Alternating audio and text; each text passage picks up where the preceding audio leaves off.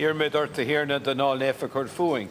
Chun sinna stúrin ar gníomhar agus neartta grásta a bhronna oring. Gní a thuirt chun críocha anas gur úte ho sófar ar níl a bhríhir, agus ar níl a gníomh festa agus gur tríd a críoch nófríd trí Christ ar díirna. Direct, we beseech thee, O Lord, our actions by thy holy inspirations, and carry them on by thy gracious assistance, that every word and work of ours may always begin from thee, and by thee be happily ended, through Christ our Lord. Amen.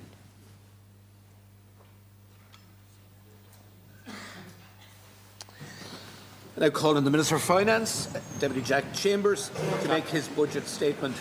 Minister, you have 45 minutes. Gurmagat Ceann Comhairle, is honour a bushade fe cuig a hílach é seo bushade déirnach herma rialta seo don teach seon you in éanach le Macholachi and Tara Donoghue. Ceann Comhairle, when this government took office in June 2020, we were still dealing with Brexit and in the midst of a global pandemic that was having an unprecedented impact on our society and on our economy. The effect on families, businesses, our way of living was devastating. While only emerging from that pandemic, we were then confronted with the war in Ukraine and the cost of living pressures. This government, through successive budgets, has supported the individuals, families and businesses who played an integral part in ensuring our economy is in such a strong position today. Government responded as it should have, with a unity of purpose, and provided extraordinary supports to deal with all of the challenges we faced. The outcomes and the progress made were not inevitable. It is a result of the drive and the focus of this government to provide a better future for everyone and in the careful management of our public finances. I believe Budget 2025 puts in place the policies and the measures to continue this positive trajectory and to ensure that all our people see a promising and hopeful future in this country. Today's budget is my first and is also unique in the opportunity it presents to plan, transform and deliver for the future. And that future is not just about next month, next year or the next decade. It is about ensuring that the children born today in Ireland and every day from here on can live prosperous and fulfilled lives. They will enjoy better health care, live longer, have better education, more housing and significant infrastructure improvements as a result of the decisions made today. But we also need to give hope to young people now and to their families, their parents and grandparents, whether living here in Ireland or abroad, that the decisions being made today will help them afford a home of their own and live a life here in Ireland achieving their full potential. Budget 2025 puts the country on a firm footing for the future. Progressivity, fairness and catalysing real opportunity for the future have been at the core of this government's budgets, and these principles have been central to how Budget 2025 has been designed. Strengthening communities, building prosperity, tackling the cost of living challenges and enhancing living standards are all key components to build a better state that can make a real difference for the people of Ireland. We want our country to be an attractive place to live in, work in, raise a family and create jobs and opportunity, a foundation of real progress for the future. Our ability to deliver for current and future generations is dependent on careful and prudent management of the state's resources.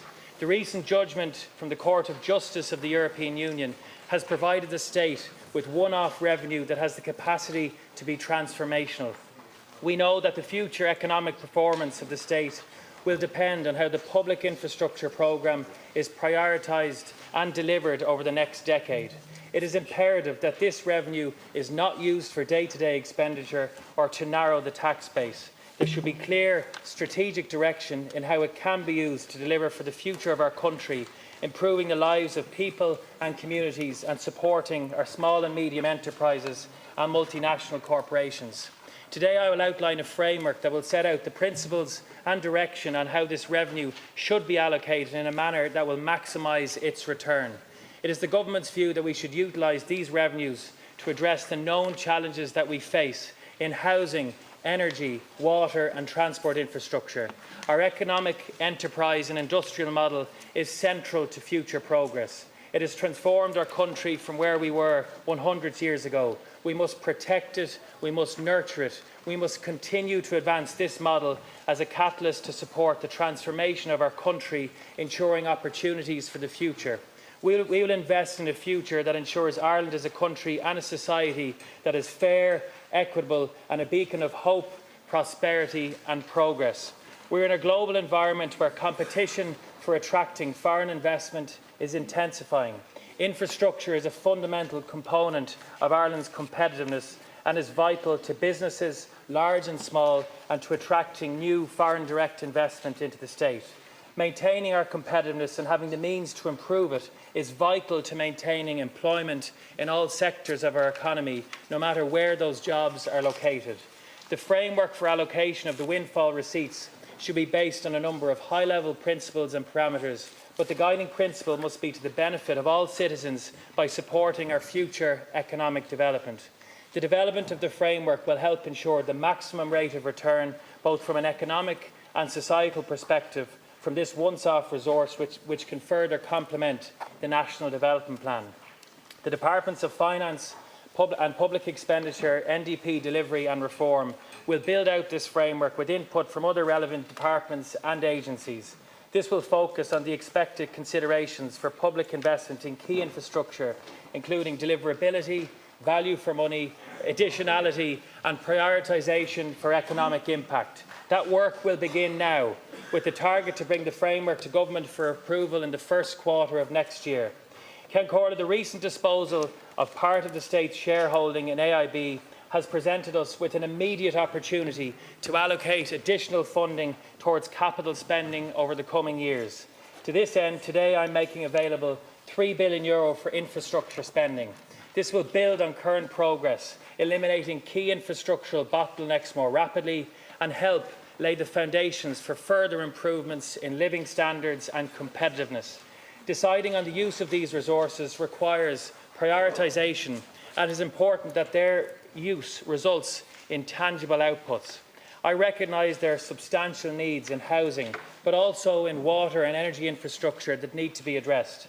Investment in these areas will allow us to meet the current and future needs of our country. To that end, I intend that these resources will be ring-fenced and drawn down when funding is required and the necessary arrangements are in place to use it. In terms of addressing water infrastructure, €1 billion will be provided to Irish Water for non-domestic capital investment. This will allow for works to be carried out across the country on capital projects related to remedial action lists, connections for new housing and addressing urban wastewater pressures. This government has invested unprecedented levels into housing delivery, and it is our priority to continue to accelerate the supply of new homes. To support this, a further allocation of €1.25 billion will be made available to the Land Development Agency. This will bring the total amount of funding now available to the agency to €6.25 billion to deliver thousands of more affordable homes. The LDA will be tasked with deploying this capital in a way that can continue to drive the delivery of social and affordable homes. Confidence in our ability to provide a secure, stable and green energy infrastructure is important to position Ireland for future economic development and investment.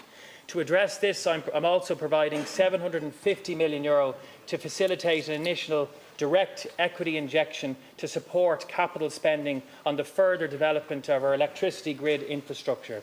The upgrading of this key element of our national infrastructure will be instrumental in ensuring our economy is ready for the next phase of its development. Providing a secure, sustainable source of energy will encourage further industrial development, facilitate the progression of the digital economy, enable decarbonisation and enhance our competitiveness. The upgrading of the national electricity grid will require capital investment in both the on- and offshore grid. I believe the signalling of the provision of this funding to expand the capacity of our electricity grid will have a positive impact on future investment decisions currently being considered by both Indigenous and multinational companies. In the event of further AIB share sales, I will seek to provide further funding to these critical infrastructure areas of water, housing and the electricity grid to underpin our future economic development. With this level of investment in the future, it is important to reflect on where we have come from. In the century since independence, Ireland has grown more tolerant, more diverse, more prosperous, more equal and more influential around the world. And we need to keep building prosperity for the future. The measure of our success is how we treat people, how we turn the tide of our economic success into a force that lifts everyone, especially those who need our help the most. We can appreciate our achievement as a country more because of the generations at home who have had to struggle for it. But we should not forget the people who struggle still. It is our responsibility to help because we can and we will. Count Corral, I will now provide an update on the macroeconomic outlook. I am pleased to report that our economy on aggregate is in relatively good shape. Over the past year or so, inflationary pressures have eased considerably. Our domestic economy has grown at a robust pace and we continue to experience record high levels of employment. Indeed, our economy has been operating so close to, if not at full employment, since the end of the pandemic. Almost 3/4 of our working age population are now in employment, with participation amongst female workers at its highest level ever. A truly remarkable achievement and one we should properly recognise. The rate of inflation, which was close to 10% just 2 years ago, has eased significantly this year. Indeed, inflation has been at or below 2% since March. This easing comes as a welcome relief to households throughout the country who have dealt with everyday financial struggles due to rising prices over the past 2 years. Even as the headline rate of inflation has declined, I am acutely aware that many are still struggling as price levels throughout the economy remain elevated. That is why Budget 2025 includes a cost of living package designed to support the most vulnerable and ease the financial burden over the winter months. Count Corla, it is clear that supply is the main constraint on growth at present, and that is why it is imperative that we can continue to narrow the infrastructure gap and improve the productive capacity of the economy. Indeed, government recognises the need to invest in our future and support our competitiveness in the years to come. As part of Budget 2025, we are investing at scale to address these bottlenecks and put in place long-term solutions to ensure a more sustainable, productive and resilient economy. Budget 2025 is taking place against an escalating international conflict and geopolitical instability. Our experience over the last number of years has shown that we are now clearly living in a more shock-prone world. As a small, open and highly globalised economy, a deterioration in the international economy would, of course, have immediate knock-on consequences for the Irish economy. While we cannot prevent external shocks, we can ensure that we are on the best possible footing to respond when they do occur. Within this context, Budget 2025 has been designed to strike the right balance between ensuring families, workers and businesses have the supports they need today, whilst also investing in our public services and infrastructure to prepare us for the challenges into the future. While external risks remain elevated, the short-term prospects for the domestic economy are encouraging. The period of elevated price pressures has passed and inflation has now returned to a more stable trajectory. This easing in inflation, which is projected to remain below 2% both this year and next, will allow for an improvement in real wages and help support growth in consumer spending. Overall, my department is projecting modified domestic demand, a proxy for the domestic economy, to grow by 2.5% this year and by close to 3% next year. The strong growth in the domestic economy is expected to continue to pay dividends in the labour market.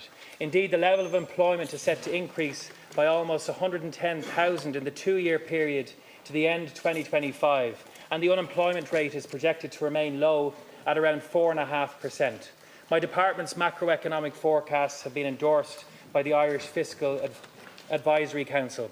Count Corla, as outlined, the Irish economy is very strong on a headline level.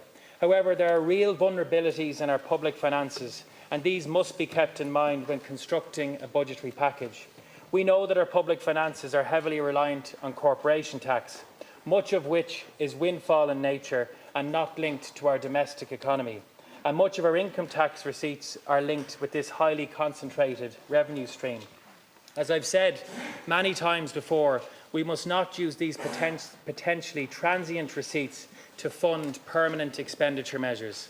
At this stage, we're all familiar with the structural challenges we have already started to face: an ageing population, the climate and digital transitions, and deglobalisation.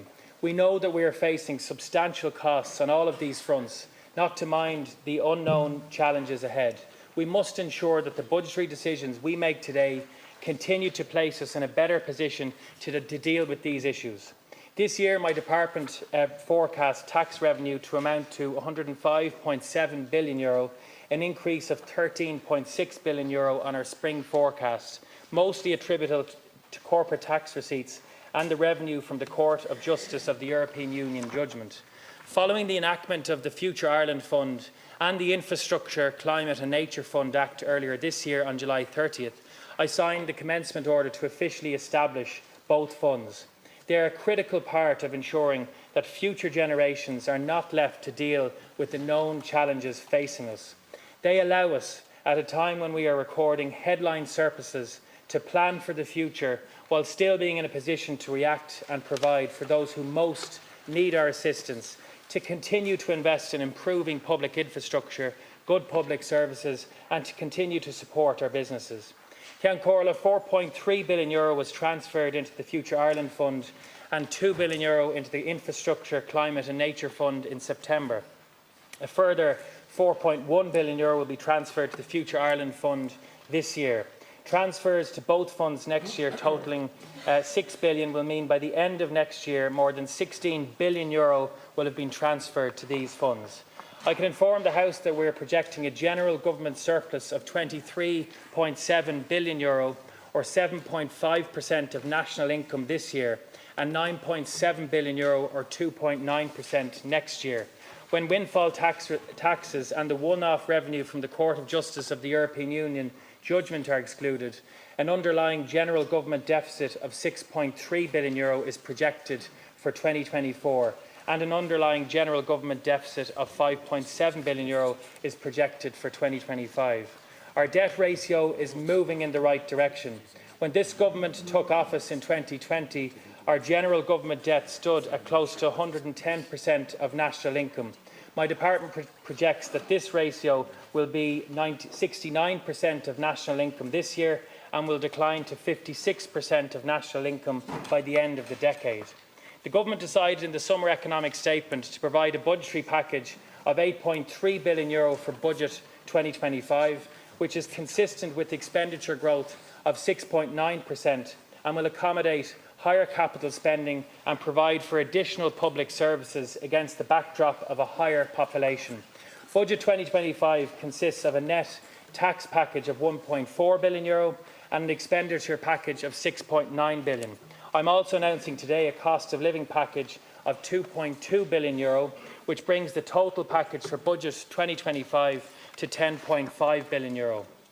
As I have previously stated, the focus of the personal income tax package in this budget is to support low and middle income earners by building on the progress already made during this government's term, specifically in relation to tax credits and USC reductions. Therefore, today I'm announcing a personal income tax package of €1.6 billion. I'm increasing the main tax credits, the personal, employee and earned income credits, by €125. I'm increasing the standard cut-off rate by €2,000 to €44,000, with proportionate increases for married couples and civil partners. Turning to the USC, I'm reducing the 4% rate to 3%. This represents the second consecutive reduction to this rate. Following government approval this morning, as of the 1st of January 2025, the national minimum wage will increase by 80 cents per hour to €13.50 per hour. Accordingly, to continue to ensure that these valued workers remain outside the higher rates of USC, I'll be further increasing the entry threshold to the new 3% rate by €1,622 to €27,382, in line with the increase to the national minimum wage. This means that a full-time worker on a minimum wage will see an increase in their net take-home pay of approximately €1,424 on an annual basis. As a result of the cumulative increases to the main tax credits, a single person earning €20,000 or less in 2025 will now be outside of the income tax net. Carers play a fundamental role in our society, and government is committed to supporting individuals and families with caring responsibilities. It is also a priority to further contribute to the whole of government approach to tackling child poverty. Therefore, I am increasing the home care tax credit by €150, the single person childcare credit by €150, the incapacitated child tax credit by €300 and the dependent relative tax credit by €60. Separately, the blind tax credit will be increased by €300, which is the first increase to this credit in many years. The income tax and USC enhancements I've announced today will provide a real benefit to taxpayers across all income levels. Of course, the various cost of living measures that will shortly be announced by Minister Donoghue will provide further benefits. One of the key objectives for this government was to ensure that workers did not find themselves in a position where they pay more income tax solely because of wage growth as their incomes rise. Taking account of the cumulative personal income tax changes over the lifetime of this government, the main tax credits have now been increased by 21%, or €350 each, from €1,650 to €2,000. The standard rate cut-off point for a single person has been increased by 25%, or €8,700, from €35,300 to €44,000, with commensurate increases for people who are married or in a civil partnership. The USC middle rate has now been reduced by 1.5 percentage points, from 4.5% to 3%. The 2% USC ceiling band has now been increased by 34%, or €6,898, from €20,484 to €27,382. The capital acquisition thresholds which apply to gifts and inheritance were last increased in 2019 and I now intend to provide further increases to all thresholds. I believe this is appropriate given the increases in property values in the intervening period.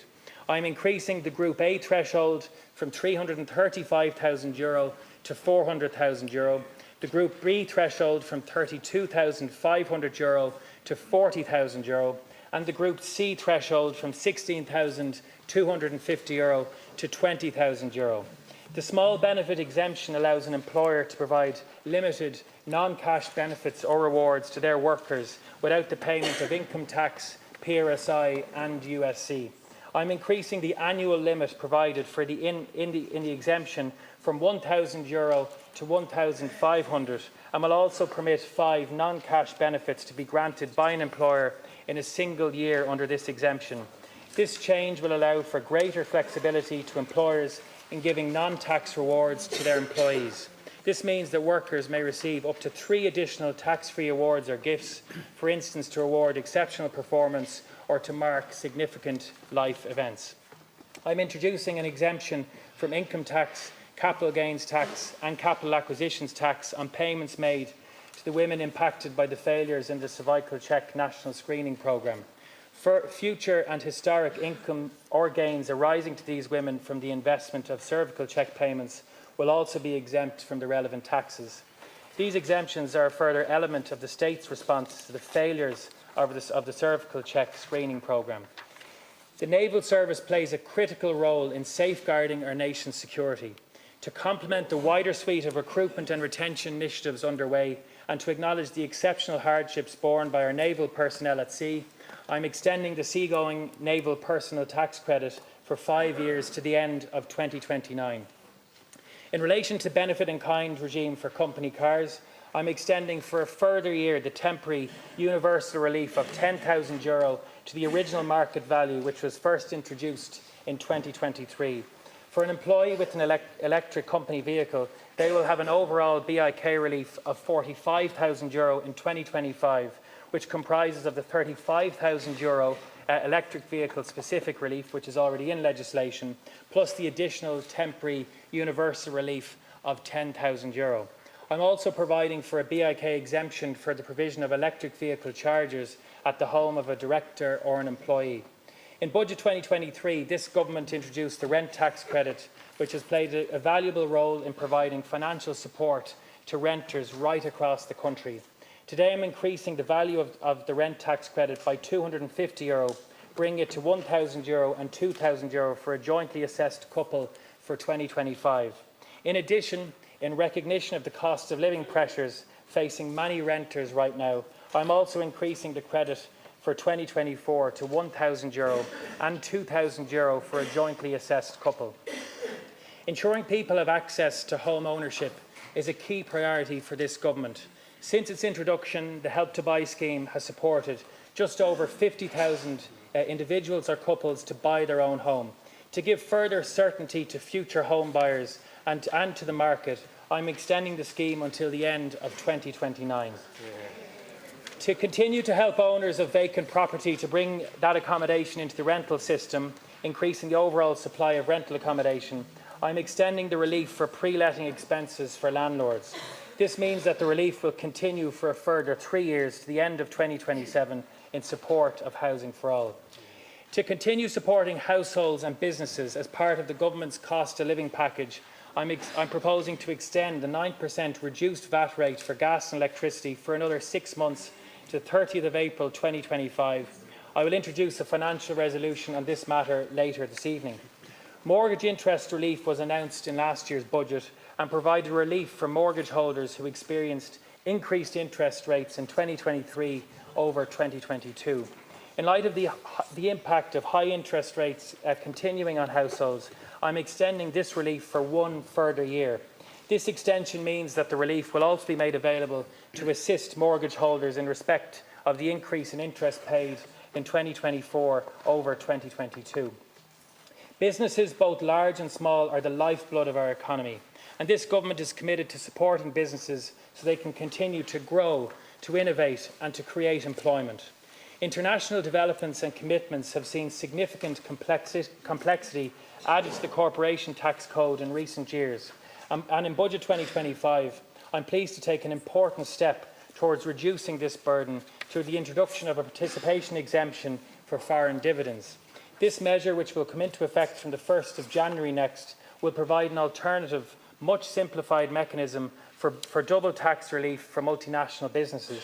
Work will continue in the coming year on participation exemptions, including further consideration of geographic scope and of a foreign branch exemption. It is critical that we can continue to actively work on maintaining Ireland's attractiveness to businesses. The review of the tax treatment of interest, in respect of which a public consultation was launched last Friday, will seek to further reduce complexity in our tax code. We must also support innovative businesses as they evolve to meet the challenges and seize the opportunities of an increasingly digitalised world.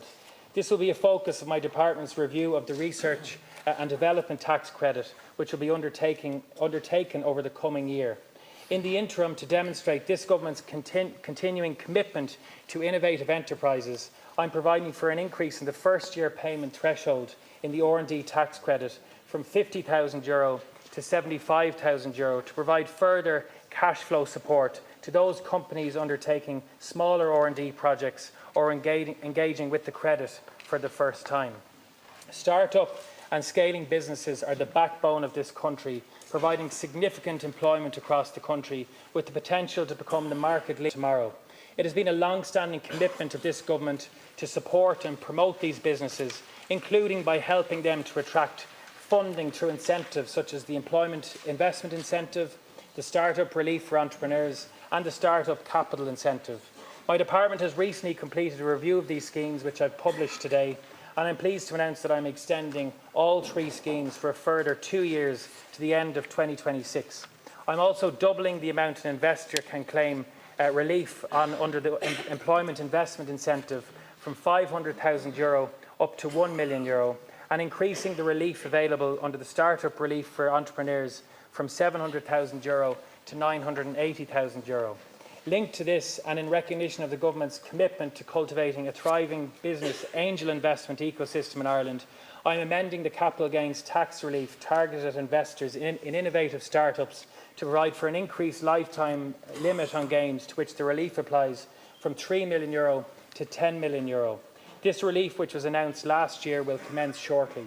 In addition to supporting new start-up companies, I'm enhancing the Section 486C Small Company Start-up Relief from Corporation Tax by introducing a new method for companies to qualify for the relief by reference to Class S PRSI, thereby extending the scope of the relief to small owner-managed start-up companies.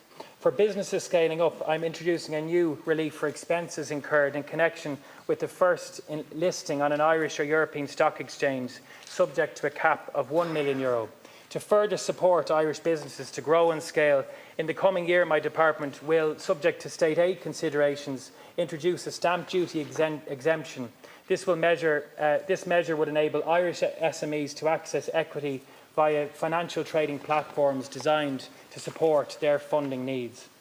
As a further measure to support small business, I've decided to raise the VAT registration thresholds that apply for the supply of goods and services, which are currently €80,000 and €40,000 to €85,000 and €42,500 respectively. Retirement relief supports the intergenerational transfer of businesses and farms and works to ensure their smooth transition so that they continue to play their important role in the Irish economy. Two changes will come into effect from the 1st of January 2025. I will retain the extension of the upper age limit for the relief from 65 until the age of 70 to reflect current work practices. I'm also providing that where there are disposals by the child or children above €10 million within 12 years of receiving the assets, a clawback of the relief will apply. Therefore, where the child or children retain the assets for more than 12 years, the CGT will be fully abated. This will support the growth and scaling of the family-owned businesses that are so important to our communities across our country. Turning now to the audiovisual sector, it is a source of great pride for Ireland that we have an international reputation as a centre of excellence for screen production with a vibrant creative culture. This government has shown significant ambition in recent budgets in supporting the sector to capitalise on its recent successes. In order to maintain momentum and expand the breadth of the Irish industry, I'm today announcing the introduction of a new tax credit for unscripted production, subject to European Commission approval.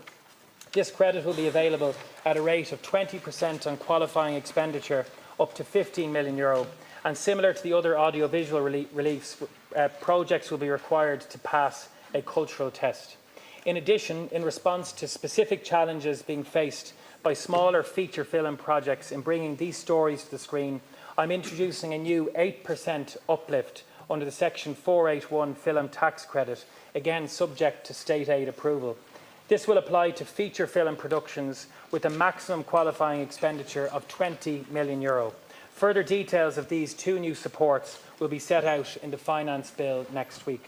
I'm also conscious of the importance of the visual effects sector within our wider audiovisual offering in Ireland. I've instructed my officials to monitor trends in the sector internationally over the coming year with a view to providing options to introduce a sector-specific measure as part of Budget 2026 if appropriate. Finally, recognising the importance that share-based remuneration plays in rewarding and retaining employees, which in turn helps businesses to thrive and grow, my department commissioned an independent review of share-based remuneration this year. The report arising from the review has been published today and contains a number of recommendations which I will consider in due course. Agriculture and the agri-food sector is of vital importance in our economy. The sector is embedded in our communities and wider society.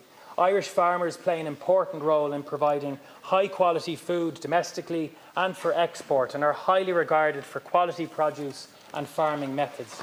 A number of important agricultural tax reliefs are due to expire at the end of this year. I can confirm the extension of the following reliefs to the end of 2027: general stock relief for young trained farmers, and stock relief for registered farm partnerships.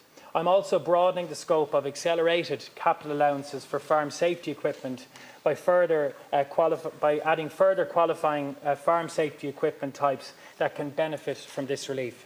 I'm aware that there can be income instability in the farming sector in general and the dairy sector more specifically.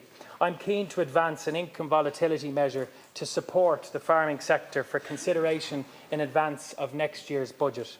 This requires detailed consideration of complex issues of policy around how this would operate in the context of financial regulation, governance and legal structures. My officials will work with the Department of Agriculture, Food and the Marine in progressing proposals for consideration. How farmers organise their farm business has been changing in recent years, and to reflect modern developments in the agricultural sector, I'm amending both the Young Trained Farmer Stamp Duty Relief and the Stamp Duty Relief which applies to farmers who lease land. The relief for young trained farmers will be revised so that it will be available where it is claimed by an individual farmer who carries on the farm business through a company. The leasing relief will be amended to also encompass farmers who have chosen to incorporate their business. Agriculture relief promotes the transfer of farms from one generation to the next and is an important measure to allow our young people to pursue their lives on the family farm. In recent years, agricultural land has increased in value above inflation, and it is difficult for genuine farmers to purchase the land they need for farming. To address this and concerns that agricultural relief is being used as part of tax planning strategies by wealthy individuals, I'm extending the 6-year active test to the person who provides the gift or inheritance. This measure supports current farmers and the next generation. Ceann Comhairle, the House will be aware that the flat rate scheme compensates unregistered farmers on an overall basis for VAT incurred on their farming inputs. Based on macroeconomic data received from the CSO and the Revenue Commissioners for the period 2022 to 24, it is proposed that this rate will be increased from the current 4.8% to 5.1% from the 1st of January 2025. The residential zoned land tax is an important lever to activate the building of houses on appropriate sites which have been identified by local authorities across the country. It is important that the measure does not unduly impact landowners who carry out genuine economic activity on their land. Therefore, I am providing an opportunity for these landowners to avail of an exemption in 2025 if they seek to have their land rezoned to reflect the activity they carry out on their land. The Minister for Housing, Local Government and Heritage will issue guidelines to local authorities indicating that they should consider and accommodate rezoning requests where landowners seek to continue undertaking existing economic activity. Making good on the commitment by my predecessor Michael McGrath in last year's budget speech, I will be bringing forward measures to support national sporting bodies in planning and investing for the future. Changes will be made to the tax exemptions that apply to those bodies to facilitate long-term investments for the purposes of future capital projects, sports equipment needs, to support Ireland's high-performance athletes and wider sports participation. Furthermore, I'll be bringing measures forward in the Finance Bill to allow those making donations to sports bodies for capital projects and the other objectives greater flexibility on how those donations will be treated for income tax purposes. It is my intention that both PAYE and self-assessed donors will be able to choose the income tax relief on donations under the relevant tax provisions to go either to themselves or to the sporting body itself. I believe that this will provide an additional incentive for taxpayers across the country to provide direct support to their local and national clubs and bodies. I strongly believe that physical activity is an essential part of supporting the health and mental well-being of all our citizens, young and old. As such, I believe there is merit in examining how the tax system can help to achieve greater participation in sport and fitness activities, including through gyms, for example. Over the course of the next year, my officials will continue this work with a view to developing proposals for consideration in advance of next year's budget. The 5-year National Philanthropy Policy launched last December is key to fostering a new approach to giving. As an initial step in supporting the policy, I will remove the barriers to charities having access to tax benefits under the charitable donation scheme. Charities will no longer have to have been established for at least 2 years to access the scheme, and will have a longer time frame from the date of a donation to use the funds raised under the scheme for the important work that they do. I'm increasing excise duty on a packet of 20 cigarettes by €1, with the pro rata increase on other tobacco products. This will bring the price of cigarettes in the most popular price category to €18.05 and supports public health to reduce smoking levels in Irish society. A financial resolution will be introduced tonight to enact this measure. I'm introducing a domestic tax on e-cigarettes on public health grounds as there has been a significant rise in their use. The tax will apply to all e-liquids at a rate of 50 cents per millilitre of liquid. A typical disposable vape contains 2 ml of e-liquid and costs in the region of €8. This new tax will bring the price of such a product to €9.23, including VAT. Due to the operational and administrative challenges associated with this measure, it will not commence until the middle of next year and therefore will be subject to a commencement order. I share the concerns of aspiring owners that the bulk acquisition of houses impacts on the number of homes made available to purchase. To discourage significant purchase of houses by investment funds, I am increasing the higher rate of stamp duty on bulk acquisition of houses from 10% to 15% with immediate effect. I will extend the bank levy for a further year with a target yield of €200 million. It remains appropriate that the sector continues to make a contribution to the Irish economy following the support they received during the financial crisis. I have decided to increase the rate of stamp duty applicable to residential property valued above €1.5 million to 6% with effect from tonight. The existing rate of 1% will continue to apply to values up to €1 million and 2% on values above €1 million, with a third rate of 6% to apply to any value in excess of €1.5 million with immediate effect. Normal transitional arrangements will apply for transactions in progress. It is also important that we maximise the use of existing housing stock. Therefore, I have decided to increase the rate of the vacant homes tax from 5 to 7 times the property's existing local property tax rate. The increase will take effect from the next chargeable period commencing this November. This government has been responsible for a step change in Ireland's climate actions, and as the threats from climate change continue to manifest themselves, I am pleased to announce several climate-related tax measures in Budget 2025. I am making a VRT amendment in respect of battery electric commercial vehicles so that they can qualify for the €200 VRT rate. Currently, due to their battery weight, BEVs are at a competitive disadvantage compared to their fossil fuel counterparts and cannot qualify for this relief. Consequently, this amendment will bring them within its scope. I am also introducing an emissions-based approach to VRT for B commercial vehicles. This measure will provide for a lower 8% rate for Category B vehicles with CO2 emissions of less than 120 grams per kilometre, with a view to encouraging the purchase of such vehicles. I am also providing for the accelerated capital allowance scheme for gas and hydrogen-powered vehicles to be extended for a further year. This will allow the Department of Transport to review the scheme to ensure it meets the needs of the heavy transport sector as they address the challenge of decarbonisation. In relation to emissions thresholds for vehicle capital allowances, I am planning to redefine the classification of a low-emitting company car by reducing the maximum emission levels for qualifying for this relief for capital allowances purposes from less than 150 grams per kilometre to less than 140 grams per kilometre, with effect from the 1st of January 2027. The rationale for the 2027 commencement date is to provide adequate notice to companies who provide such cars to their employees. This measure is designed to incentivise the uptake of EVs in the company car sector, which will over time assist the acceleration of a second-hand EV market. The rate per tonne of carbon dioxide emitted for petrol and diesel will go up from €56 to €63.50 from the 9th of October, as per the trajectory set out in the Finance Act 2020. For other fuels, the rate increase will take place in May 2025, after the winter home heating season. As per the commitment in the programme for government, and as noted with the approval by the ESRI, revenue raised from this increase in carbon tax is recycled to ensure vulnerable persons are protected from unintended impacts of the tax increase, to part fund a socially progressive national retrofitting and energy efficiency programme, and to encourage and support farmers in the green transition. I have decided to lower the VAT rate charged on the installation of heat pumps from the standard rate at 23% to the 9% reduced rate. This measure will complement the Government's national retrofit plan to transform Ireland's housing stock by retrofitting homes and installing heat pumps to replace older, less efficient heating systems.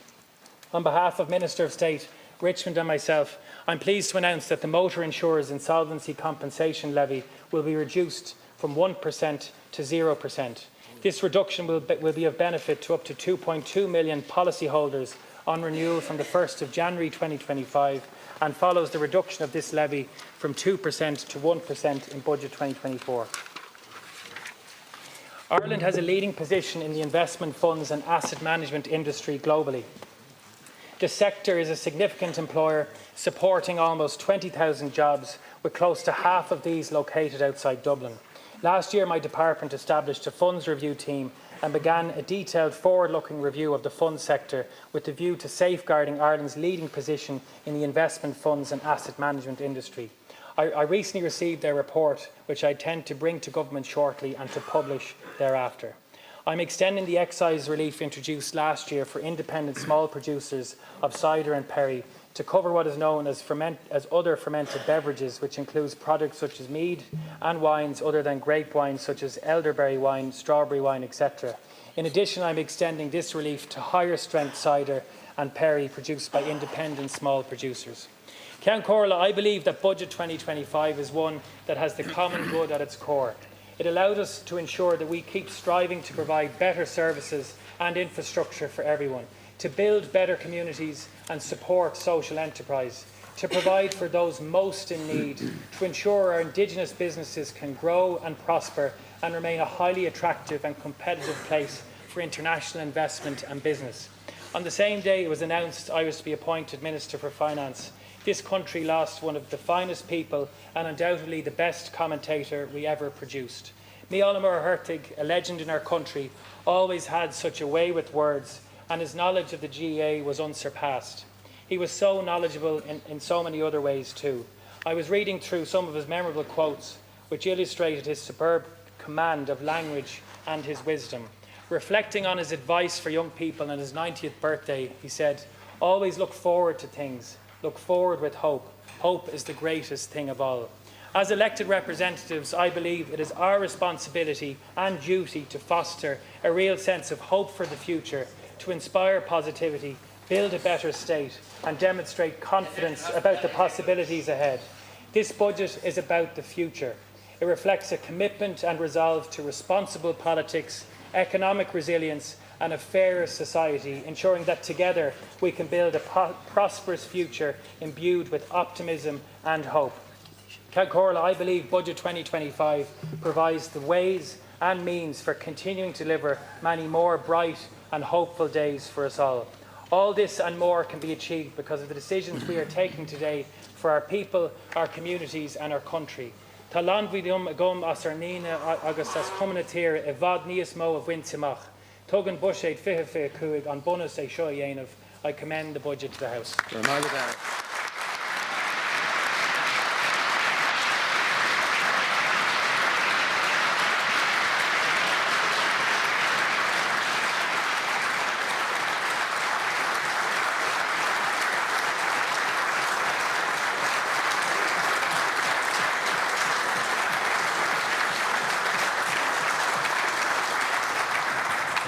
Now we'll have the statement of the Minister for Public Expenditure, National Delivery and Reform.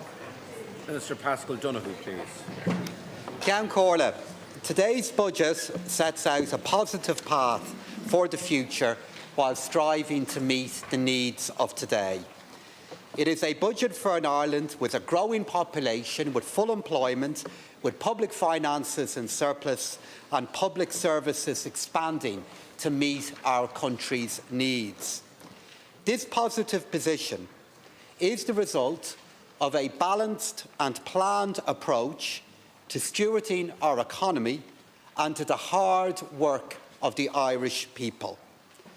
So before we look to the future, I want to take a moment to reflect on the last 4 years.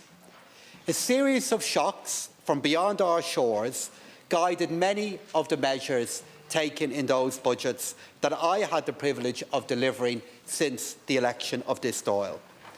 Since 2020, we have faced unprecedented challenges and risks of economic instability. These challenges of a pandemic, war in Europe, spiralling inflation, they were external in origin, but they caused real impacts here at home, which we have dealt with due to the careful management of our country's finances. So before I announce the measures in Budget 2025, allow me to take a moment to highlight some of the lasting improvements that have been delivered, despite those many challenges. Our investment has resulted in 768,000 children benefiting from from free school meals.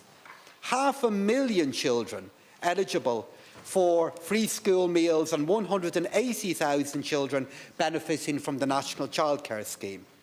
A significant increase in expenditure in the health service, resulting in outpatient waiting lists reduced by 50,000 since 2021, and our life expectancy reaching 82 years, the sixth highest in the EU. 116,000 new homes delivered since 2020, and a record number of people in employment. Nearly 500,000 more than just before the pandemic, and a new public service pay agreement for our Gardaí, for our nurses and for our teachers. So Minister Chambers and I absolutely appreciate the many, many challenges that are confronting so many of our citizens. We recognise the many difficulties that clearly exist. But here today, we make the case that Budget 2025 will make a positive difference to those difficulties, just as previous budgets have. Our strategy during this Dáil was to grow and to improve public services by increasing our spending by 5% each year. Given the nature of the challenges that we confronted, including inflation, including the pandemic, the 5% anchor was simply not appropriate to cover the growth and the expansion of our services that our country needed and needs. Instead, our government provided a robust response to the challenges that we confronted to ensure that the most vulnerable in our society were protected, that supports were available for individuals, families and businesses, from the pandemic unemployment payment to cost of living supports, that our economic growth was sustained, that it was strengthened, and that our growing population was provided for with investment in a higher level of public service provision. Our strategy was the right one. We made essential adjustments to it, depending on the particular set of challenges that we were facing. Not to do so would have meant not being able to protect, to provide for our people during times of the greatest need. I'm sometimes also asked, why don't we spend more of our budget surpluses? During the pandemic, to keep people safe, we had to ask people not to go to work. Hundreds of thousands of people became unemployed, with governments spending billions of euros to support them and businesses during this difficult time. And then just as our country, as we were getting back on our feet, the cost of living crisis hit. And we were in a position to help once more as prices went up. That is the reason to run budget surpluses. It allows for flexibility and gives us a far better chance of being able to deal with the risks that we don't see coming. So every budget process is a balancing act. We are tasked with making difficult decisions, and we know that our choices have a real impact. And I am confident that the decisions, how we spend our money, investing our surpluses in the Future Ireland Fund, in the Infrastructure, Climate and Nature Fund, these are decisions that will greatly benefit our nation in the decades ahead. Indeed, our public finances continue to show strength. They show resilience. And Budget 2025 will build on the progress made in the government's previous 4 budgets. As set out in the Summer Economic Statement, this budget sees expenditure of €154.4 billion. This is an increase of 6.9% on last year. And Ceann Comhairle, turning now to the specific measures of spending, we're all so aware that we are still feeling the impact of the external factors that I mentioned earlier. Although inflation has come down, thankfully, prices have been slow to follow. And cost of living increases of over 19% between January 2021 and August of this year have left many in our country worrying about their finances. While we have successfully insulated the lowest earning households from the worst effects of the price increases, this government is still conscious that prices remain high, and we remain committed to protecting the most vulnerable in our society through a series of supports. So Budget 2025 will include an energy credit of €250 for all households. It will be paid in 2 equal payments, one before the end of the year and one after. A further €300 lump sum payment will be made to recipients of the fuel allowance in November. An additional €200 will be paid to recipients of the Living Alone allowance.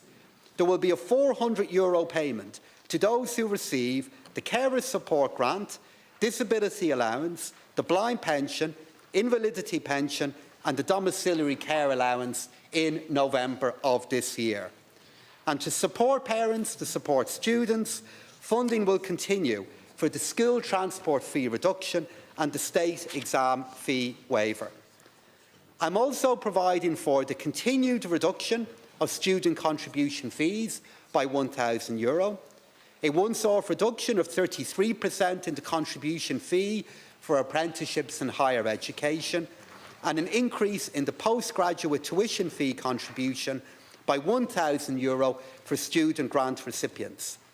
And I'm also providing additional funding to support students at a time of increased strain from cost of living through the Student Assistance Fund.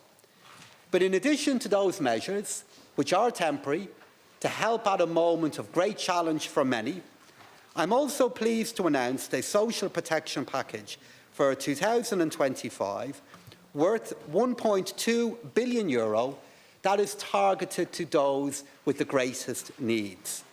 So this includes an increase of €12 per week for an individual in receipt of a weekly social protection payment, further support to those with a disability and carers. I'm increasing the carers allowance means test disregard to €625 for a single person and €1,250 for a couple. I'm increasing the rate of the domiciliary care allowance by €20, increasing the carers support grant by €150 to €2,000, and I'm enabling the carers allowance to be made a qualifying payment for the fuel allowance. To further support families and children, the following will take place. I'm increasing maternity, paternity, adoptive and parents' payments by €15. We're increasing the weekly rate of the increase for the qualified child payment by €4 for under 12s and by €80 for over 12s.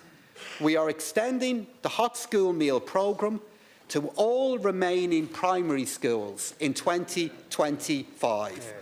And we're introducing a school meals holiday hunger pilot project next summer. And then we will introduce a newborn grant to an additional double child benefit payment in addition to the first month of child benefit. This will be a €420 payment to families for each newborn child. I'm also pleased to announce a further €1 billion for a range of cost of living supports, including an October bonus double payment for recipients of long-term social protection payments. Nearly 1.4 million people will benefit. These are our pensioners, those with disabilities, our carers, our lone parents, and those who are long-term unemployed. Ceann Comhairle, the ambition of this government is for our country to be one of the best countries of the world in which to be a child.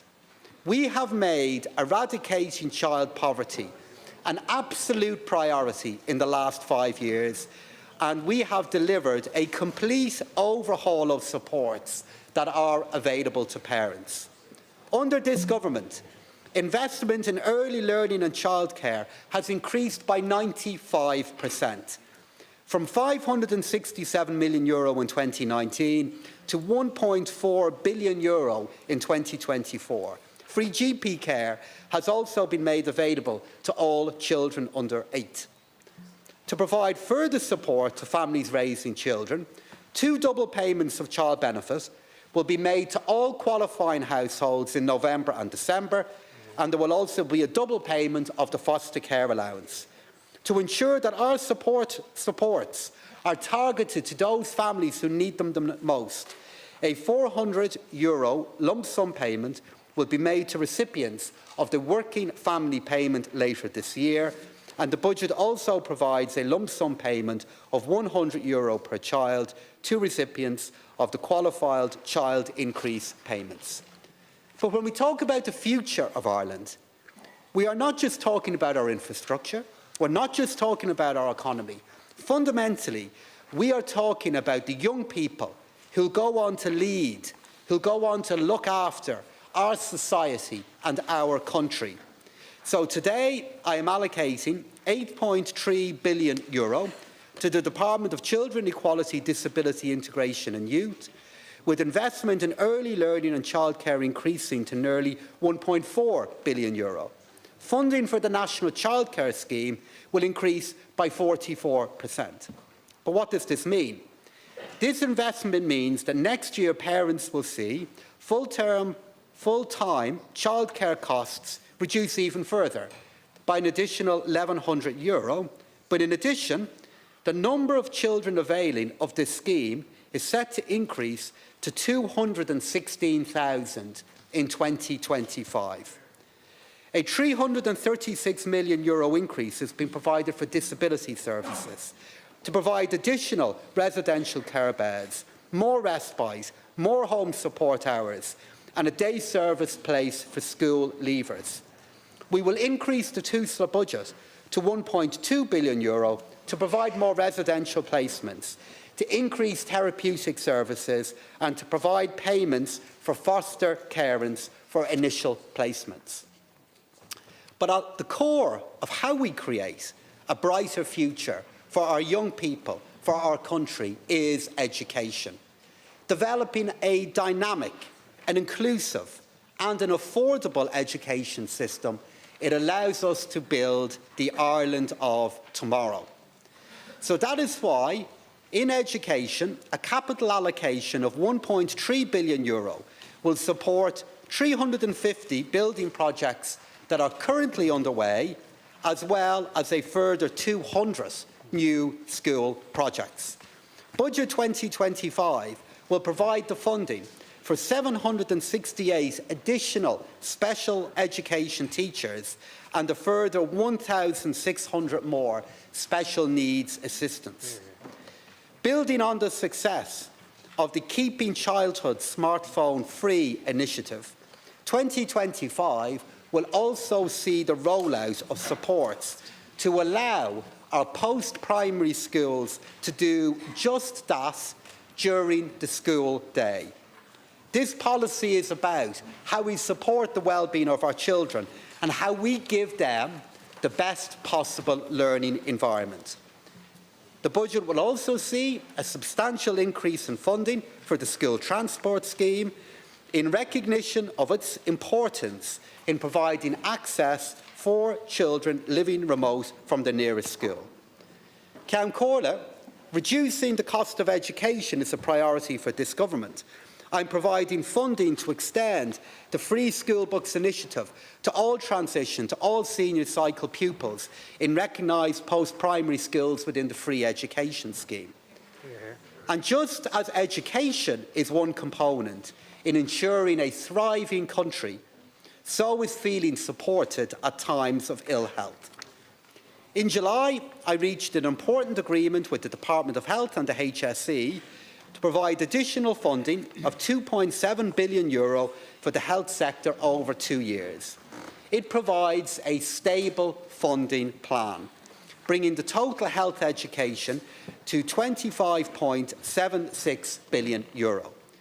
We agreed that this additional funding would support better financial planning and governance, establishing a clearer link between this level of funding and the improved health outcomes that are happening. Our health service workers are central to this work. In 2025, The numbers working in our health service, not including disability services, will reach over 130,000 whole-time equivalents, an increase of 27% since 2019. The budget will also include funding for a range of new measures that will increase access, increase affordability and increase capacity in our health service, including the following: the introduction of 495 new beds to our health service across hospital and community services, bringing the total number of beds to over 18,000. 600,000 additional home support hours and continued support for women's health measures, including increased access to IVF and hormone replacement therapy free of charge. This budget will also include funding to facilitate the continued development, the continued improvement of mental health services, as set out in the National Mental Health Strategy, Sharing the Vision. Implementing this strategy is an important commitment in the programme for government, and it's a huge priority for the government, the Department of Health and for the HSE.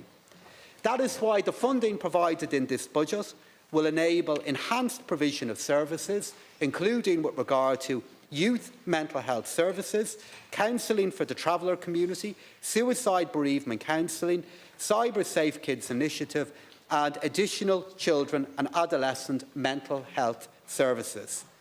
This budget ensures that the health service is well funded, that it's able to deliver better access, better health outcomes into the future.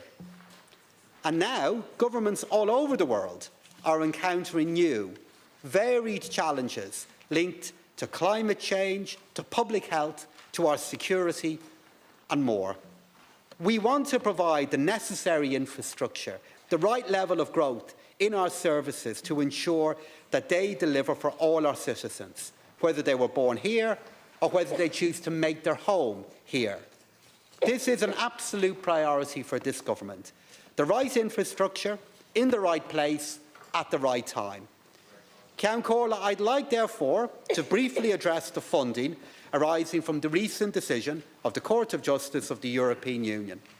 These funds are estimated to have a current value of €14.1 billion. This is, as Minister Chambers acknowledged, a very significant amount of money. But we also need to recognise that this amount is one-off and that it is equal to the sum we are already planning to invest in the National Development Plan in next year alone. It's vital, therefore, that we make the best use of these funds, that we get the best outcome from the long term.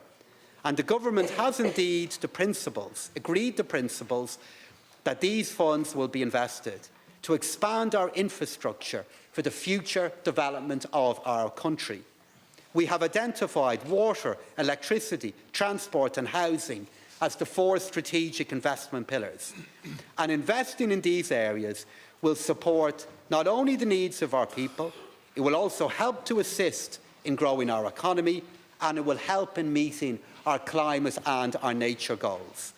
Officials from my own department, from the Department of Finance, are now beginning work on developing the framework for the use of these funds to ensure coordination with decisions already made in the National Development Plan. And through the record investment in this plan, we are now increasing infrastructure delivery while also ensuring value for money.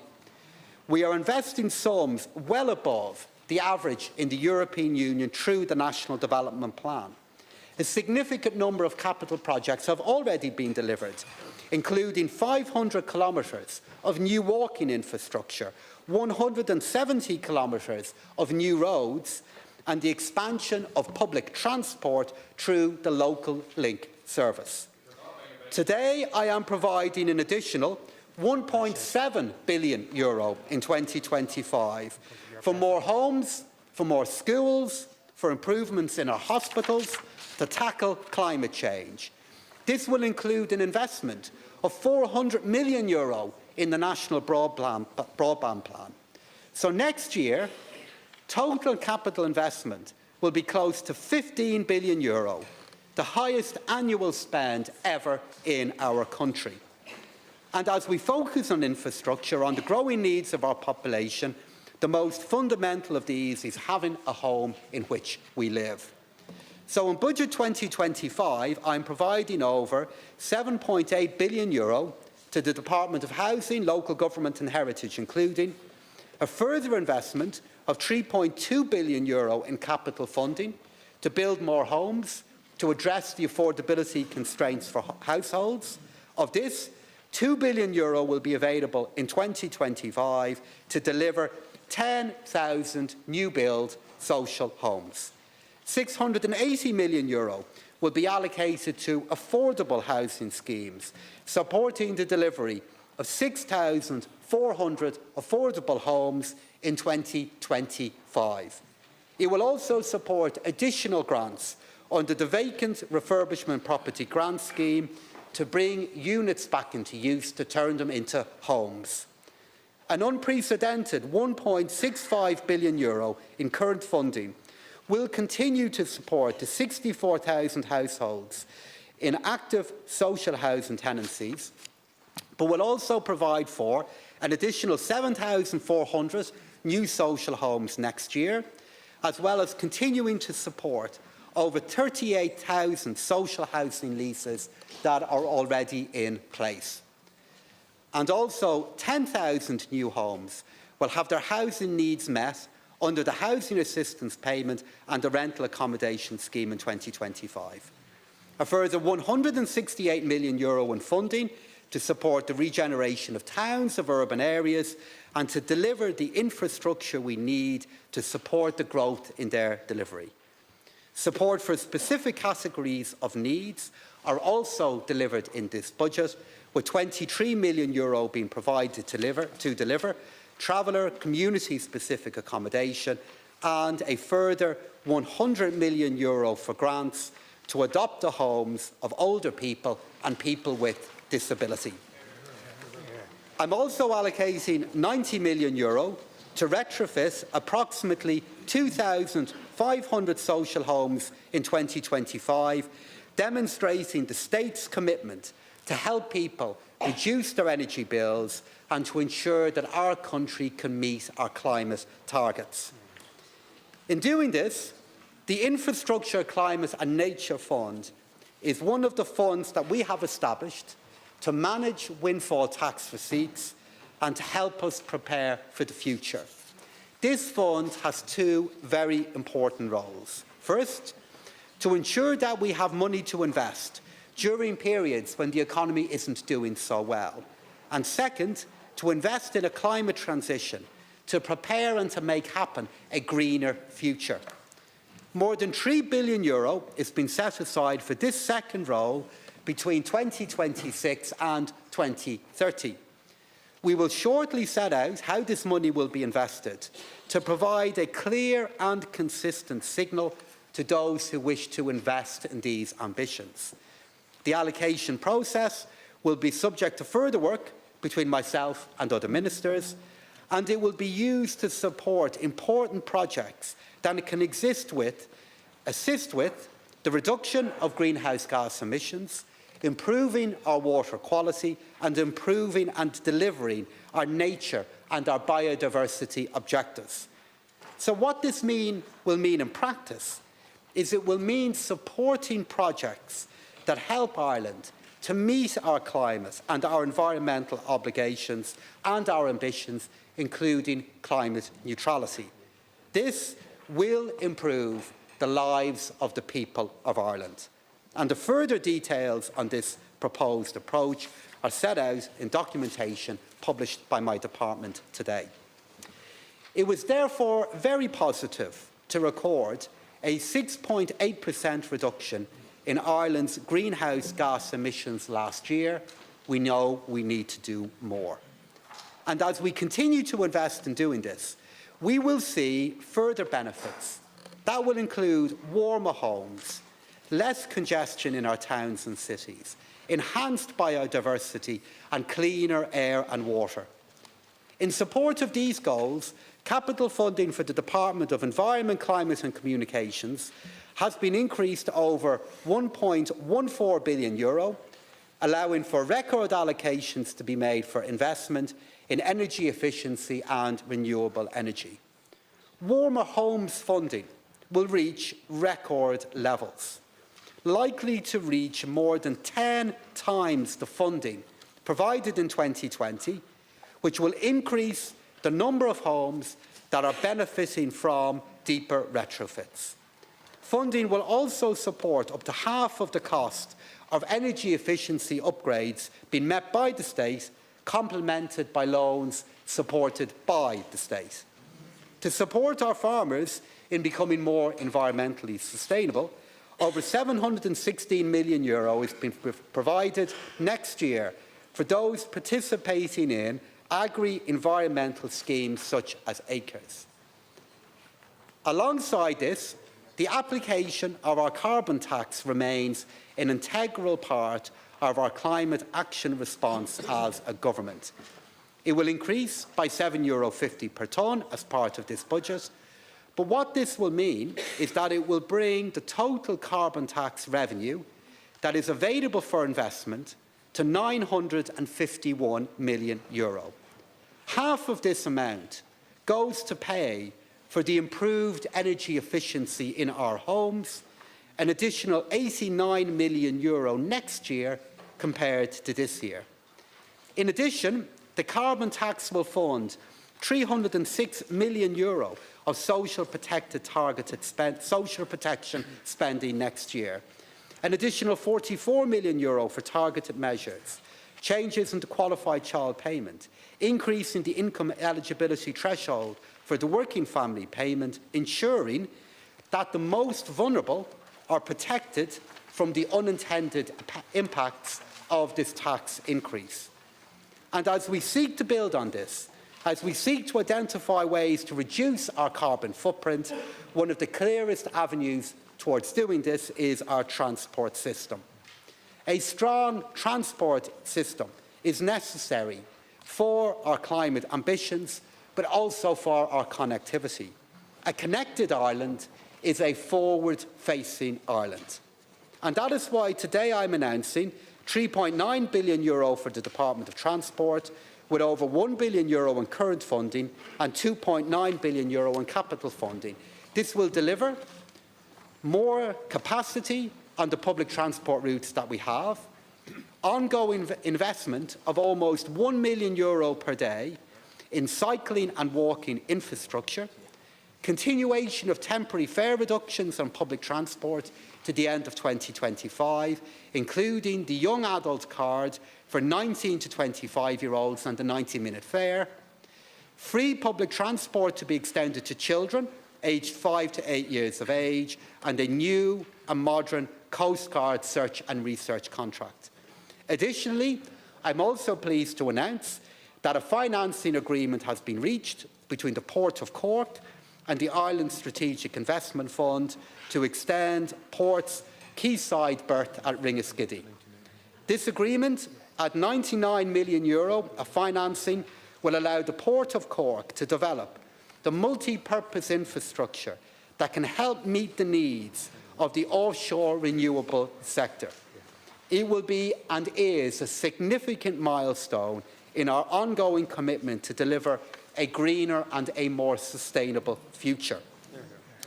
But a key driver of that greener future will be our agri-food sector, a driving force that supports communities across our country. And this is why I'm allocating over €2 billion for the Department of Agriculture, Food and Marine for next year.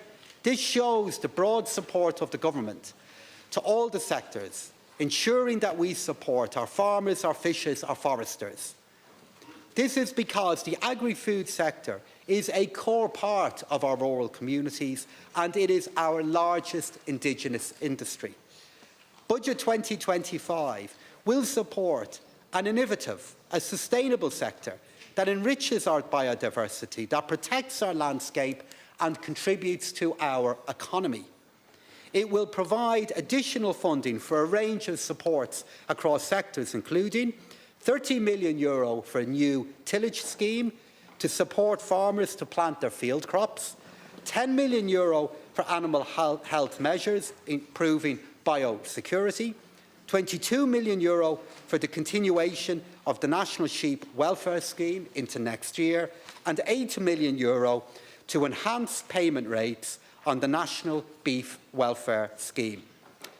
Some €143 million of carbon tax funding will be provided to that department.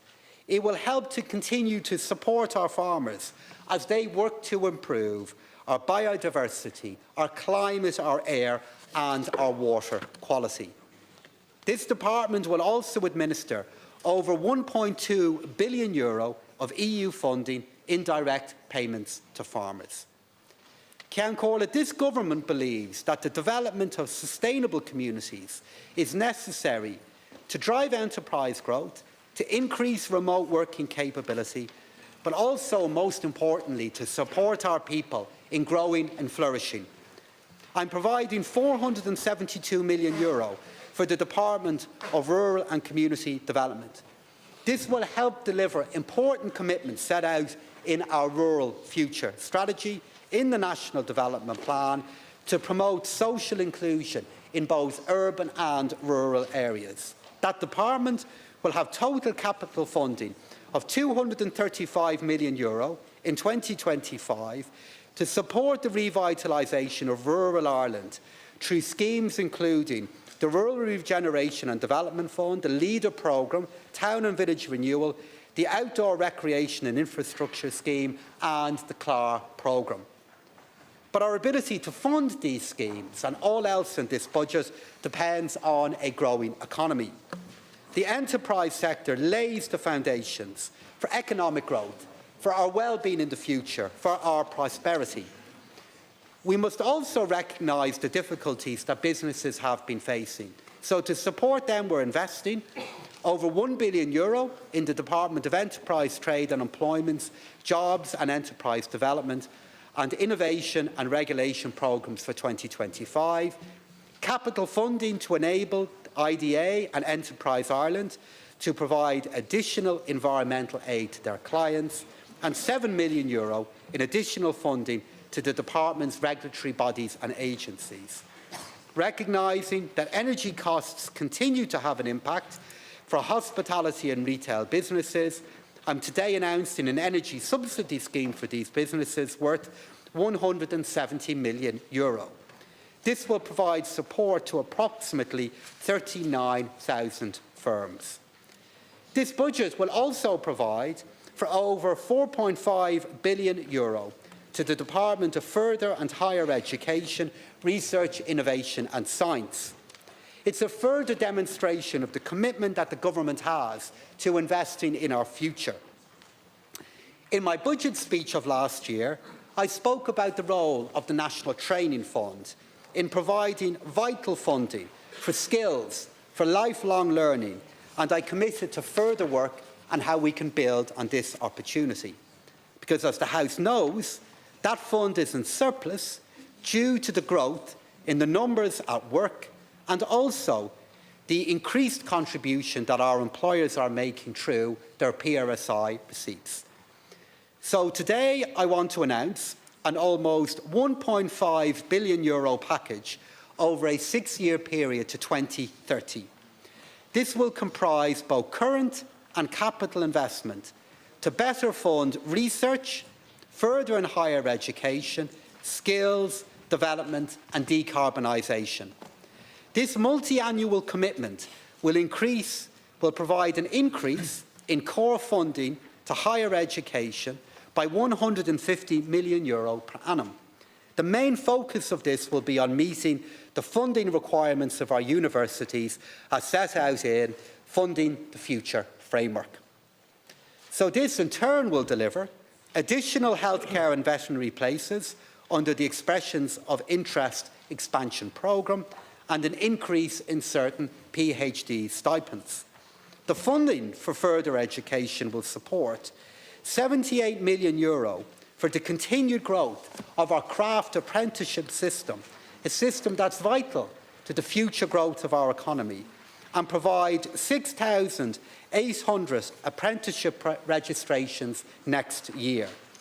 Skill requirements in micro and small and medium-sized enterprises to build businesses for the future, as well as upskilling for the community, the voluntary and social enterprises sector, and the development of construction and the talent we need for a greener future through providing the people and the skills to address government priorities such as housing for all and the Climate Action Plan.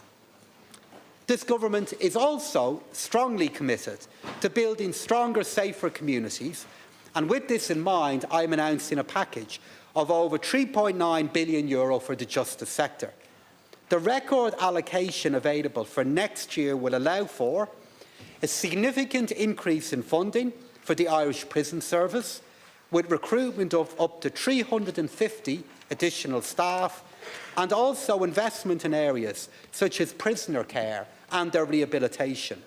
The recruitment of a further 1,000 Gardaí and up to 150 Garda civilian staff, a significant expansion in the international protection processing system, providing 400 additional staff in this area, and an additional €7 million for organisations providing support to victims of domestic and gender-based sexual violence. We are working to maintain a safe Ireland, a secure Ireland, and to support where we can overseas. And crucial to this work is the work of the Defence Forces, for whom today I announced an allocation of €1.35 billion for 2025. This is a 22% increase in the capital investment to a record allocation of €215 million to enable the advancement of major defence equipment and infrastructural upgrades, such as military radar and subsea surveillance projects. In recognition of the significant transformation and reform underway in the sector, this allocation will also provide for the recruitment, the training, the support of a net increase of 400 Defence Force members next year, and investment in measures such as enhanced advertising for recruitment, equipment maintenance, and the new and improved Defence Force uniform. This increase builds on the increased investment of recent years and underlines the commitment that we have to the transformation of our Defence Forces through the work of the Commission on the Defence Forces and the Independent Review Group's recommendations. Ceann Comhairle, I believe that Ireland does hold a unique position in the world, where our culture, our teanga and our artists are the beating heart of our society. There are record numbers of people visiting our national cultural institutions. Irish writers are some of the best in the world, the very best. They give us pause to reflect on the world around us, to make sense of it, or indeed, occasionally, to escape us entirely for a moment. And this is why, for next year, I'm allocating almost €380 million to arts and culture, €107 million to the Gaeltacht, to provide a wide variety of supports to our Irish-speaking communities in the Gaeltacht and beyond, €226 million to tourism, €325 and €28 million to funding in media, including €6 million for the independent broadcasting sector, and then €231 million in funding to sports that will benefit clubs and organisations in every corner of our country. Ceann Comhairle, we can be proud of our tradition as a champion of peace and prosperity across the globe. We are privileged to live in a country that has robust and fair democratic systems, high levels of trust in our public institutions, and a strong economy. But this privilege brings with it the ability to invest in peace and development here on our own island, at home, in our continent and across the world. And our government continues this commitment across a number of areas. We will therefore continue to support the Shared Ireland Initiative. We will engage with communities to build consensus towards a shared future and deliver benefits for the whole island. This will be delivered by advancing strategic projects such as the Narrow Water Bridge, contributing to the A5 North West Transport Corridor upgrade and linked road projects in Monaghan and Donegal, and through co-funding of the Co-Centres for Research and Development with the Northern Ireland Executive and the Government of the United Kingdom. The Taoiseach, the Prime Minister of the United Kingdom, have committed to resetting relations between Ireland and the UK, and we will allocate the resources to support this important work. Being a member of the European Union has been transformative for Ireland. It has given us a powerful global voice on the world stage. EU funds have contributed to improving our country and have invested in our people's future through education and training to improve their lives. And this is why I am providing significant additional resources to the Department of Foreign Affairs to commence the preparations for the very important policy work that will take place during our presidency of the Council of the European Union in 2026. I'm also providing an additional €35 million to support the Global Ireland Strategy. Next year will then see the highest ever allocation to overseas development assistance, when funding for international cooperation in the Department of Foreign Affairs will increase by €35 million to go above €800 million, €810 million.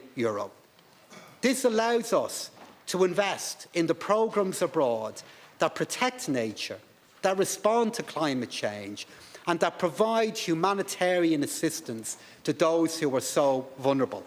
It aligns with the approach that we take here at home in helping those who have come to our country as a result of war, of poverty, of other global challenges. And part of our international role is to welcome those coming to Ireland who need our help. €2.1 billion is being provided to support accommodation for those fleeing Russia's illegal war in Ukraine and to support those seeking international protection. And in addition then to the core funding for rural and community development for 2025, I am providing €13 million to help integrate arrivals from Ukraine into our local communities. This will enable the social inclusion and the community activation programmes who are doing such important work to continue to support new arrivals and to support those already in our communities. I'm also providing an additional €25 million to the Community Recognition Fund to support those communities who welcome those who are in such need. But we know that all of this work doesn't exist in a vacuum. It's important that we recognise and measure the impact of the decisions that go just beyond their monetary cost or impact. So for that reason, my department uses performance, equality, green and wellbeing budgeting as a key component of our spending review process so that we can measure, we can judge the full impact of the decisions being made today. Ceann Comhairle, we live in a volatile world, a world in which the pace of change is accelerating, the level of complexity is building, but the scale of opportunity is growing. That's why we must run budget surpluses. It's why we must set aside some of our country's money for the future. That is why we must invest our recent gains in the Ireland of tomorrow, not spending everything today, no matter how tempting. In my years serving as a finance minister for our country, I've led our finances from deficit to surplus twice. These healthy public finances have allowed our country to build more homes, to keep and create jobs, to invest in our future, in a greener future, and to improve our public services, all while we dealt with the crisis of a pandemic, of a war in Europe, and then soaring inflation. The politics, the economics of the centre, of a steady approach to the many and competing demands, of embracing the opportunities and the responsibilities of our role in the world, of supporting growth, of supporting jobs, under this government, that approach is working. But let me be clear, making the case for progress is not the same as denying the reality of the many pressing problems that I know exist. This government appreciates the urgency of the challenges of today. We are working to meet them head-on, but with optimism, with hope. I say to the Dáil, look at what our country has achieved in recent years. Look at what we have overcome. Look at what we can yet do. Look at what lies ahead. Our recent budgets, the choices that Minister Chambers and I are presenting today, have and will play an essential role in this, in lessening our problems, in pursuing the great opportunities that await, in building a better Ireland with a brighter future for all. That is why I commend this budget to Dáil Éireann.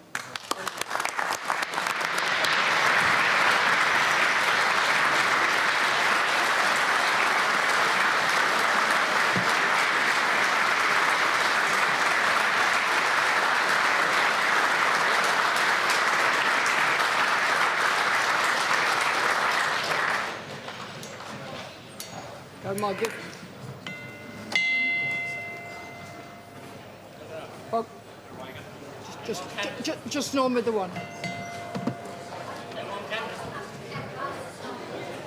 Marsha the hell up.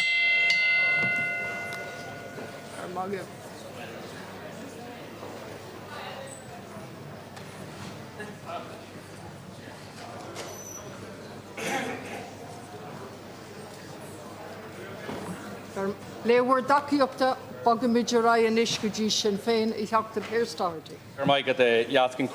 And this is the last budget from this government, and like all others, there will be a spending increase.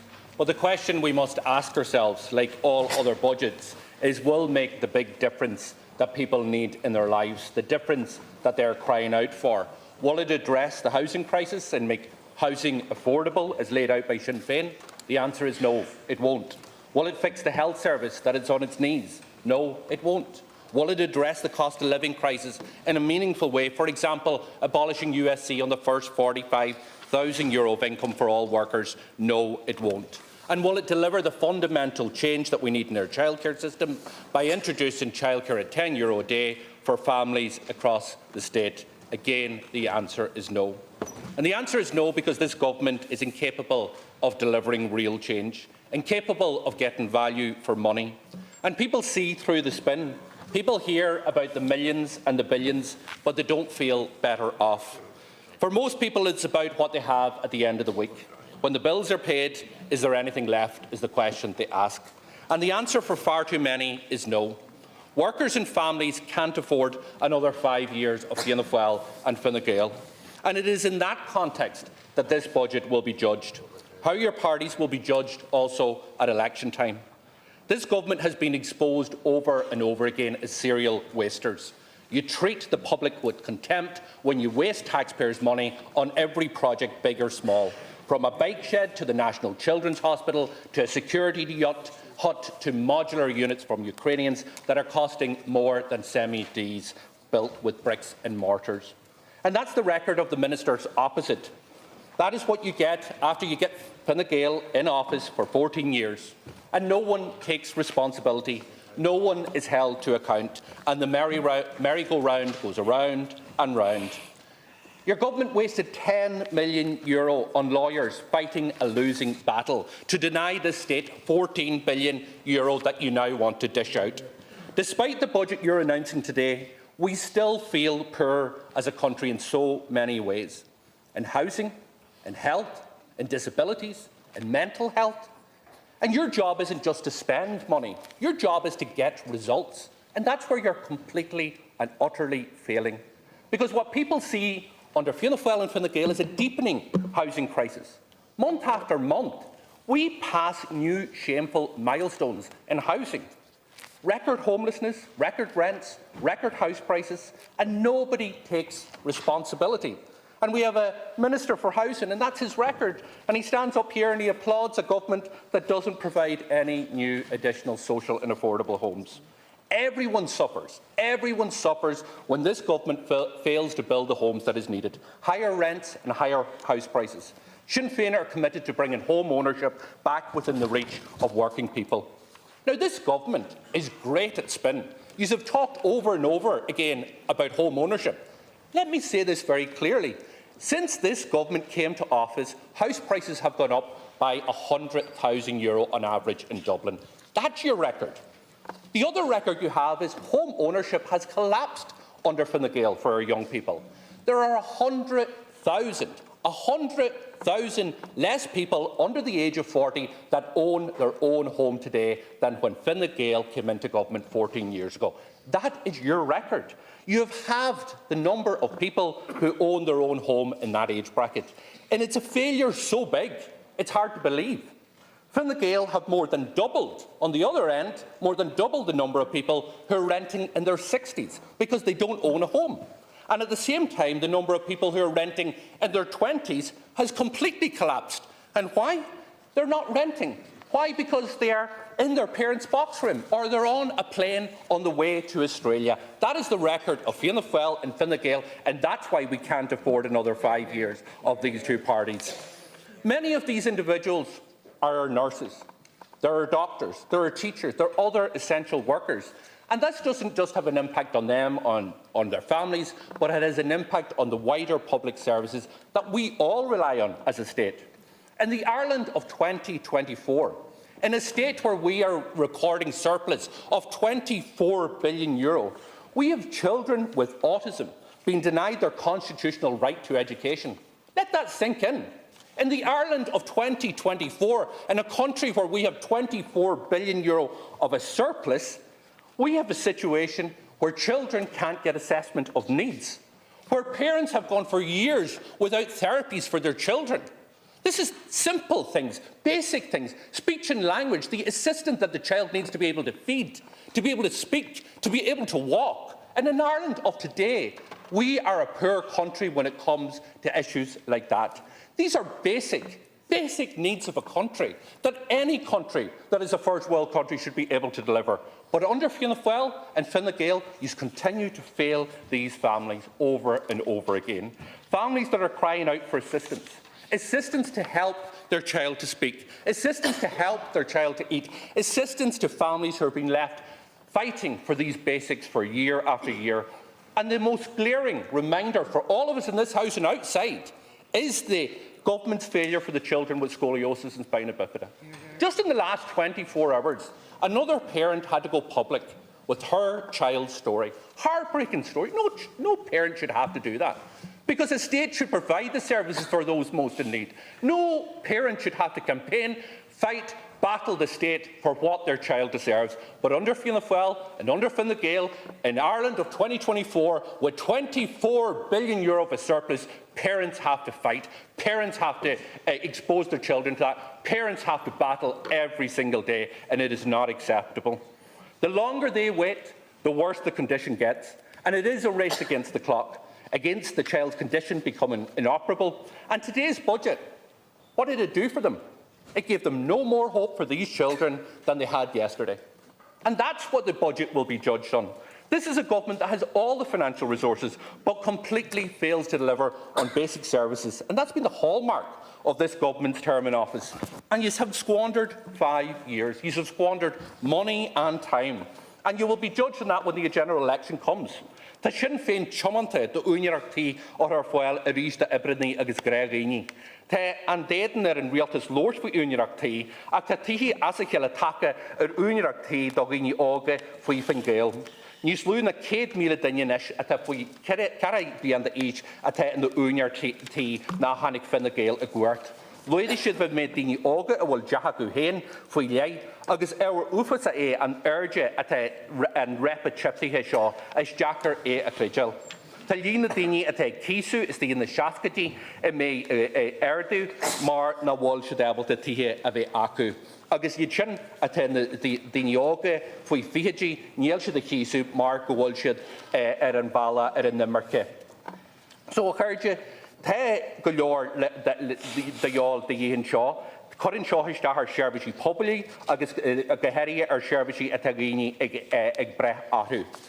Mar gheallar an neaspa éitin ar scálanna tíimid poistí a tá grúachas na bhfuil ébalta a bunracht líhúil a bhainte máise sin idehas ag an fonte seo, agus céad fiche poiste foiche gan scáil ag tús na scáil bíanna. Agus res in éon ploig do go leor tealaí, gohéiríonn sin le spáinne bifida agus le scoliosis, agus níl éon rud déanta ag san bhaide seo le fuisi óhort an na tealaí seo go mé éon rud defriúil san chéin aisnes na sa bíantaí a má róin. Ministers, this isn't a giveaway budget. This is a giving up on housing budget. And that's what it is. You have raised the white flag when it comes to housing, when it comes to affordable housing, when it comes to renters. This budget gives nowhere near the funding that is needed and that is required. That means the same inadequate social and affordable housing targets are being delivered. Not one additional house, social and affordable, are you planning to build next year than you have already committed to. Not one. You've completely ignored the Housing Commission's report, your own Housing Commission. It was a damning indictment of your government policy. They accused you of failing to treat housing as a priority. You know something? They were absolutely right. They called for a radical reset of housing policy, and this budget shows again that this government is incapable of delivering a radical reset that is needed. To not increase your targets at all is shocking. It's not only shocking, it is an insult to everybody who's struggling to get an affordable house or who's struggling to pay rent. And after 8 years at the Cabinet table, what we heard recently is that Taoiseach started talking about building more homes. But this budget exposes that that's nothing more than soundbites. Not a single increase in housing targets is allowed for in this budget. This is a Taoiseach who cares more about headlines than he does about housing, and this budget proves it. Sinn Féin has a plan. In government, we would deliver 300,000 homes. Sinn Féin called on you to deliver 21,000 social and affordable homes in your budget. 100% redress for those living with defective block and Celtic Tiger apartments. Not one penny more for those schemes, despite them being expanded. Regeneration of inner city flat complexes. Those communities that have been waiting for decades. Nothing from this government. Sinn Féin would make sure that they were central. We need to tackle our dereliction in our cities, our towns and our villages. And that is the scale of the ambition that is needed. And Minister, you can shake your head all you want. You've sat at the Cabinet table, and you know something, every year that you've sat at the Cabinet table, the housing crisis got worse.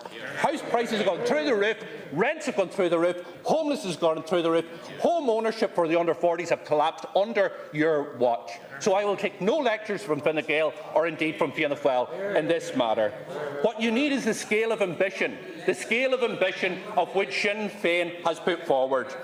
And the truth hurts, as we hear from the heckling here. A sore point.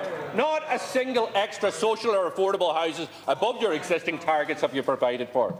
We have long campaigned from the renters tax credit. Remember that one, Pascal? You fought me tooth and nail. You said it shouldn't happen because it would go into the pockets of landlords. You needed to do two things. You needed to do a tax credit and you needed to freeze the rents. You did one, you didn't do the other. You're as well as writing those cheques and putting them into the landlords' pockets yourself, Pascal, because that's what's happening. Because under your watch, under Fine Gael's watch, under Fianna Fáil's watch, what's happened to the average rents? Average rents in Dublin have increased by €1,100. That's for existing rents. If it's new rents, it's actually way higher than that. And across the state, it's the same. So the tax credit that you're giving is going into the pockets of the landlords. But I suspect that you knew that all along. And just another way to feather the nest of landlords, because one of the things that you didn't mention in your speech, Minister Chambers, is the fact that you're giving €112 million of a tax break to landlords this year as their tax breaks increase from 600 to 800. Every single official in your department told you that it was a bad idea, said that half the landlords in the state won't pay tax under this proposal. But again, it shows the priorities of Fianna Fáil and Fine Gael in relation to this. Childcare is an issue that this government has made a lot of sound about. But when we look at delivery, again, you fall short. Key to supporting families is the availability of affordable childcare. And Sinn Féin has shown how you could deliver childcare at €10 a day. And that would have been a game changer for families, but you wouldn't even go there. This could be delivered next year for all parents in centre-based childcare and TUSLA-based childminders, and then rolled out to all other childminders. Despite all your talk about supporting parents, we just now see that it is talk, because there is no further reduction in the cost of childcare planned for next year, and that is a fact. So a lot of spin coming from Mr Soundbite himself, but when it comes to substance, we see it here, that childcare costs will not be reduced, but the public will have their opportunity to decide if they want a real party with vision, with ideas, with plans, with commitment, or do they want some of the sound bites that we're hearing from government benches. Sinn Féin knows that the cost of raising a family doesn't stop when your child reaches the age of 18. And we would stand up for students and parents, and we do that by abolishing third-level fees, starting next year with a reduction of €1,500. Again, the government refuses to go there. You talk about a temporary reduction. What is required is the scrapping of third-level fees, and to start that immediately. And also scrapping fees for apprenticeships. And I want to make it clear to anyone, to any family, anyone starting a family, that Sinn Féin's commitment is clear. We will make raising a family affordable, and a family and workers are impacted by the cost of living crisis. The cost of living crisis, as we all know, isn't over. Energy credits of €250 don't cut it. It simply do not go far enough. We proposed €450 as an energy credit. The €250, and you know this, is mostly going to be eaten up by the increased charges that are coming. Households continue to struggle through the weight of high energy bills. Electricity prices in July of this year were 47% higher than they were 3 years ago. Irish electricity still remains the highest among Europe. And what's your record? 230,000 households were in arrears of their electricity bills. That's 20,000 more than there was last year. Things are getting worse when it comes to energy under Fianna Fáil and Fine Gael. And people are struggling with the cost of living in so many ways. We called on you to tackle this, to deliver a fair tax package for all workers, to give workers and families a break that needed their money put back into their pockets. Instead, what the government has brought forward, again in this budget, is a two-tier tax package. You picked winners, you picked losers. Someone on €150,000, they'll get €959 as a tax break, but a worker on €40,000 will get €369. Minister, you know this. You know that, well, Taoiseach, you know this. That's half of all workers in the state. Half of all workers in the state's tax package will be €369. And there was a fairer way to do this. Sinn Féin showed you, in terms of our budget proposals, how you could have cut tax fairer, a way that benefits all workers, not the real low and middle income workers. That's what you should have done. We would have abolished the USC for the average worker. We would make sure that every worker does not pay the USC on the first €45,000 earn. But your way is a two-tier system that leaves average workers and the majority of workers in this state benefiting by less than €370. So everybody should have been given a fair share. As I said, Sinn Féin will stand up for ordinary workers and families, and compared to this to the government, you haven't even given workers on the lowest wage a decent increase. Sinn Féin called for a €1.10 increase to the minimum wage. That would mean an extra €2,220 for our low-paid workers. Ireland has one of the highest rates of low pay in the European Union, and that didn't happen by accident. That happened as a result of government policy. We would support businesses' transition from lower wage employment with our £250 million PRSI rebate, targeted at employers most impacted by increases to the minimum wage. Minister, you didn't say anything about the gold-plated pensions because you snuck that out in a press release last week. But I've been responding to budgets for 14 years, and never once has there been a bigger tax break to an individual in those 14 years. This government has given a massive tax break to people with gold-plated pensions, increasing the standard fund threshold to give tax breaks to pension pots of up to €2.8 million. This gives an individual a tax break of €320,000. There has never been, in my time, and I guess even before that, a tax change that benefits certain individuals so much. But who's the only people that can benefit? Who's the only people in that kind of golden club that actually benefits from that? It's people who already have a pension pot of excess of €2 million. They're the only people who benefit from your $320,000 tax break. And I expect that sums it all up. Let's sneak it out a week before the budget so I don't have to stand up embarrassed here and announce a €320,000 for the wealthiest in Ireland. It is disgraceful. Disgraceful. Minister, our three banks made over €2 billion in profit in the first 6 months of this year, yet there is no increase in the banking levy, despite the billions of euro of windfall profits that they're making. The public sees very clearly where your priorities lie.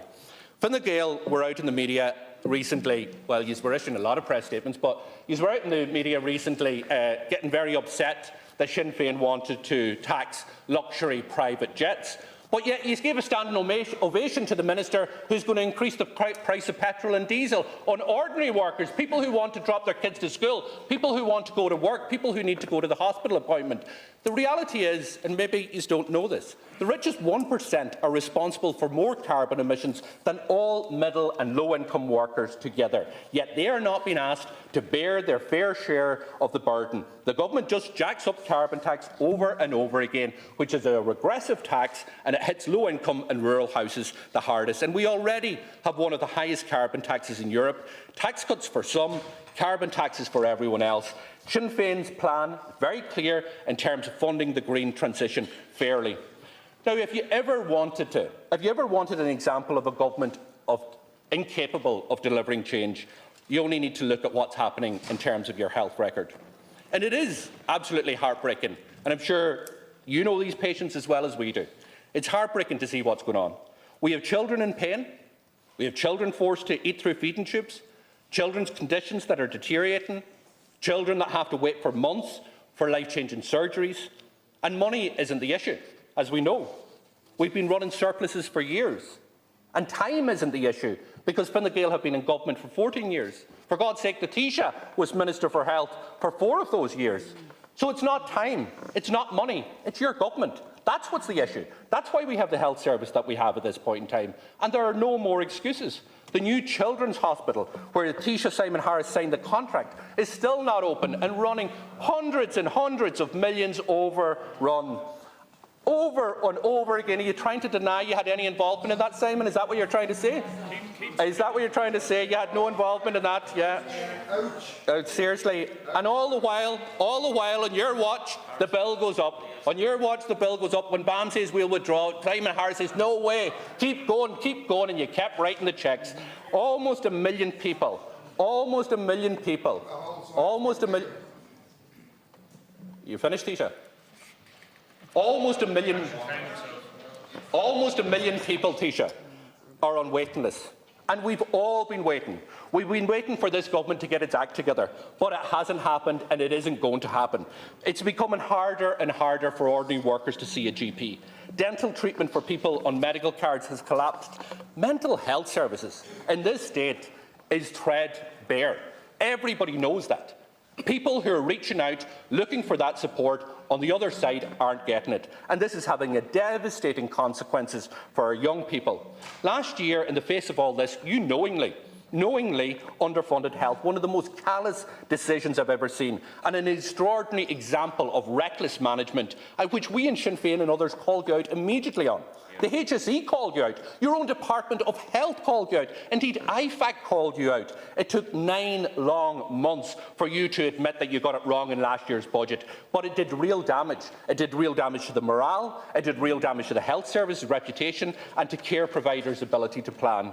And that decision led to a year of chaotic financial management and a recruitment embargo. And all the while, the HSE were forced to become more and more reliant on expensive agency staff. So today was your opportunity to lay out a vision for health, to lay out a vision for hope. But there's no hope here in this budget. No vision, no urgency in your budget for health this year. You claim, again more of the spin, you're claiming a €3 billion increase for health. But let's be serious. Last year you underfunded health and now you're playing catch-up. 1.5 billion euro of that 3 billion is to cover last year's legacy deficit that you created.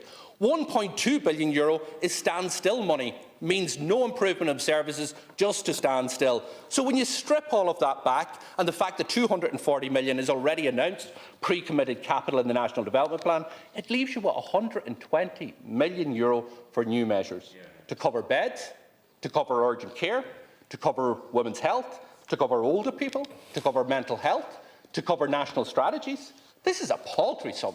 And there is going to be chaos in our health system next year, just as there was each year before, because you're deliberately not making the types of improvement and the reforms and the funding that is necessary. It stands in stark contrast to Sinn Féin's comprehensive proposals. We had a plan to reform health service, to boost capacity, to train the workforce of tomorrow, and to reduce the cost for ordinary workers and families. We would take big, bold steps towards universal healthcare, delivering 150,000 additional medical cards today. That's what's needed. We'd slash the cost of medication for all households, reducing the drug payment scheme from €80 to €50. We'd phase out car parking charges, reduce prescription charges. None of this you have done. Sinn Féin would have funded a multi-annual plan to tackle overcrowding in our hospitals, and we would have delivered major investment for workforce planning to train the health service of tomorrow. We called on you to provide a social welfare package to support families, carers, pensioners and people with disabilities. And to protect people from the cost of living crisis in the here and now, and to make a lasting difference in people's life. To tackle social exclusion and poverty. And the Minister Donoghue, he stood up and he talked about child poverty being a priority of your government. 230,000 children are currently experiencing material deprivation. That's an increase of almost 30,000 children since 2022. So if that's a priority, you are fairly failing at it. The rise comes amid a 3% real decline in the average disposable income of households with children. Fianna Fáil and Fine Gael have failed families and failed children, and child poverty is deepening as a result. Child benefit is a crucial tool for tackling child poverty and supporting families. After Fianna Fáil crashed the economy back in 2008, they made children pay. Remember that, Michael? You've made the children pay. You've cut the child benefit across the board. Fine Gael, you've continued to put the pressure on children and families. Initially, listen, none of your bull. You cut the child benefit and you squeeze the children further. That's the reality. Micheál Martin, are you trying to deny that you cut the child benefit? Or is Fine Gael trying to say that you didn't make cuts to child benefit for later children and abolish the grants for multiple children? That's the reality, folks. Don't deny reality. Own it. Embrace it. Fine Gael then cut child benefit across the board. Fine Gael then cut child benefit across the board by a further €10 for the first and second children, and a steeper cut for the third children. And today,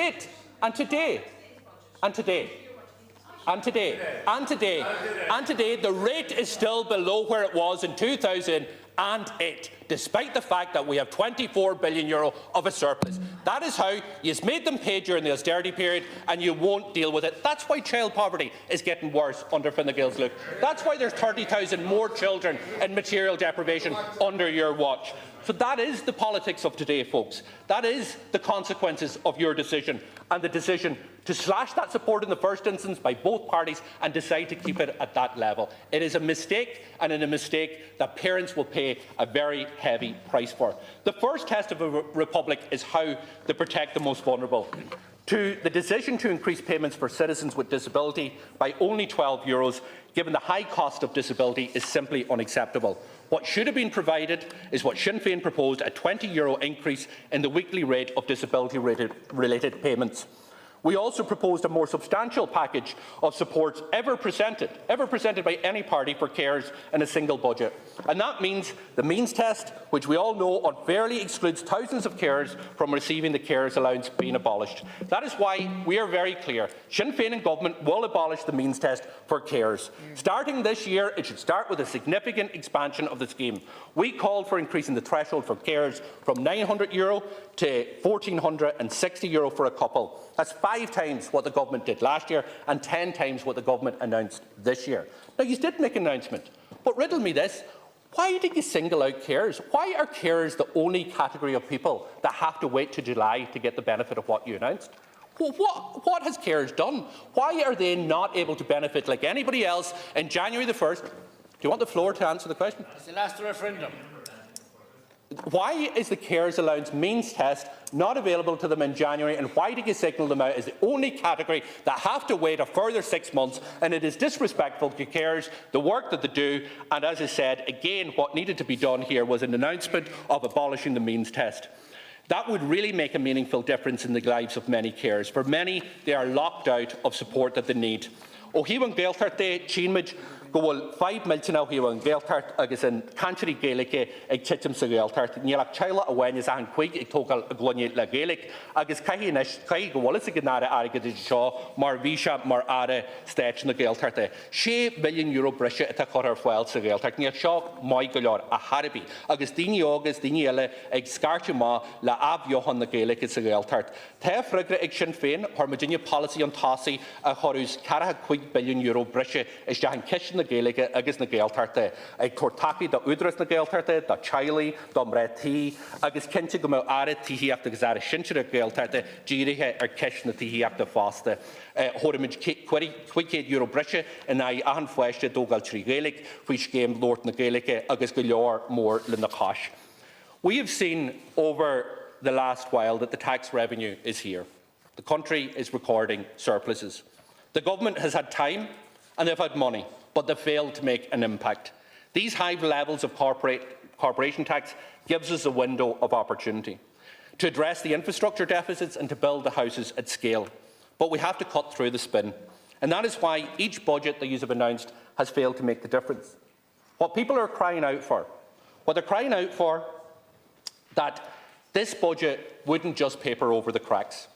Workers are still worse off in real terms than when this government came to power. And workers and families can't afford another 5 years of Fianna Fáil and Fine Gael.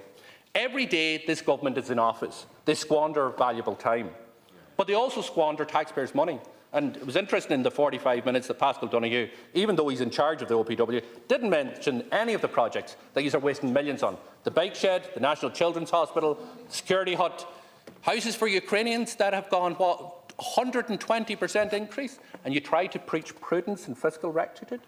This budget was supposed to be about giving people hope, but it doesn't. I think when the dust settles, people will see through this budget, like they have all the others, they will see it for what it is, more of the same and less than we need. A government that has no big ideas, not one big idea put forward by this budget, but a government that has all the resources, a government that is incapable of delivering the change that is required, a government and a budget that fails to deliver on the basic things, the things we should be taken for granted. A roof over your head, healthcare when you need it, a wage you can live on, and making sure our children are protected and secure and treated when they need that support at that time. But there is an alternative, and we have shown that the alternative is there. The alternative is Sinn Féin, and we'll put our plans, our vision, our determination to the people. So I say to Simon Harris, let's call the election, let's put this to the people, and let the people decide who takes in the next budget.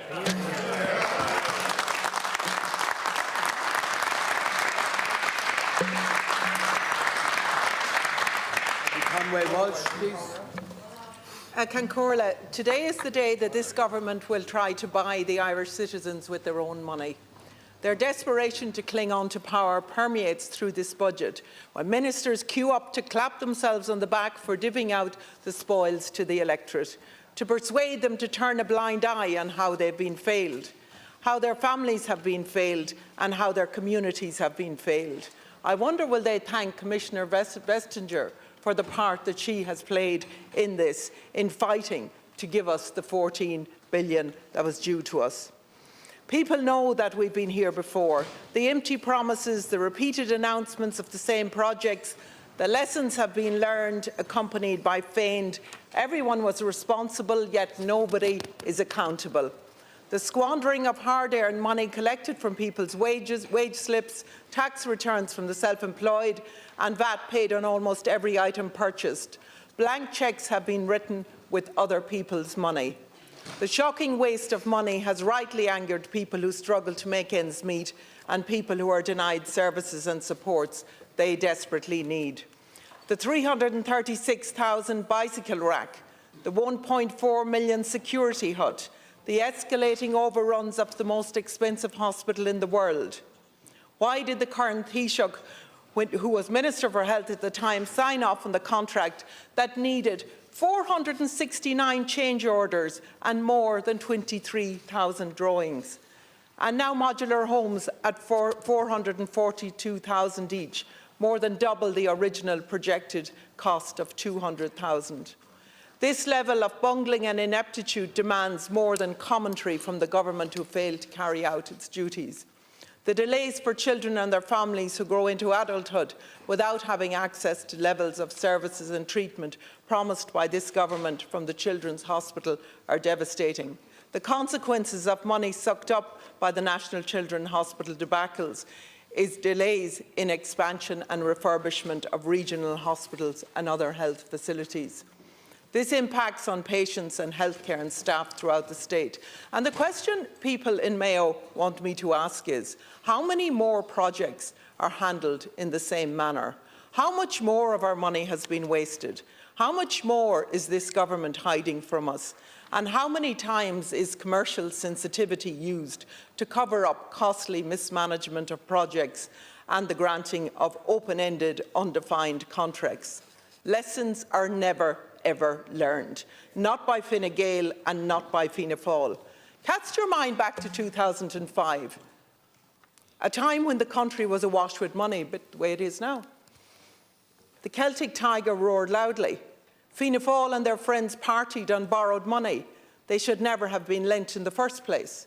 Citizens later forced to pick up the tab of austerity. Is it any wonder that people are saying here today, talk about here and forget about what's happened up to now? Well, I just remind you, the HSE PPAR's computer system, estimated to cost €9 million, ended up costing in excess of €220 million, almost 25 times more than the initial costing. So here we are, 20 years later. Have lessons been learned? No, they have not. Why? Because no one responsible ever pays. Only the taxpayers pay. Transparency matters. Accountability matters. Competence matters. Tátábhaigh ag baint le Saoirne.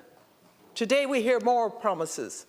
Over the next couple of days, we'll watch the unedifying scramble of government ministers and backbenchers as they fight to get on the airwaves to blow their own trumpets. The fact is that we've had decades of solid evidence to prove that Fine Gael and Fianna Fáil will again be reckless and careless with your money. Over the past 13 years, too many people have been left behind by this government. Too many people have suffered the consequences of bad policies and failure to keep promises, not least the children who have been made to wait too long for their spinal surgery, the children with scoliosis who were promised. The Taoiseach is gone now, but he promised, they were promised. They were promised, and when I saw them last week, after Mary Lou McDonald hosted them in the AV room, being pushed out in chairs in the pouring rain, my God, it brings it home to you how much this government have failed. And when I have the 15-year-old boy coming into my office who's been told it's too late and you won't even give him a second opinion abroad, and I get a letter from the Taoiseach saying, I wish him all the best. My God, you promised, but you certainly didn't deliver. And today there are more promises from these parties, from the parties of empty promises. So today we sit here surrounded by billions. 14 of those billions, Fine Gael and Fianna Fáil fought to have spent elsewhere. In fact, they spent €10 million of taxpayers' money fighting so that one of the richest companies in the world could benefit from being facilitated to pay no tax on €104 billion profits. At least anyone tried to misconstrue Sinn Féin's support for foreign direct investment and the acknowledgement of the 250,000 plus jobs in Ireland. Our commitment to remain competitive by urgently tackling the infrastructure deficit, particularly in housing and renewable energy and water, telecommunications and decarbonisation, is absolute. Alongside our investment in education and training, the new OECD minimum corporation tax rates means it's more important than ever before to invest in the drivers of foreign direct investment. Our Indigenous businesses deserve tax fairness and opportunities to thrive. Our over-reliance on a very small number of companies to produce year-on surpluses leaves our small open economy in a precarious position and vulnerable to geopolitical shocks. Yet the government have no explicit strategy to grow the regions and address key infrastructure deficits, particularly along the western seaboard. The Atlantic Economic Corridor is paved with empty promises and rhetoric. Macroeconomic headlines mean little to people who don't have a home of their own or cannot pay the bills. Three blin jeg den rialtas seo, tá sucki amnica fós again. The wealthiest 10% of Irish households own around 518 billion, or 48% of total household net wealth in the country. This creates conditions where extremely disadvantaged groups end up pitted against each other for the allocation of resources, and they will do so after this budget. Over 500,000 people live in poverty. Almost 177,000 of them are children. Yet we are one of the wealthiest countries in the world, and people rightly ask why. One of the government's biggest privileges and responsibilities is the task of devising policies to reflect the needs of its population it serves. The needs of those who give you power to protect, the power to cultivate opportunity, and the power to break the cycle of poverty are never met. Fine Gael and Fianna Fáil have failed miserably. We know that living in poverty can have extensive, multifaceted effects on individuals, families and communities. We know too that enforced deprivation, financial and educational disadvantage can be transgenerational without the right interventions. How deep will the scars of child homelessness run? The denial of access to psychology, mental health supports, speech and language therapies or other vital supports. How many generations will be crushed by the failures of this government over the past 13 years? The Housing Commission called for a radical reset of the housing policy. But will tá an leabhar scríofa ag Eoin Ó Broin? The answers are there. That is the radical reset. Sinn Féin has clearly shown how we can bring homes back into the reach of people. The government keeps lauding itself about how successful its housing policies have been. Just imagine if it hadn't been successful. We could have 14,500 people homeless. More than 4,000 of them could be children if they hadn't been successful. An affordable home could cost €500,000 if they hadn't been successful. Crippling rents could be a reality if they hadn't been successful. The average age of owning your own home could be 39 if they hadn't been so successful. Homeowners impacted by defective block scandals must have 100% redress. And we must have a public inquiry into how thousands of families were conned into buying and building homes that turned out to be worthless. But again, there was no accountability. Everybody scattered. Everyone scattered. We have to have a public inquiry, which the taxpayers will pay for again, but we have to find out the truth. And we know what happened. We know how they have been failed by this government and by the previous governments. At Cancorla, all of the measures introduced by this government today are by necessity dealing with the fiscal space in the here and now. But I do not want our nation restricted by what currently exists. We have the potential to reimagine our society, to turbocharge our national economy through Irish reunification. Sinn Féin believes that citizens have the right to national self-determination. Addressing this by holding the referendums, including within the Good Friday Agreement, is a Sinn Féin priority. Éire nua aontaithe le carta Saoire ag an Crealar sin atá uainn. The Irish government has a constitutional obligation to pursue and prepare for unity. A Sinn Féin Taoiseach would immediately begin structured and detailed planning towards Irish unity, underpinned by engagement with citizens across the country. We would establish citizens' assemblies on Irish unity to discuss all of the elements of reunification, to listen to all voices and to hear from experts. Sinn Féin backs the implementation of the perspectives on the constitutional change, finance and economics report prepared by the Joint Oireachtas Committee on the implementation of the Good Friday Agreement. It recommends a green paper on constitutional change, the creation of a dedicated Oireachtas Committee, a designated government department for constitutional planning, a whole-of-government approach across all departments and state agencies, and deeper cooperation on the island on issues such as climate change, energy, education, transport and infrastructure.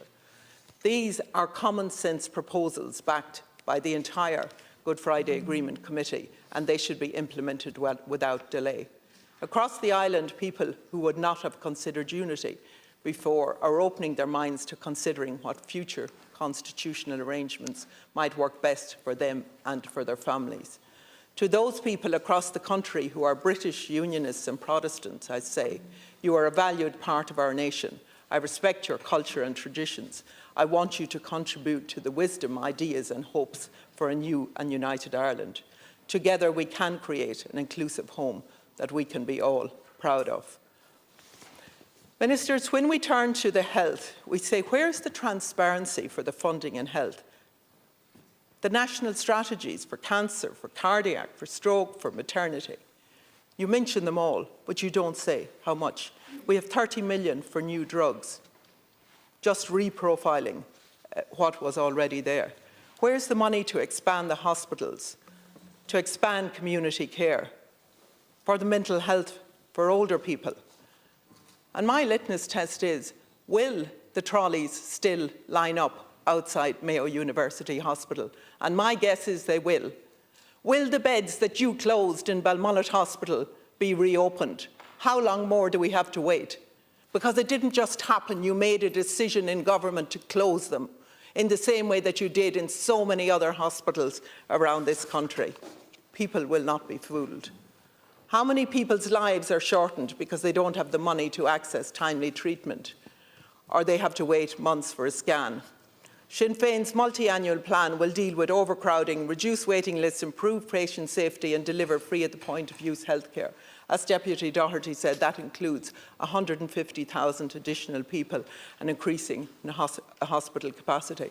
And ministers, you tell people that the moratorium has been lifted. The moratorium hasn't been lifted. There's people on panels, there's staff waiting on panels, valuable staff who are currently in hospitals and people waiting to be appointed. So don't pretend that the moratorium has been lifted, because it hasn't. Go and look and see what's happening on the ground. Half of all people living with disability are at risk of poverty. This state has the lowest employment rate of people with disability in Europe. Why? Because the barriers to employment for people with disabilities have never been tackled. For too long, lip service has been paid regarding the rights of people with disabilities. Sinn Féin in government will deliver those rights. The government has provided over a scandalous situation where results and delays for years for people waiting of assessments of needs. Additional funding announced earlier this year will not keep pace with the demand, and the longer waiting lists. A longer waiting list will be the outcome. Parents and guardians are forced to seek private assessments, which in many cases they cannot afford, since your government has effectively abandoned their children. Last week we saw, and every week we see, Ciara Dermody, a teenager, leading the demonstration outside the gates of this Parliament on this very issue. That child should be at school, not protesting here and begging for these issues to be addressed. This should be a source of deep shame for this government. I want to mention the families affected by sodium valproate. Another inquiry. Some with multiple family members living with disabilities as a result of mothers following medical advice. Has the budget thought of them? They had to fight for years to get the inquiry that is now happening. Denial of treatments reduce life chances. It does not take a genius to work that out. We are a rich country. We can do things differently. Yet the choices are made by the most senior politicians in this state to deny assessments and delay access and diminish outcomes. The Sinn Féin alternative budget would fund targeted recruitment and retention measures for children's disability services and establish a community care access fund to speed up access to mental health and disability diagnosis and interventions. Poverty rates experienced by households headed by people with disabilities is unconscionably high. 39% of this group experience poverty. We must ratify the optional protocol to the UNCRPD and fully implement and resource the necessary actions. Carers who provide unparalleled service to those in their care and to the state have been forced by this government to become campaigners as well. Mary Lou MacDonald has given a commitment to abolish the means test for carers. We were really hoping, because many of the things that we outline in our alternative budget are to give advice to you as a government as well, to tell you what needs to be done. And yet, as we see here today, the eligibility threshold to 1,250, but that won't even be done until next July. That shows what you really think of carers. We would also introduce a pay-related carers benefit to enable carers who are in employment to access supports. Our alternative budget provides access to vital therapies, to respite services, residential care and personal assistance services, home support hours and day services. These are the measures that citizens need to live with dignity. In our alternative budget, Sinn Féin has clearly outlined how we will reduce the cost of childcare to €10 per day, how we will really value childcare workers, and how we will ensure that childcare providers are sufficiently funded, how social enterprises and community providers are encouraged and expanded. Sinn Féin recognises the responsibility of all citizens to deliver on Ireland's objectives to meet our climate change targets. Climate change affects everybody and ultimately impacts several government departments. However, the party also recognises that this is a burden not currently equally shared by everyone. It's with this in mind that we intend to ensure that those least able to carry more of the costs are supported in that journey to decarbonise by committing an additional €178 million to a new and reformed scheme delivering warmer, more efficient, less carbon-intense homes, improving health and well-being and directly addressing the cost of living. And I hear you today again laud that extra money is going to be given to the warmer home scheme. There's 26 months waiting list for the warmer home scheme. I've had people die waiting to have their houses insulated, even for a basic insulation. In conjunction with the retrofitting scheme, we also acknowledge the importance of decarbonising our energy supply and, for that matter, the security of our energy supply. Furthermore, we recognise, as we focus on delivering economic growth in a more circular bioeconomy with sustainability at its heart, we have the ability to generate a plethora of new jobs with the green economy, building community wealth across the country, ensuring that all can benefit from transition.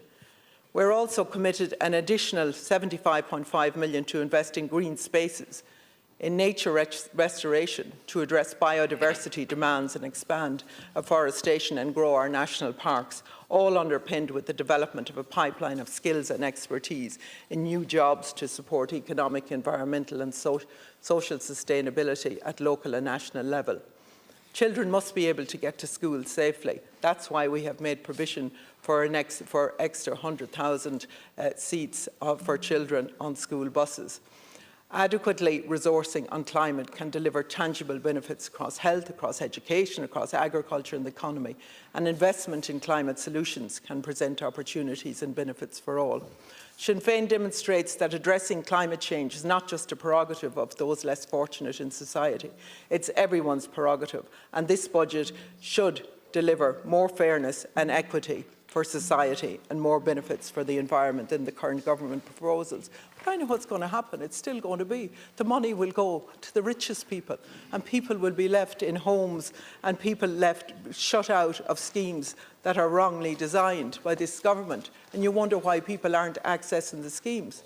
It's skewed in favour. Everything that this government does is skewed in favour of those who don't need it and those who have money already. You know it from the retrofit scheme. You know it from your own constituencies.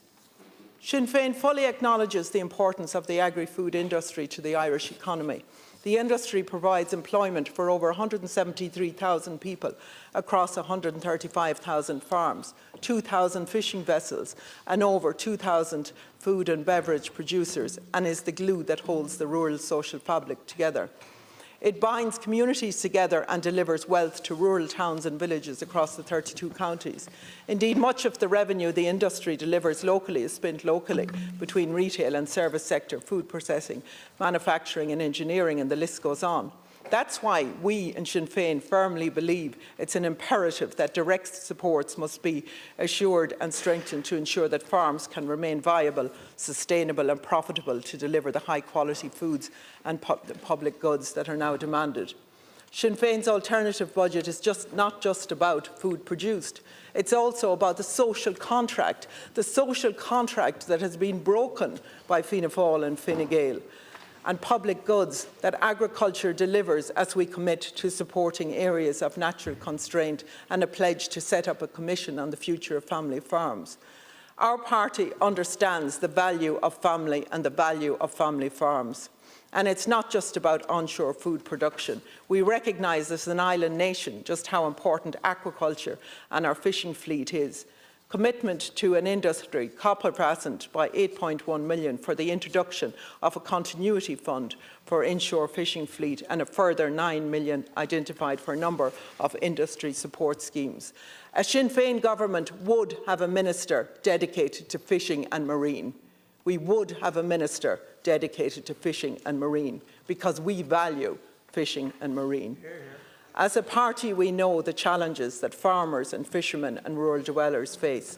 Not only can agriculture deliver on food and deliver on decarbonisation objectives, we firmly believe the industry has a role to play in decarbonising other sectors of business and industry, delivery on biodiversity, nature restoration and energy security. Farmers in Acres scheme are left in limbo. I see there is an announcement for them today. They've had months and months of craziness. Thousands of farmers are still waiting for proper payment and vital information on scoring results.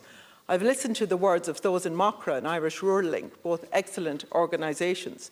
They've told of the crisis in mental health among the farming and fishing community. The truth is that this government has abdicated its duty to rural Ireland. Irish Rural Link held a roundtable discussion in May this year with rural young people. One young participant told that he was the only one of his 16 friends from school that was left in the town. What does the future hold for that young person with no social networks? And this pattern is repeated across the state. And that's why Sinn Féin wants to build a country where these young people can come back, including my own son, who started his job in London yesterday. And when I rang him last night, he said, "Don't worry, Mum." He said, "They're all Irish here. They're all Irish, and they're all the same age as him, 23 years of age." It is a shame that we are losing these people to other countries. And that's why we have to create a country that they can come back to. Agriculture operates on an island-wide basis, and our Commission on Family Farm would include representative and stakeholders from all 32 counties. Under this government, we've seen the imbalance of regional development laid bare. It's true that the eastern seaboard, Dublin and other cities must be supported, but to do this at the expense of other regions is not just unfair, it's foolhardy.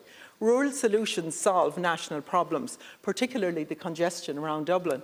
Investment in regional airports, such as enabling Knock Airport to reach its full potential.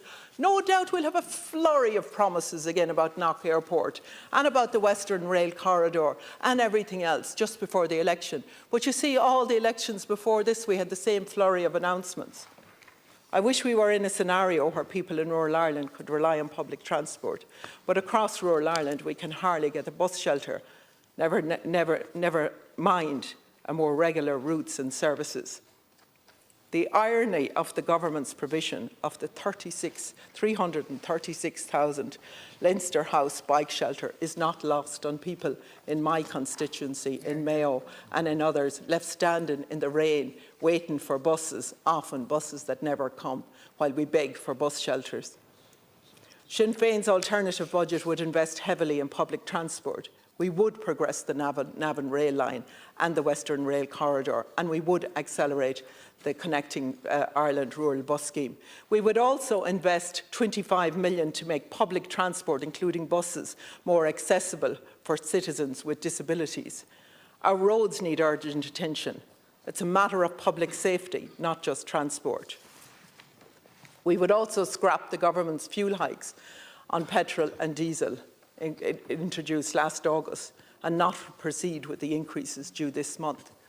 The North West Regional Assembly research shows that counties of Mayo, Galway, Roscommon, Sligo, Donegal, Leitrim, Cavan and Monaghan have received less than 10% of the statewide total investment in infrastructure projects worth more than €1 million, and just 5.7% of investment from infrastructure projects worth more than €20 million. Those facts speak for themselves. You can dress them up all you want.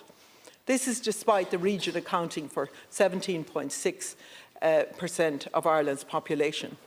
Out of the 234 regions across the EU, the North West ranks 217th for infrastructure. That speaks volumes to rural Ireland. You cannot hide from those figures. The housing crisis does not discriminate, and people who live their lives as Gaeilge and who want to raise their families as Gaeilge cannot do so because they cannot find or build a house in the Gaeltacht regions. If our budget was being implemented today, there would be a capital investment of 15 million going to support Údarás na Gaeltachta and to implement the Irish Language Capital Programme. We would also increase baseline funding for Údarás, as well as introducing a rescue package for Coláiste Samhra and Mná an Tí. Just last week at an event in the University of Notre Dame, Ír Taoiseach Leo Varadkar spoke of de-emphasising the Irish language in relation to unionists and the potential for Irish unity. So let me say clearly in this House, under a Sinn Féin government, both Irish unity and the development and expansion of the Irish language would be progressed. The Irish language is flourishing in the north, including in areas with large unionist and Protestant populations. Our communities deserve a police service which keeps them safe, which responds to crime promptly, and which is adequately resourced and supported. Gardaí are simply too stretched too thinly to cope. They put themselves at risk on a daily basis because there's not enough of them. Under Fine Gael's watch, we've seen the worst rioting in the memory on the streets of our capital. Shops and businesses plundered and looted while their frantic owners repeatedly phoned for help, but to no avail. And that fault lies with the government, the so-called party of law and order, which has presided over chaos and crime. Sinn Féin would fund the largest Garda recruitment drive in the history of the state, and we would invest in youth services and community service. And €1 billion of the Apple tax would be invested in communities who have been trodden on and left behind. At Cancórla, the government's job is not just to spend money, it is to get results.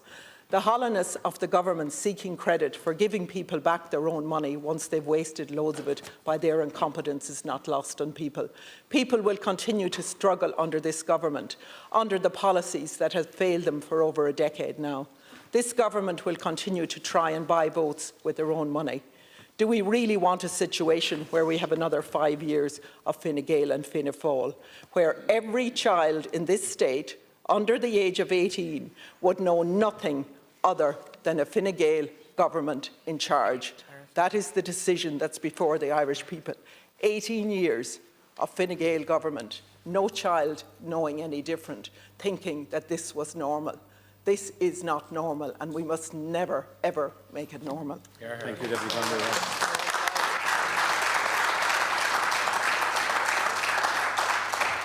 Now, on behalf of the Labour Party, Deputy Jed Nash, please. Thank you very much, Ceann Comhairle. I'm sharing time with my colleague, Deputy Duncan Smith. Ceann Comhairle, the Ireland of 2024 is a country of winners and losers, a country of contrasts, of contradictions, a paradox of plenty, if ever there was one. Record corporation tax receipts, but record numbers of our citizens without a home.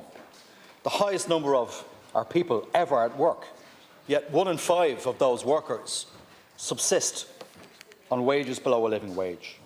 surpluses the envy of Europe, with public services and creaking infrastructure that should shame us. An apparent economic miracle, papering over the cracks of the daily, sadly now routine, indignities of crushing child poverty. Now, 100 years ago, this year, the Boundary Commission was set up. It formally divided our island, and that was a tragedy. A century on, the policies of Fine Gael and Fianna Fáil have succeeded in dividing the people of this state, socially and economically, winners versus losers. And it need not have been this way. But these were the choices made by Fine Gael and Fianna Fáil. And politics is about choices. A few short years ago, our country was bust. Our options were limited. And now, for the first time in our history, after a decade of uninterrupted growth, money isn't the problem. It's a lack of imagination, a lack of vision that's holding our country and its people back. And Labour is different. We're ambitious for Ireland. Our country is at a crossroads. And this country needs a change of direction. And an election should be called now. Never before was Labour, the progressive centre-left, more needed in government to shape a better and fairer future for this country, to help get the basics of a rich country right. Now, I passed a takeaway food van on the way in here this morning, just parked across the road from Three Arena, and the name on it was this: "It's all gravy." Giveaway budget day. There's gravy everywhere. A deep dinner plate, drowned in tasty once-off measures, to hide the reality that there's very little real meat on offer to sustain anyone. An insult to the intelligence of the Irish people. Now, the tragedy of this government is this: you have contrived to waste a boom, strangled by your own crippling conservatism. This government's ideology has made this rich country feel so poor. And all presided over by Schrodinger's Taoiseach. Taoiseach Harris, the man who manages to be both in government and in opposition at the same time. Now, it used to be the case that no thought was spared for TikTok. Now no thought from the Taoiseach, no matter how trivial or frivolous, goes unsent to grateful hacks, dutifully and diligently reporting on them. And the conduct of this budget is a case in point. Now, frankly, I was fully expecting to see copies of the Minister's budget speeches in my pigeonhole in Leinster House this morning when I picked up my post. They weren't there. They were everywhere else. Now, the utter disrespect shown to the members of this House, and indeed to Fine Gael, Fianna Fáil and Green Party backbenchers, with the farcical feeding frenzy of leaks going back to spring, is utterly breathtaking. And Ceann Comhairle, you believe in the primacy of this Parliament, and I believe that you should make public statements on this. It's damaging, and you are playing every day with people's lives so you can get your name in the papers. It's self-serving, it's arrogant, it does politics a disservice, it undermines good government, and it militates against the kind of big thinking that this country needs. Big thinking that this government, on all of the evidence over many years, is simply incapable of doing. A political culture, with some exceptions, dominated by ego. It's all about getting your name in the paper, rather than getting things done. Now, it's about time we grew up. Other mature European countries, sophisticated democracies, do their budgets professionally. They do them respectfully. They actively involve, not actively bypass and ignore Parliament. Things need to change. And the business of governing Ireland, the Ireland of 2024, is an accountability-free zone. There's so much cash on the hip that ministers feel they can avoid and evade responsibility for indefensible cost overruns on key public projects, like our long-awaited Children's Hospital. They're always on hand to take credit, but never around to accept responsibility. We live in very peculiar political times, but real accountability is on the way. We do need an election now. That is where accountability happens, as it should be. And this summer's non-stop briefings were revealing an insight into the narrow ideological mindsets of parties that were once rivals, but are now indistinguishable from one another. You could paper the walls of Leinster House 10 times over with pearl-clutching opinion pieces from Fine Gael TDs and ministers on the injustices of inheritance tax thresholds. The injustices of inheritance tax thresholds. I was on the verge, quite frankly, of calling Amnesty International to see if they could help Minister Richmond with a postcard campaign. I was very worried about him. Now, where is the anger? Where is the same anger over the injustice of nearly 15,000 of our citizens in this rich country in emergency accommodation? 20% of kids, 1 in 5 children in this country, have to go without a new winter coat this year. Yet more was written over the summer about the tax implications for a tiny number of families who stand to inherit businesses than how a party that promised 2 years ago to fix child poverty might consign that scandal to history. Minister Burke spent most of the spring and summer leaning on the independent low-pay commission to cool the jets on the delivery of a living wage for the lowest paid workers in this country. That's all you need to know about where Fine Gael are at the moment. That wasn't always the case. Why is it that every small win for working people in this country is framed by Fine Gael and Fianna Fáil as a loss for business? That's not social democracy. That's not the kind of country I believe in and the country I want to fight for. Virtue signalling at its very worst from a Conservative government that has chosen sides and is damn proud of it. And this is a government that has chosen sides, and it is proud of it, boxing off Fine Gael and Fianna Fáil voters. But poor kids, the lowest income families and poor public services will have to wait. Now, this budget should have given all families and children the hope of a better future. It should have truly rewarded work by using our wealth not merely to cut taxes, but to cut the cost of childcare, healthcare and education, delivering a real social wage, the thing that really matters for families and working people across this country. It should have heralded the radical step change demanded to build the homes we need. It should have delivered the massive investment we need to make homes warm, invest in renewables and cut emissions. It should have finally decided that we would, as a country, together, fix the tattered social contract. The idea that if you work hard and play by the rules, that you'll get on in life. This budget is the last of this government's 5, and it has delivered a resounding no on all fronts. Now, today could have marked a real turning point. The day when Ireland started a journey of real transformation. And I can't remember the number of times I heard the Minister for Finance use the word transformation or similar words. He didn't mean a single word of it. The fiscal position is stunning, but this government's plans aren't. This is a country that is swimming in cash, but this is a budget for the status quo.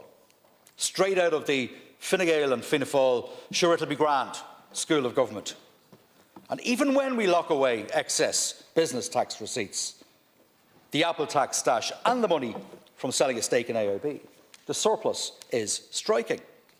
And today is an extraordinarily missed opportunity, a missed chance to properly paint a picture of a better future.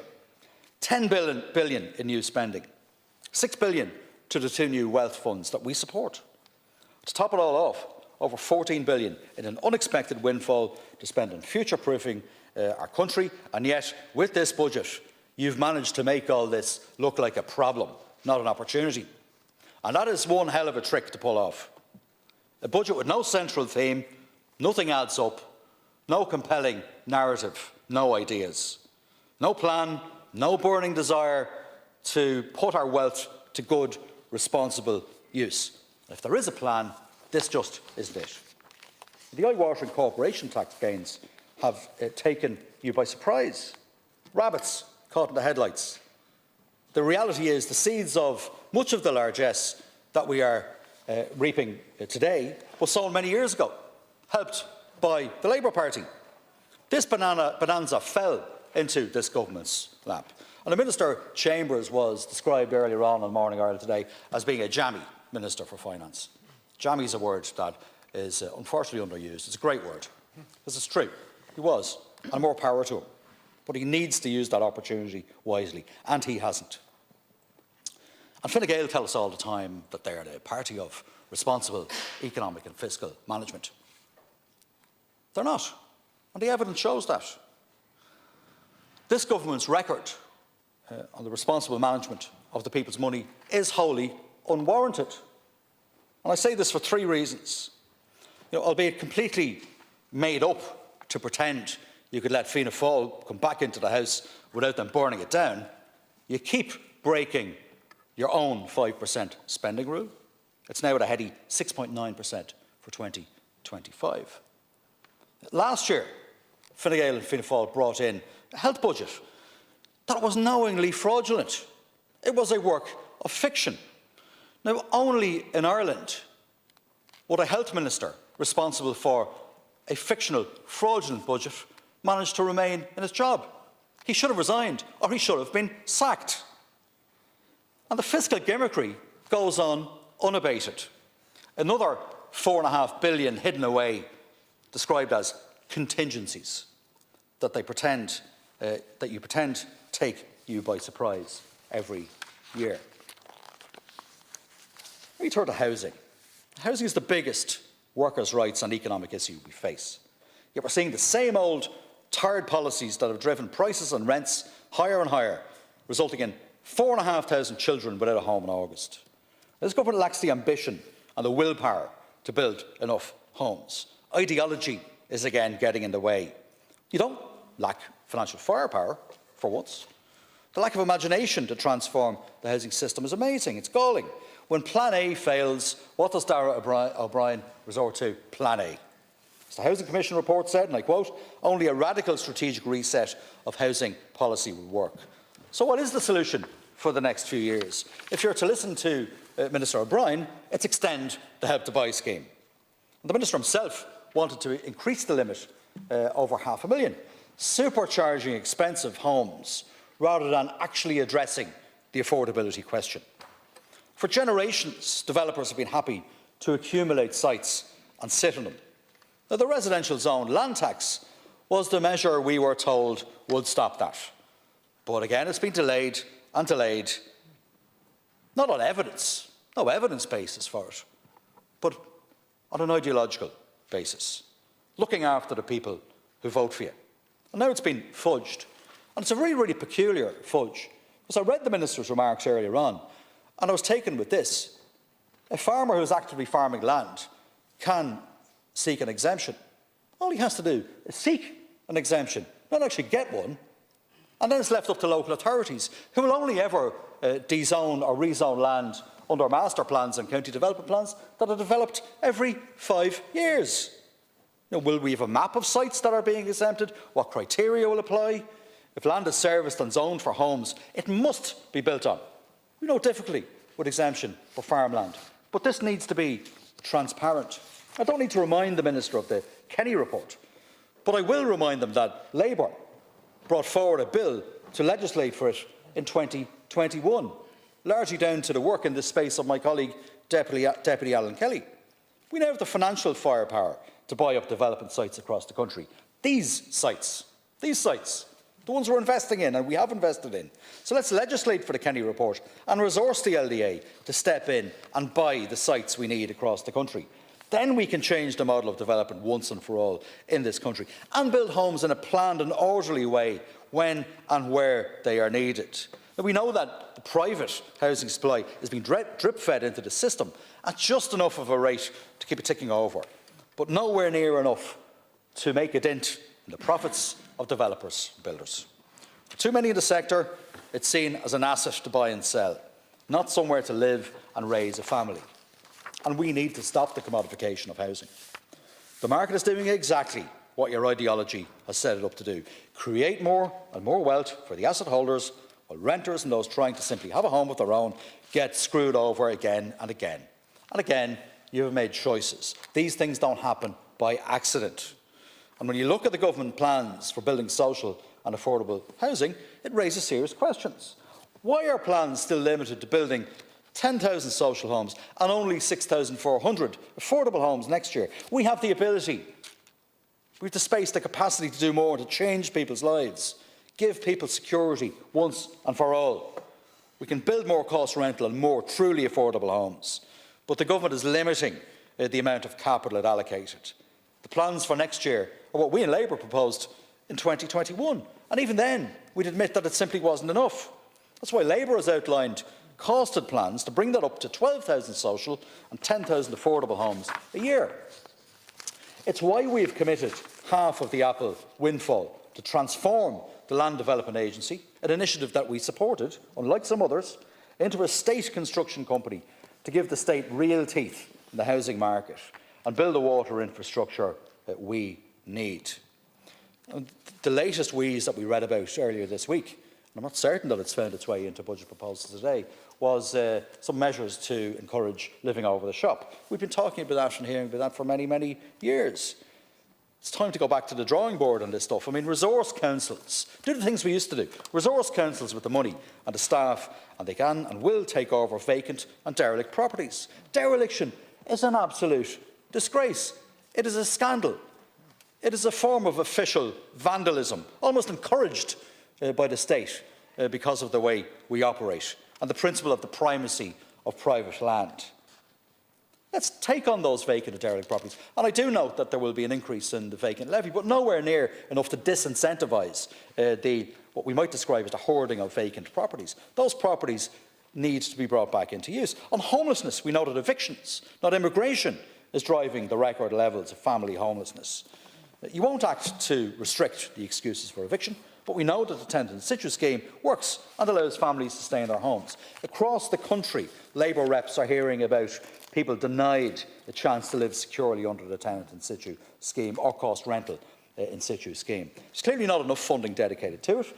That's why Labour proposed to increase it by 20% to 1,800 homes next year. And too much of homelessness funding is responding to crisis when it's already too late. We need to invest in prevention. And 5% extra on stamp duty simply isn't going to stop bulk buying when you know it's been increasing and stripping homes from the market. Why not make it truly punitive? Who are you seeking to protect? And do what my colleague Senator Marie Sherlock is always asking this government to do. Extend it to apartments as well. Apartments are homes too. So on tax, you have so much cash sloshing around that you just don't know what to do with it. I know, says Fine Gael and Fianna Fáil, tax cuts. More tax cuts. The perennial Fine Gael answer to a question absolutely nobody is asking. Can't get your child an assessment of needs. Here's a fiver instead. Can't get affordable childcare. There's another fiver. It'll be grand. Performative tax cuts when we need performing public services. Now, ministers, look at the polling. People favour public investment in housing, care, climate, education, public transport over the few euro of their own money you're planning on giving them back. Not even the Irish Congress of Trade Unions, the actual representatives of working people, want tax cuts. It's a decent social wage we need, worthy of a wealthy republic. We now have a race to the bottom between the government parties and indeed Sinn Féin on tax, not to mention on immigration. This never ends well. Who dares to speak of 2007? I see Sinn Féin has a new policy to give all carers the carers allowance. That was dreamed up overnight to take the bear look off a subpar party leader conference speech. It's Labour's policy. I don't think it was in Sinn Féin's alternative budget launched last Thursday. And as their embattled leader is prone to say, and I quote, here's the thing. Well, here's the thing. The USC cut Sinn Féin proposes cost €2 billion. That's a full 3 years of non-means tested carers allowance payments for some of the best and most isolated and underappreciated people in this country. Now, as each day passes on tax, immigration, whatever you have on yourself, Sinn Féin's credibility as a self-described left-wing party becomes more discredited. For a left-wing party, Sinn Féin are quite something. They rarely met a tax they believe is fair or they didn't want to get rid of. USC, the local property tax, taxes on the burning of the carbon that's killing the planet. The list goes on. And the $500 million Fianna Fáil USC cut of 1% could pay for a full year of targeted child benefit payments to make child poverty history. But no, let's have a tax cut instead.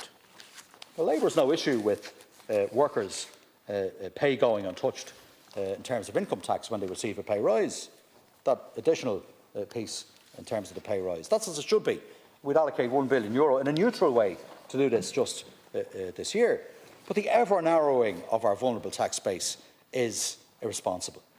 The same people in the Department of Finance and elsewhere who warn us about the concentration risks of our business tax system, and they're right, are the very ones who are supporting reckless decisions on tax here today. Every tax cut comes at a cost to someone. Now, this government will spend almost as much on tax cuts for next year as it will on new public services and on those who rely on the state for their incomes. The obsession with cutting the thresholds for inheritance tax is a case in point. You'll spend £88 million of the money that belongs to working people on giving an even more generous tax break to not just children, but the grandchildren too of those who stand to inherit very valuable properties, and all in the middle of a housing crisis. I can only conclude that Alan Shatter is living in your head. That's the cost of rolling out hot meals to every single school in Ireland over the next 5 years. That's your trade-off. This is where this government's priorities are. You've made a choice. I do understand your argument, even if I disagree with it, but you are not consistent. House prices have gone up, then so must the threshold, so that's your logic, I get that. But, Minister, wages have gone up too. So why does the government keep the cap on statutory redundancy for a worker who will lose their job at €600 per week and not move it to the €1,000 average it's at now? This hasn't been reviewed in 20 years. 20 years. Where's the logic? The inconsistency is appalling. Again, you've chosen a side and you're telling the 3% of households who will ever stand to benefit from inheritance tax threshold cuts all about it. What Labour has made clear is that we would not introduce any unfunded tax cuts. There is scope to tax non-productive wealth, such as increases to the bank levy and its application to more firms, greater stamp duty and share buybacks and so on, to get the balance right and, crucially, to take the heat out of the economy. Now, if I were a member of the Commission on Tax and Welfare, I'd be protesting outside here today. Their calls for a rebalancing of the tax take, the focus on taxing wealth and harmful behaviours, has again fallen on deaf ears. Let me turn now to once-off measures, the most abused term in recent Irish political history. Inflation is slowing, but the price of everything is high, and yes, people do still need some help.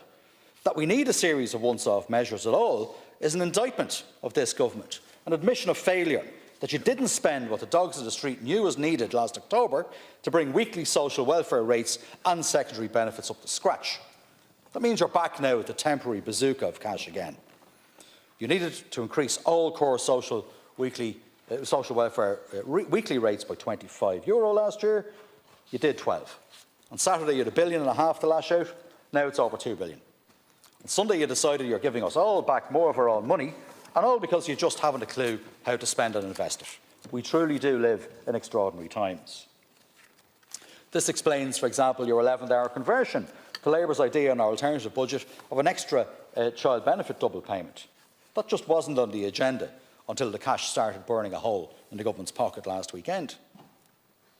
It's fiscally wrong to keep going with once-off measures. The scattergun measures have in fact put a percentage point onto inflation, adding an extra €1,000 a year of costs to households.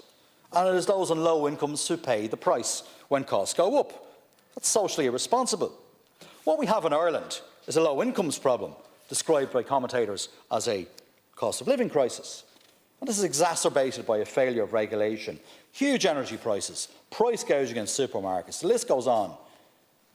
Fine Gael said last year, for example, that they would legislate, after Labour's campaign, to introduce price transparency on groceries. They haven't done so.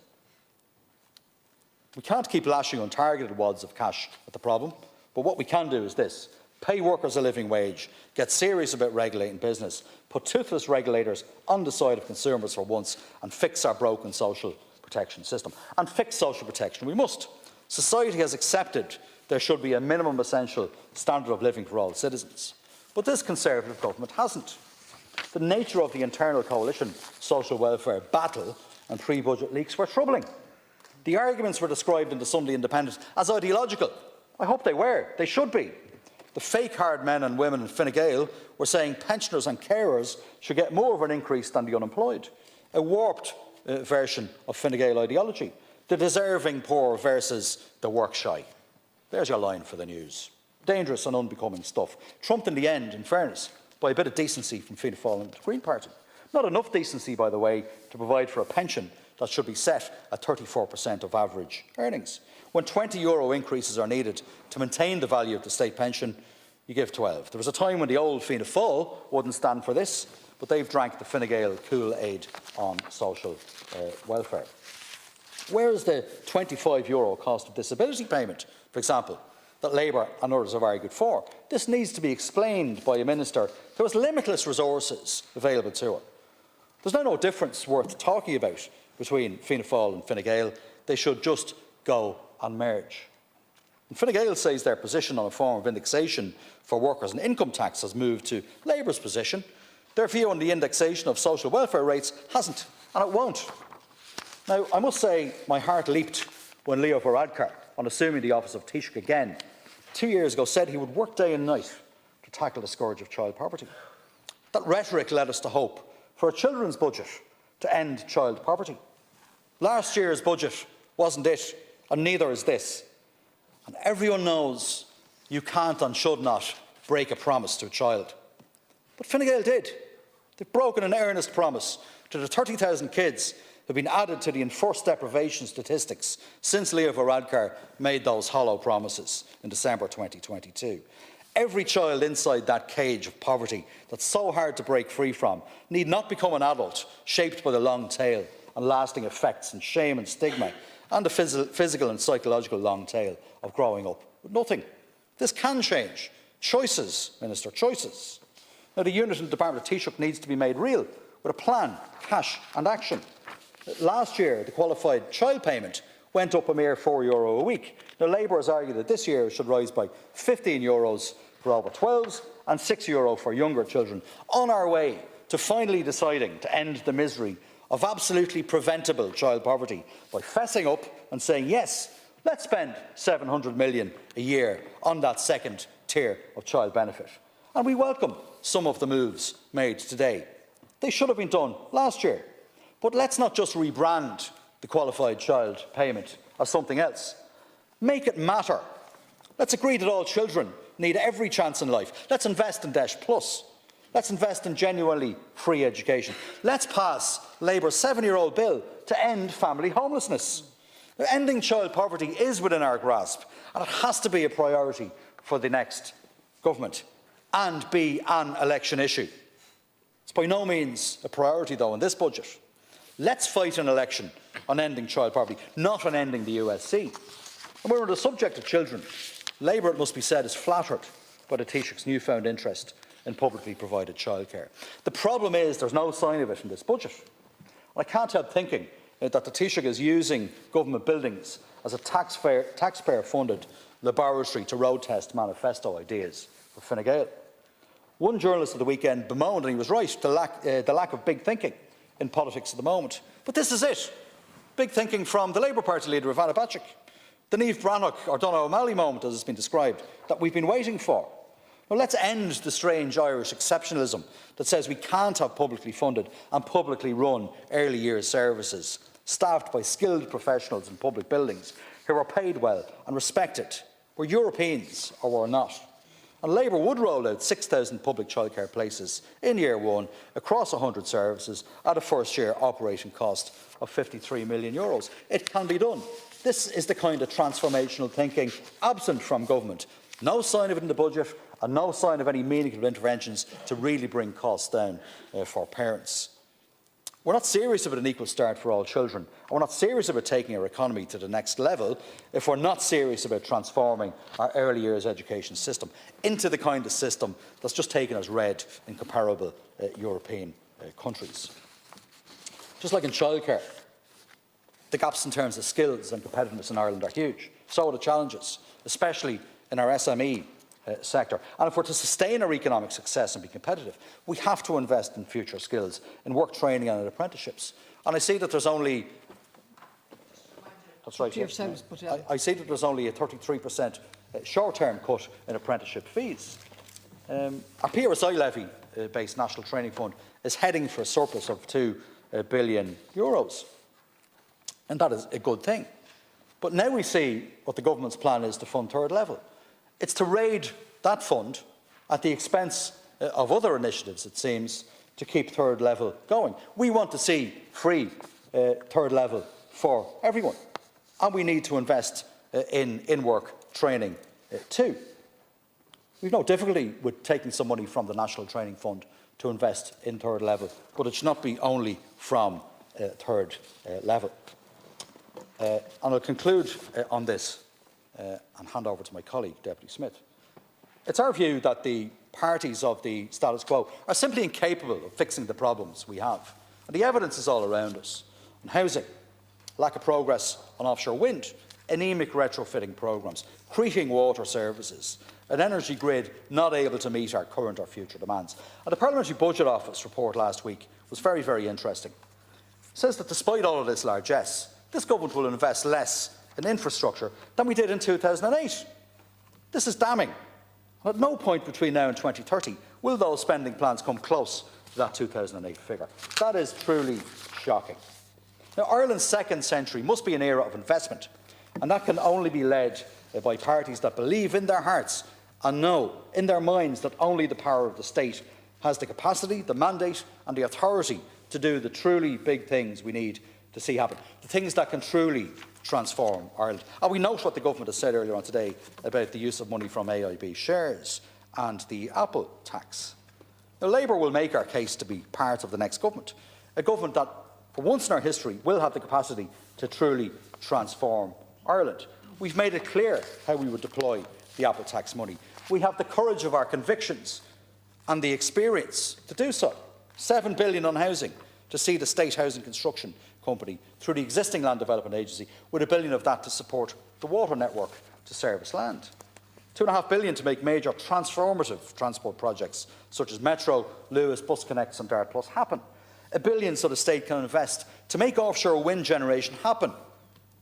Cutting emissions, keeping homes warm, slashing energy prices and helping create an industry and new sustainable jobs and businesses. Fund a street-by-street retrofitting revolution that will matter.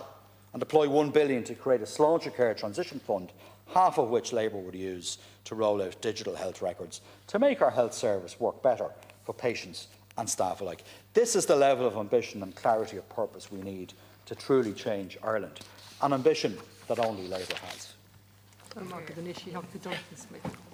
Last Cian Corley, just on behalf of the Labour Party, on a day where we discuss and debate and indeed squabble over the many billions and billions of euro that we have in this country, our thoughts are with the innocents in Lebanon and Gaza and indeed throughout the Middle East who are living in fear under a hail of drone, rocket and artillery fire as that war not only continues but escalates. This government have done a remarkable job in trying to frame this budget as a budget that has no losers and only has winners. That it's a budget that's going to benefit everyone, particularly children and families.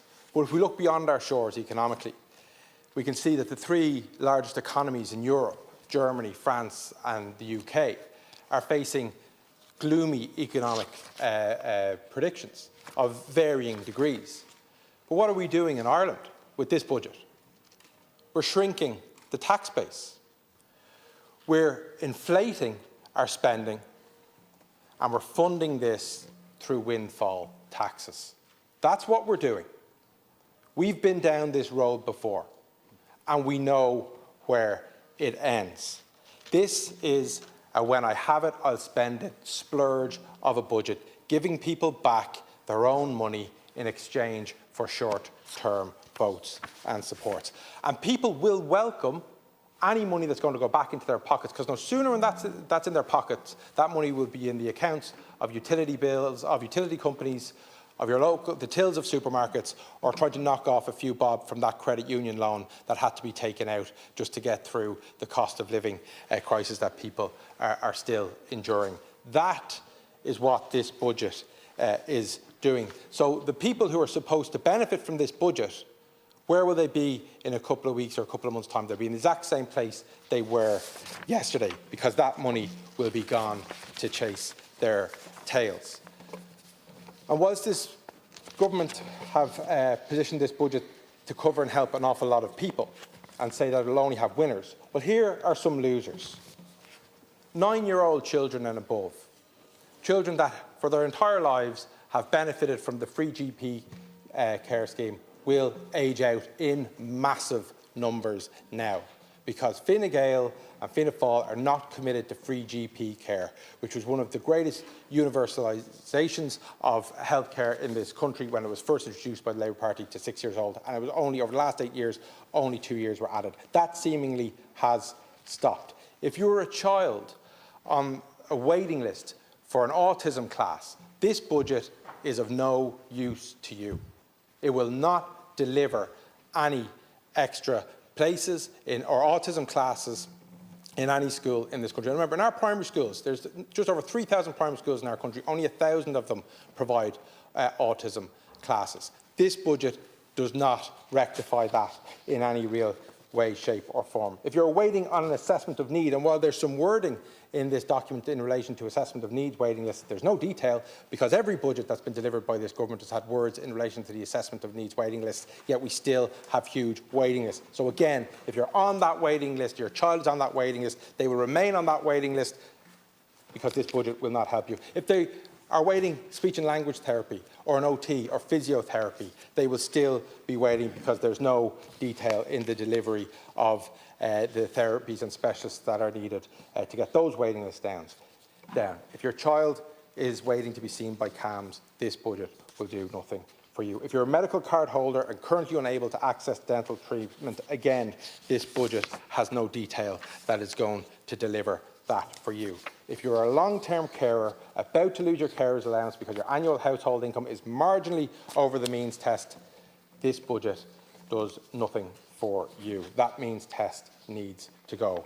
If you're a young worker hoping to enter one of our care professions in either the voluntary, community or acute setting, this budget does nothing for you. I know the Minister for Health, or I'm not sure if any minister or senior member of the government was over in Buswell speaking to student nurses who are referenced in the document, saying that there'd be more funding for student nurses. But the issues with student nurses is in relation to their pay, in relation to how they're actually working, and the fact that they have to take shifts as healthcare assistants, usually on the same wards that they're doing their student placement.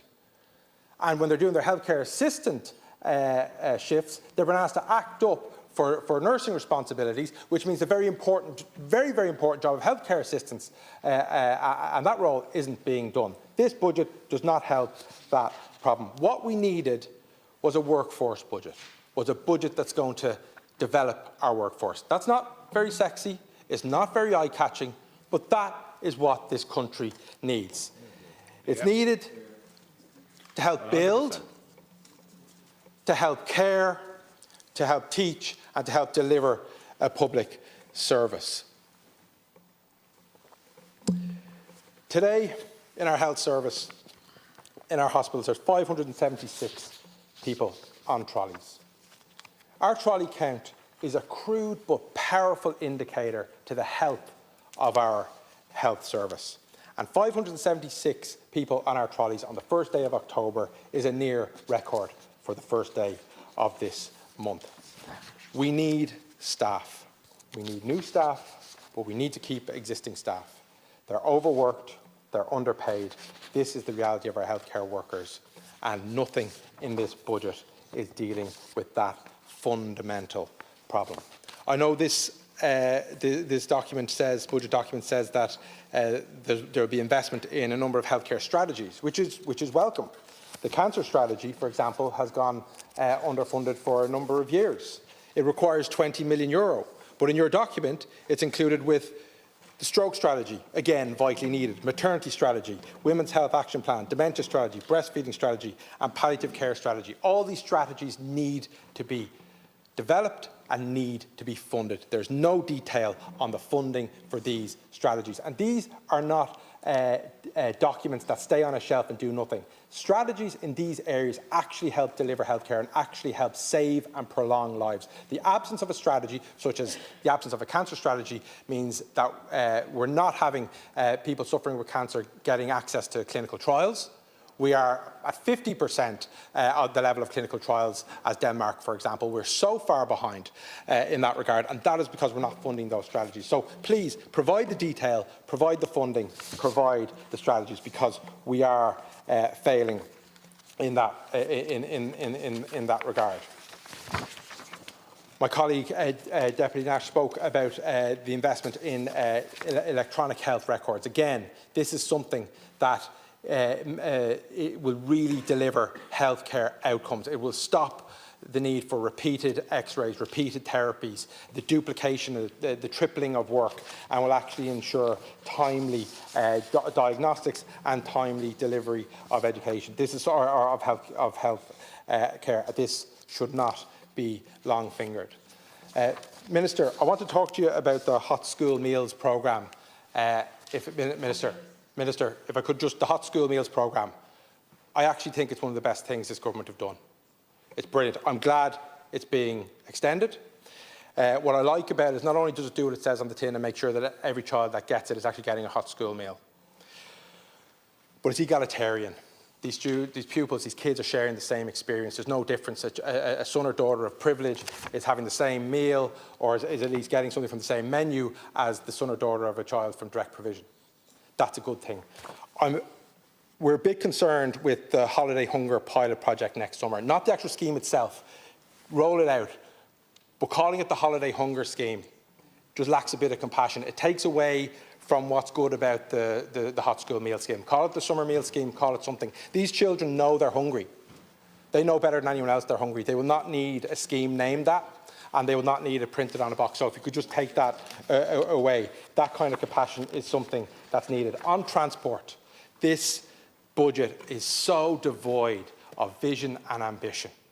We have thousands of people who are waiting at bus stops, waiting on platforms, for buses that aren't coming up, for trains that don't have enough carriages. And the problem isn't just a timetable change. It is capacity. It is tracks. It's carriages. It's buses. It's workers. It's drivers. And we don't have them. And this budget isn't going to deliver them. It isn't going to deliver them in the slightest, because if we get back to what this budget is going to deliver, it's going to deliver a shrinking of our tax base. It's going to deliver an increase in spending. It's doing it with windfall taxes. It is bringing our economy to a place that is precarious. And these economic outlooks that you put in your budget document over the next 5-6 years, best of luck to you. Hopefully they're delivered. Soft landings. We've never had a soft landing before, and the way you're setting this country up means that we will fall, and fall hard, and maybe harder than we've ever fallen in the past. I will leave that here, just to say one more thing in relation to I'll leave that there. I just ran out a bit of time. You're really playing fast and loose with our finances and with the country's economy. This budget is not as glossy and as shiny as and as helpful to the ordinary people of Ireland who are whose children are on waiting lists, who are on waiting lists themselves, who can't get to work on time, who can't get to college on time, who are hungry, who don't have enough money to meet their bills, who are in housing distress, who are paying huge rents. Nothing in this budget is going to fix that. Nothing, no matter what you spin, no matter what you say on the debate shows tonight or the next day. And the people will know that, and they will, whether this election is in 3 weeks or 3 months, they will cast a judgment on this government, because there are winners and losers in this country. There are more losers than you think, and this budget is not helping them. Thank you. Representative Social Democrats. Dr. Roisin Short.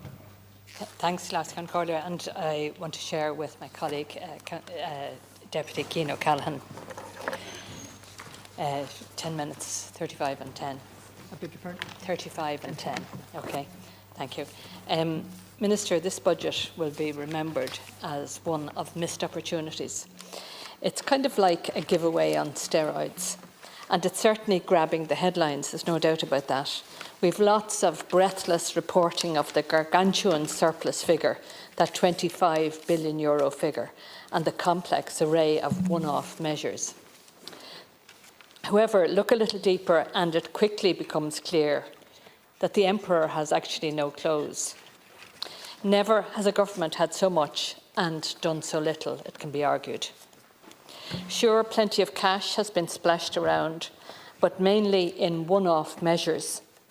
All of these payments will certainly be very welcome, particularly at this time of year, but they won't last very long.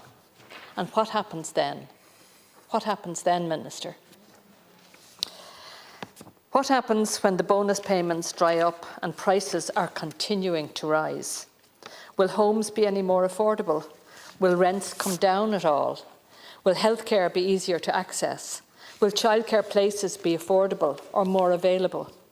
Will disability services for children with additional needs be more accessible? Will older people be better supported to live at home?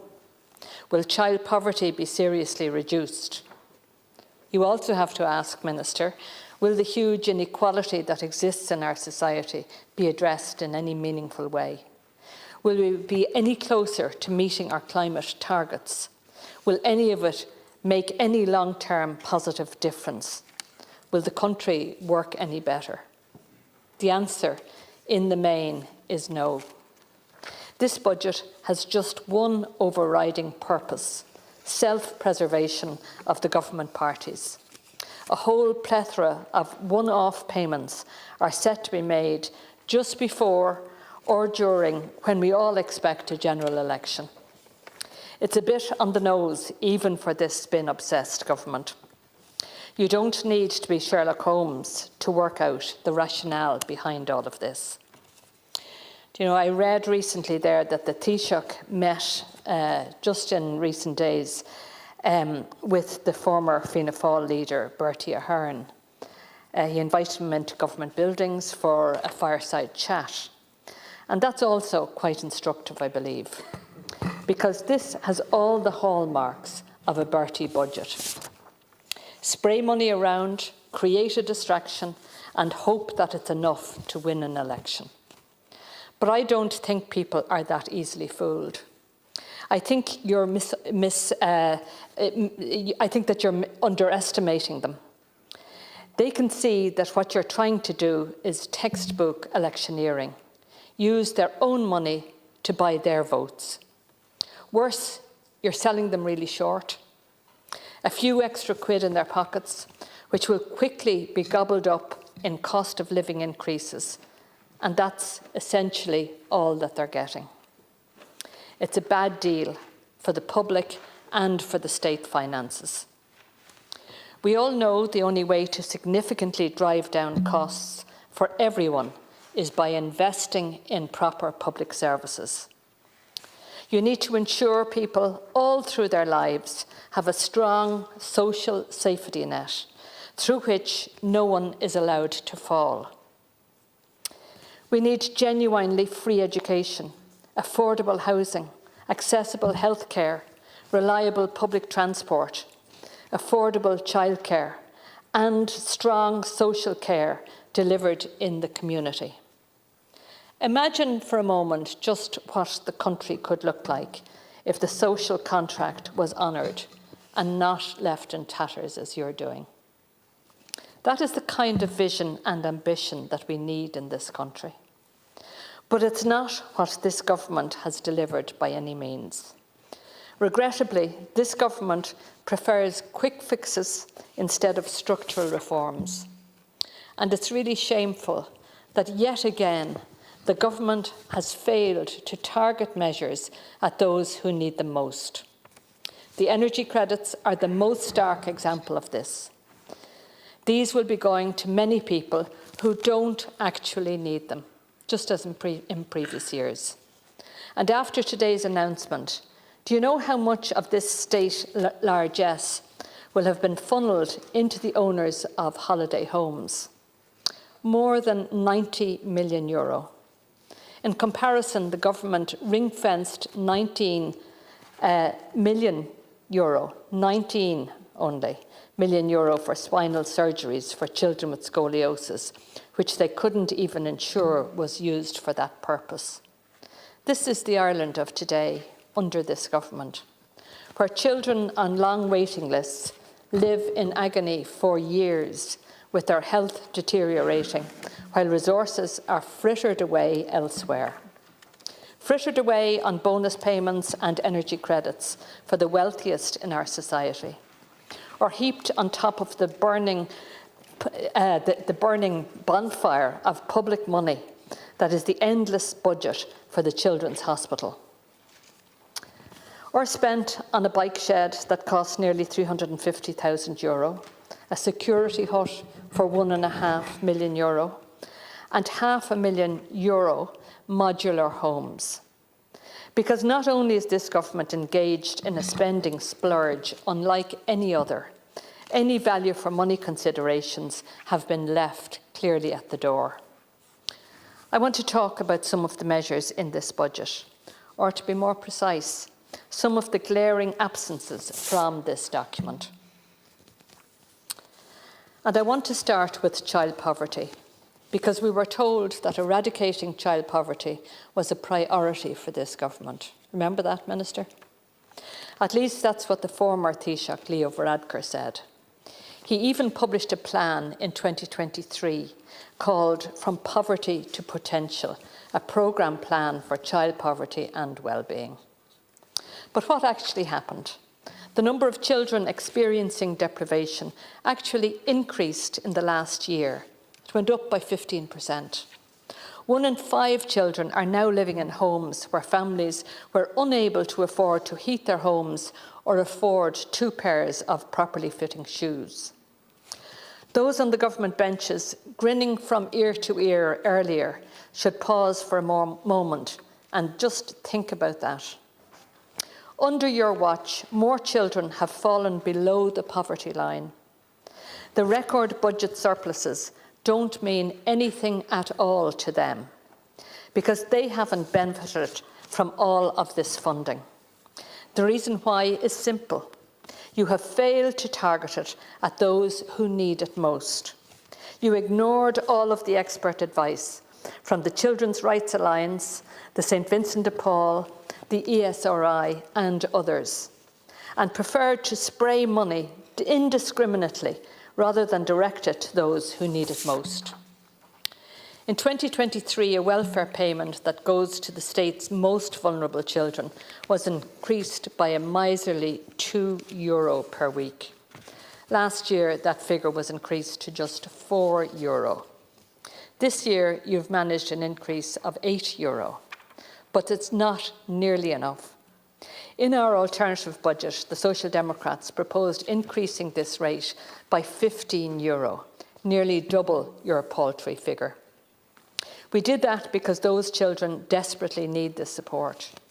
We also proposed a range of other measures, like a public model of childcare, increased childcare subsidies for the most disadvantaged children, a new DESH Plus categorisation for schools, an increase in the threshold of the working family payment of €40. I don't see much of that in this document. Instead, everyone, the richest families and the poorest, get largely the same child supports. 2 double child benefit payments. I must say I listened to Minister Humphreys explaining the rationale for that on RTE Radio on Sunday on the This Week programme, and I have to say that I was quite appalled by her. She made some references to Christmas coming and parents being under pressure to buy toys because of all the catalogues coming in the letterbox. Did she not listen to the clip before she spoke, where parents of children with disabilities were crying out for basic specialist services?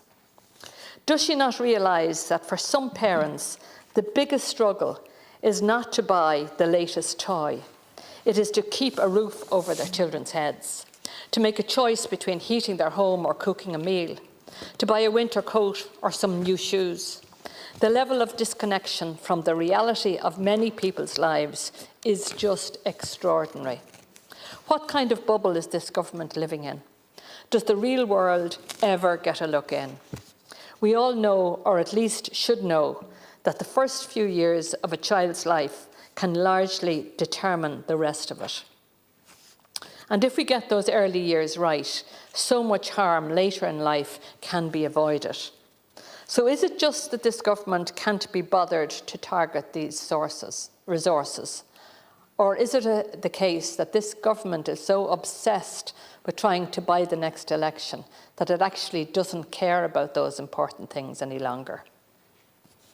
We see the same stubborn refusal to tackle low pay, and Ireland has a real problem with low pay. Hundreds of thousands of people subsist week to week on incomes which are not sufficient to live a dignified existence.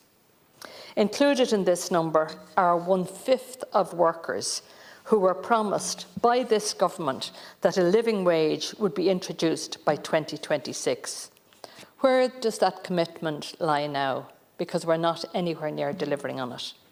I didn't see any reference to it in your budget bonanza. If you wanted to make a genuine effort to reach that target, we need a much bigger minimum wage increase than the 80 cents you have announced today.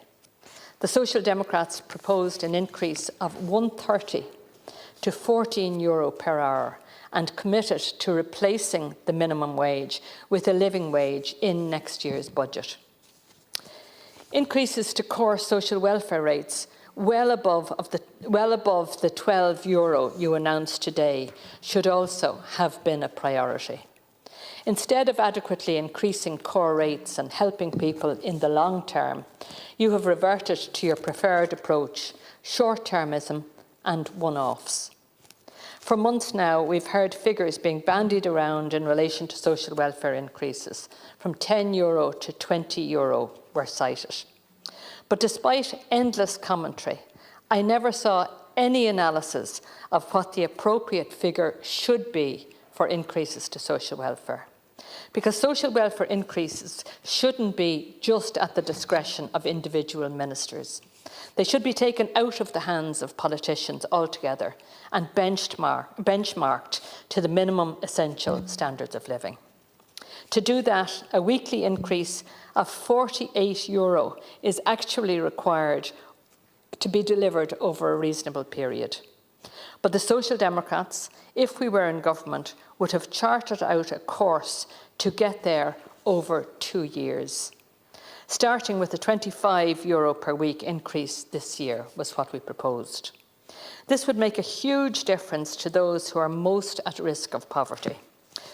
Pensioners, lone parents, disabled people, and those who have lost their jobs. But again, the government preferred half measures. After some cynical politicking from Fine Gael and attempting to vilify those who have lost their jobs as somehow unworthy of support, the rate is increasing by just €12 per week across the board. A figure that has seemingly been plucked out of the sky by the coalition partners because it sounds a bit better than a tenner. Because optics and arbitrariness are your key concerns when framing your budget. In relation to the tax package then, if there's a theme running through the tax measures in this budget, it is this: the more you have, the more you get from this government. Those earning €75,000 will benefit in this budget to the tune of €20, while those barely scraping by on €30,000 will get €5 per week. Equity and fairness are entirely absent. What we've seen over recent budgets from this government is that very principle, that the more you have, the more you get. And the net result of that is that the gap between rich and poor has widened in this country. We've become less equal, less cohesive as a society, and therefore less successful. Instead of disproportionately heaping benefits at the top, the Social Democrats proposed an alternative. increasing tax credits by €450 and making them refundable so the benefit was shared equally. This approach would have cost the state much less, just 1/3 of the government's tax package. Income tax is not the only area, of course, but it's essential that we don't erode the tax base that we have. And you've been warned that by various agencies, Minister, and yet you continue to do that year after year, erode the tax base. And of course, this isn't the only area where this government are looking after the better off. In fact, you could say it's the only part of the budget where you actually make a real effort to target support. The increase in the threshold for inheritance tax is very targeted at a wealthy minority, because the vast majority of people will never have to pay inheritance tax, despite scaremongering to the contrary. The idea that a child inheriting a house might have to sell their home or face homelessness to pay the charge is completely bogus, as fair exemptions are already in place to avoid this. Inheritance is not earned, it is received based on an accident of birth. Yet we give it greatly favourable tax treatment when compared to productive activities like work. Already we don't tax wealth very much in Ireland. Now we will tax it even less. Less than 3% of households ever receive an inheritance tax. I'll start again. Less than 3% of households ever receive an inheritance greater than the old threshold of €335,000. Now even fewer will pay inheritance tax, and it is the better off that are being spared. Gold-plated pension pots are also an area that has seen an intervention from this government. You've moved to ensure that pension pots in excess of €2 million will not face a tax penalty. Yet another targeted measure to benefit less than 1% of our population. Just like with inheritance tax, it seems that a well-publicised lobbying campaign getting blanket media coverage has done the trick. Sound bites and a misrepresentation of data have proven more influential on policy than any kind of sound analysis. So we can get one thing straight. Any suggestion that anyone would end up financially worse off from taking promotions if the standard fund threshold for pensions were not increased is wrong. People whose pension benefits cross the threshold might face higher marginal rates, not higher overall rates, higher marginal rates. But those apply solely to the amount over the threshold, which was already a generous €2 million. This is an amount of money only a tiny fraction of people can ever hope to save for their retirement. Nobody would be worse off. Candidates will indeed get higher pensions. They're simply facing higher rates of tax than they expected or were lobbying for. All this move represents is an underhanded way of giving extra money to the highest paid civil servants in the country. And I just wonder how many of those higher paid civil servants had a hand in actually, devising this change in policy. And giving an additional tax break that would be worth more than $300,000 per person, $300,000 per person to some of the best paid people in the private sector by 2030. I also want to say something about tax proposals coming from Sinn Féin. Because the government are not the only ones with big tax packages in their budgets, I think it's important to refer to what Sinn Féin are proposing. Sinn Féin's alternative budget outlined a tax package worth an enormous €2 billion.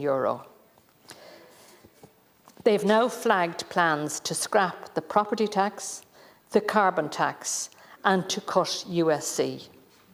I think that's quite cynical, really. It's very hard to understand it from a party that claims to be left-wing. It's very cynical because you can't promise to radically improve public services and slash taxes at the same time.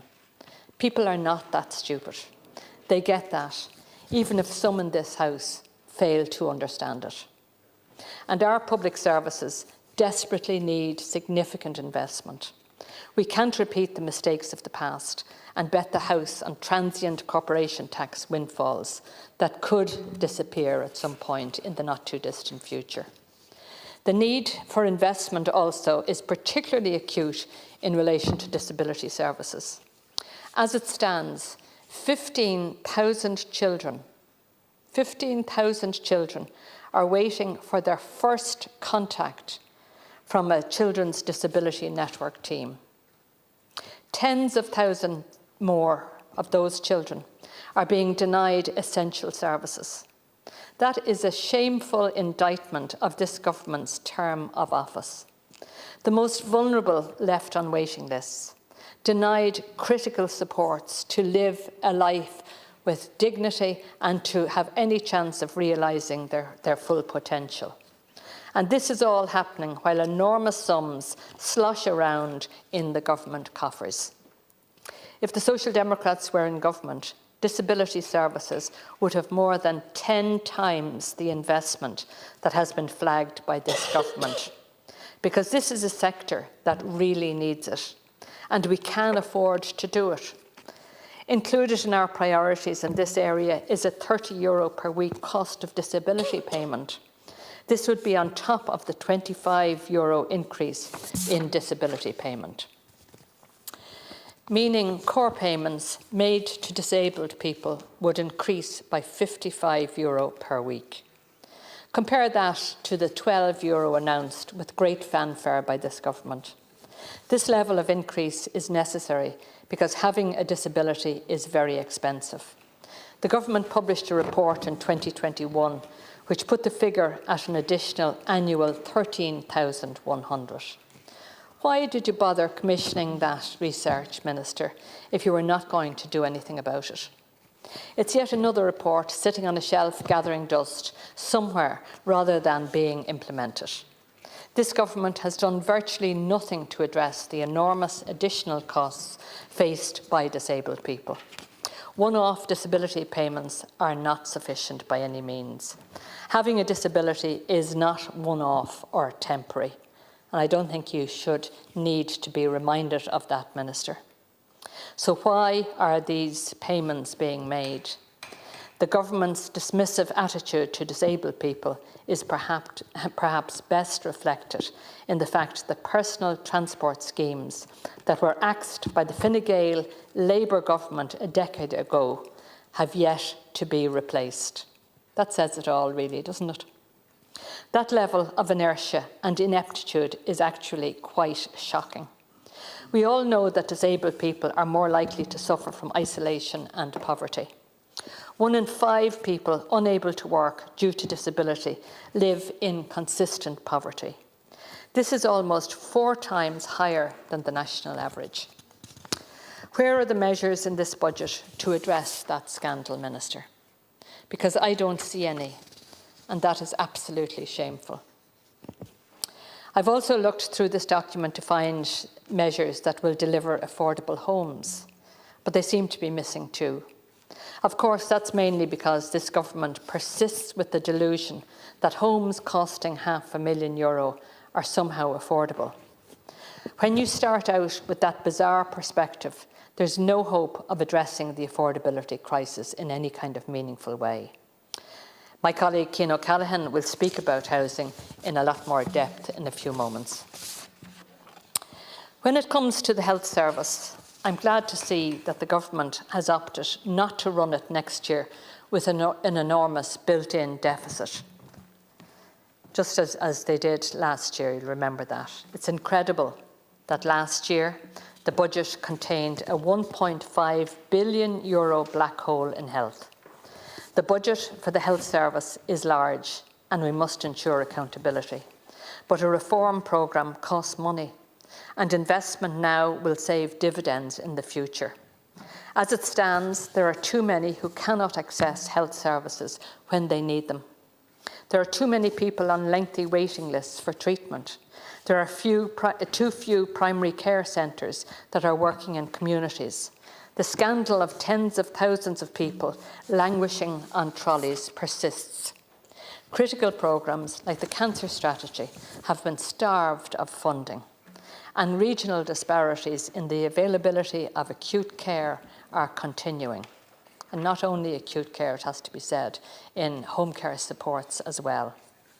We cannot stand over a situation in which the Midwest region is denied the resources in funding and staff that are available elsewhere.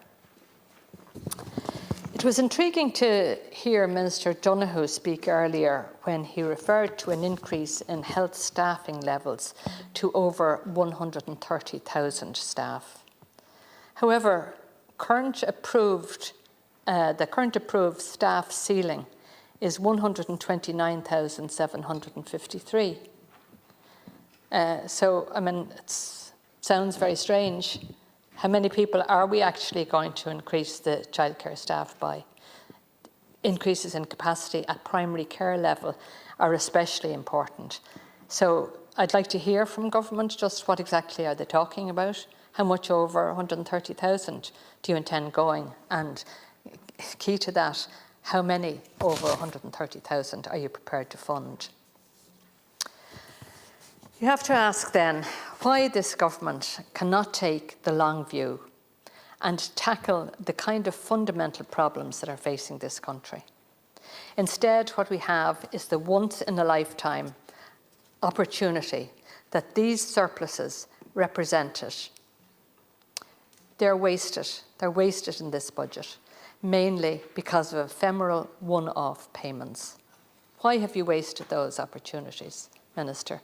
We were in a position to do something of real consequence in relation to services in this country, to make it a more united country, to make it a fairer country, to make it a more cohesive country.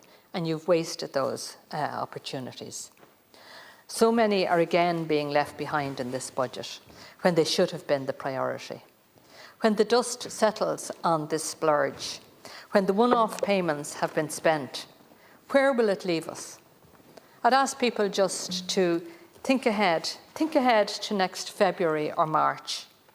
Will any of the major issues we are facing as a society, housing, healthcare, disability services, climate action, inequality, the lack of accountability, will any of those be better? Regrettably, I think the answer to that question is a resounding no. This budget is the ultimate in short-termism.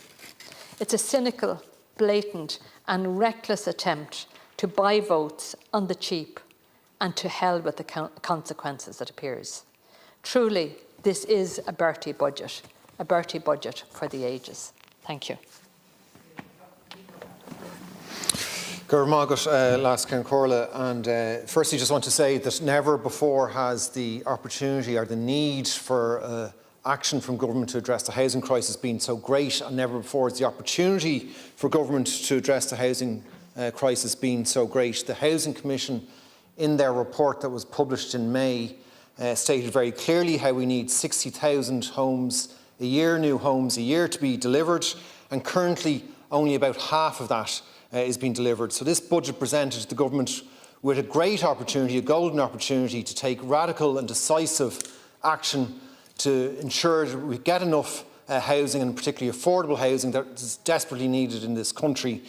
And there is a generation watching on today, stuck at home in their childhood bedrooms, a generation absolutely horrified at a government that has failed to grasp at this moment and to grasp this opportunity. This budget is a real kick in the teeth for renters who are paying exorbitant rents, for every adult who is stuck in their childhood bedroom, and for every person who is currently experiencing homelessness or is in fear of becoming homeless. The context of this budget, just to say in terms of housing, for renters, when Fine Gael took office, initially, someone looking to rent a place faced paying an average rent of €757. That's when Fine Gael took office. Now the average rent has risen to a whopping €1,612 as an average rent. House prices, since this government have taken office, have increased by more than 80 €100,000. Home ownership is at its lowest level in more than 50 years. If you go back to 1991, Ireland had one of the highest home ownership rates in Europe at about 80%. In just 30 years, that has fallen to 66% and is continuing to fall. And at the same time, the government continues to subsidise and encourage expensive rental-only developments owned by international funds where there is no option at all for people to buy. So this is a direct result of what the government is doing and indeed failing to do. And in terms of homelessness, there are now 14,486 people who are homeless and living in emergency accommodation. When Fine Gael took office, this number, it was too high, but this number was 3,808.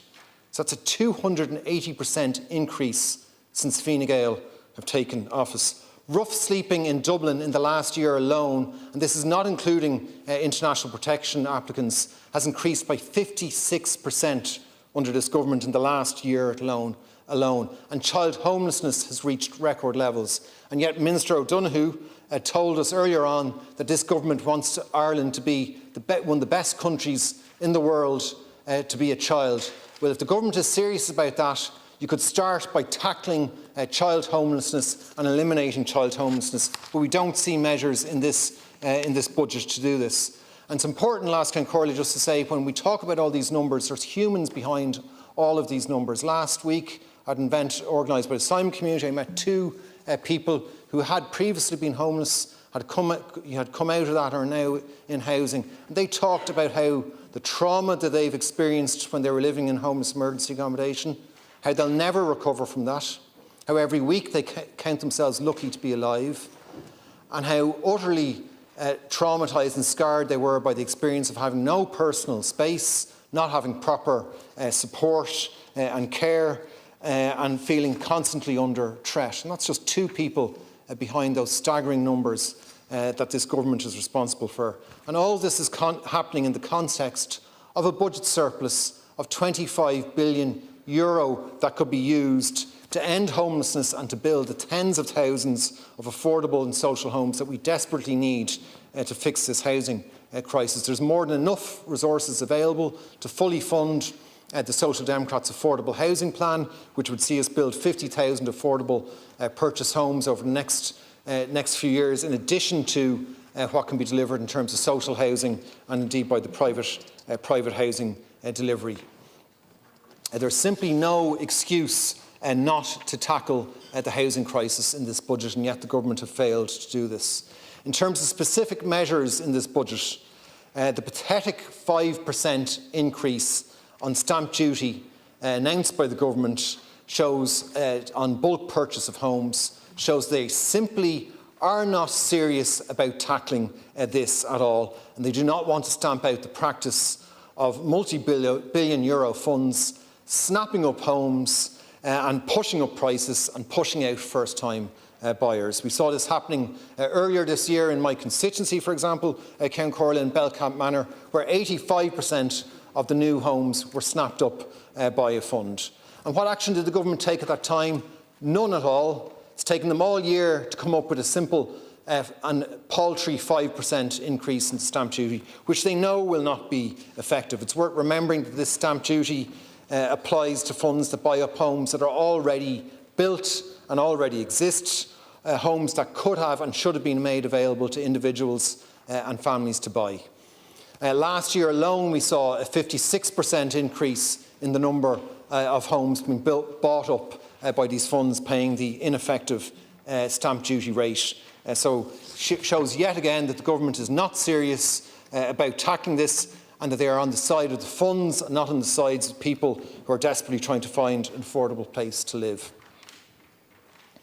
This budget also fails to take any action in terms of the large subsidies and tax subsidies that are in place for international funds and investors. This is especially the case when it comes to the tax subsidies that international funds enjoy and REITs enjoy. And let's be very clear, favourable tax treatment for these funds is a subsidy. That's what it is. Situation is that REITs pay no capital gains tax, no corporation tax and no tax on their rental income. International investors and funds who are investing into REITs pay virtually no tax in this state at all, while extracting huge profits from their rental incomes. Now, this highly favourable tax regime for international investors is unjust, and it's a slap in the face for every Irish worker that it contributes to true taxation to fund our public services. The Social Democrats in our alternative budget proposals proposed a levy on REITs to ensure that they would at least make some contribution from the profits they make towards our services. Is there any other country in the world that subsidises large international funds in this way to provide extremely expensive rental accommodation? I don't believe any other country in the world is doing this. Other countries, what they do with their subsidies is they put it into affordable housing to make sure there's more affordable housing available for people. So it's no wonder that under this government that rents have never been higher, house prices never been higher, homelessness never been higher, when you're actually subsidising funds that are making huge profits, extracting very high rents. Of course, part of this whole sweetheart deals with these funds is how the government backs long-term leasing deals as a further subsidy to these funds. And we saw in today's budget that there was no fanfare from the government on this. It was just buried into the detail. We saw in this government they breaking the commitment they gave over the last few years on long-term leasing. Time and again, this government had told us that they're winding up long-term leasing. These sweetheart deals that ensure that the state pays over 20 to 30 years, pays the entire cost of financing a home, and yet leaves the investment fund with full ownership at the end. Incredibly bad value for money, but of course we've come to expect this from this government, not interested in value for money, a government that has presided over a bike shed being built at the cost of higher than producing a new home. So value for money seems to mean nothing for this government, but we promise time and again from this government that we'd wind down these sweetheart long-term leasing deals, and yet today they announce 7,400 new long-term leasing deals over next year. So that's going to be on top of the 38,000 long-term leasing deals that this state has already signed up for. This measure is simply a bailout for developers, for projects that are not viable otherwise to build.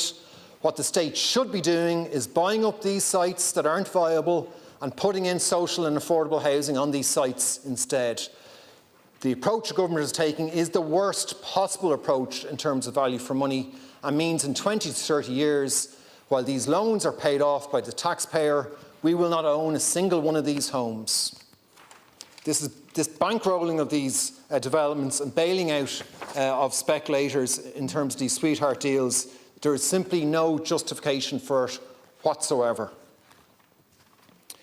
In terms of the vacant homes tax, the increase from 0.5% to 0.7% is pathetic, will not act as a deterrent to anyone sitting on a property and watching its value increase by doing nothing by about 10% a year. It's yet another half-hearted measure by this government to make it look like they're doing something about the housing crisis. We need a vacancy tax, as the Social Democrats have been saying repeatedly. We need a vacancy tax with teeth to bring tens of thousands of vacant homes back into use. The Social Democrats in our alternative budget, we proposed vacancy tax of 10%, which would be effective. It's time to stop fiddling around with tiny increases year after year on this, and to take the housing, homelessness and vacancy crisis seriously. I want to talk, Count Corley, just for a minute about housing adaptation grants, and it is welcome that the government have announced income threshold increases and maximum grant increases in terms of housing adaptation grants. Housing adaptation grants are an excellent support to help people to stay in their homes and continue to live independently. They're very good for people's well-being and their health. I have to say, though, that these measures are long overdue. The grants have failed to keep up with very significant levels of housing construction inflation. The review into housing adaptation grants was due to be published before the end of 2022. So why has it taken the government 2 years to act on this? And it's very hard not to ask the question, why 2 years? Was the government simply holding back on this decision and on this much-needed announcement simply because they wanted to announce some good news a couple of weeks or a few weeks before an election is called? Also, it's not simply a question of the thresholds and the maximum grants. The number of grants awarded needs to be looked at. The government funded fewer housing adaptation grants this year than was funded in 2010. Now, what's happened between 2010 and 2024? Well, there's been a huge growth in the number of people aged 65 and over in Ireland. It's increased by almost 300,000 people in the last 14 years. So the fact that less grants are now being awarded is something highly significant that the government should be tackling. There's significant waiting lists in terms of housing adaptation grants, and people simply cannot wait for a grant. If you need a chairlift to be able to get up in your house and stay there, you shouldn't be left waiting. The department gave a commitment back in 2019 to publish data about waiting lists. We're still waiting on that commitment to be made, and we know that information published by Alone showed significant waiting lists in terms of information they gathered through Freedom of Information requests. They estimate to be up to 5,000 people. So we need an increase in the number of grants awarded, and we need the information about the waiting lists to be published and for measures on that to be tackled. Ceann Comhairle, in conclusion, never before has the opportunity for a government to fix our housing crisis been so great. Never before has the need been so great in terms of record rents, record house prices, record numbers of people living in homeless emergency accommodation, and record numbers of children living and growing up without a home. Never before has the need been so great, and never before has so many resources been available to tackle this, and has such an opportunity to tackle this been squandered. The government had an open goal here in terms of the housing crisis to take action, an open goal. Not only did they not get the ball into the back of the net, it appears the government isn't even on the pitch when it comes to fixing the housing crisis. Gurv Margaret. Thank you, Deputy Callaghan. Now, Deputy Boyd Barrett, you're sharing with colleagues. Yes, Deputy Murphy and Deputy Barry. Minister, the government has unprecedented resources at its disposal that could have delivered a transformative budget to resolve the housing catastrophe that this country is facing, to address the crisis in our health service and the cost of living crisis, and to eradicate poverty. But instead of doing that, you've given us a splurge of once-off measures to buy a general election, and next year we'll be back where we started. That's the reality of this budget, trying to dazzle people with once-off measures, but not actually deal with the disastrous crisis we face in housing and homelessness, in health, in the cost of living, with the poverty that exists and the inequality that exists in our society, when you had the resources to do it. The most shocking failure really is in the area of housing, which is the mother of all crises we face in this country and which impacts at so many different levels, not just in terms of the housing misery and hardship that more than 14,000 people face in homelessness, or the well over 100,000 households who are on housing waiting lists, waiting for a decade, or sometimes 2 decades for a social home, or the tens of thousands of young working people who can never hope to afford their own home, or the many, many tens of thousands who are paying absolutely extortionate rents. And really, this budget, with all those resources that you had at your disposal, has done absolutely nothing to address the housing catastrophe we face. Frankly, even I'm shocked at your failure on housing.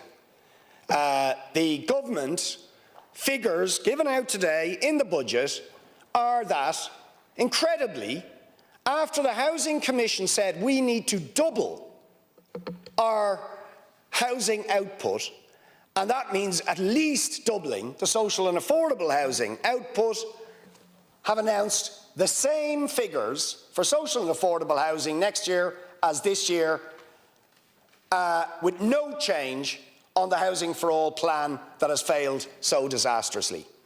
So last year, the target was 10,000 social homes and 6,000 affordable homes. The target next year, 10,000 social homes, 6,000 affordable homes. No change. Absolutely incredible.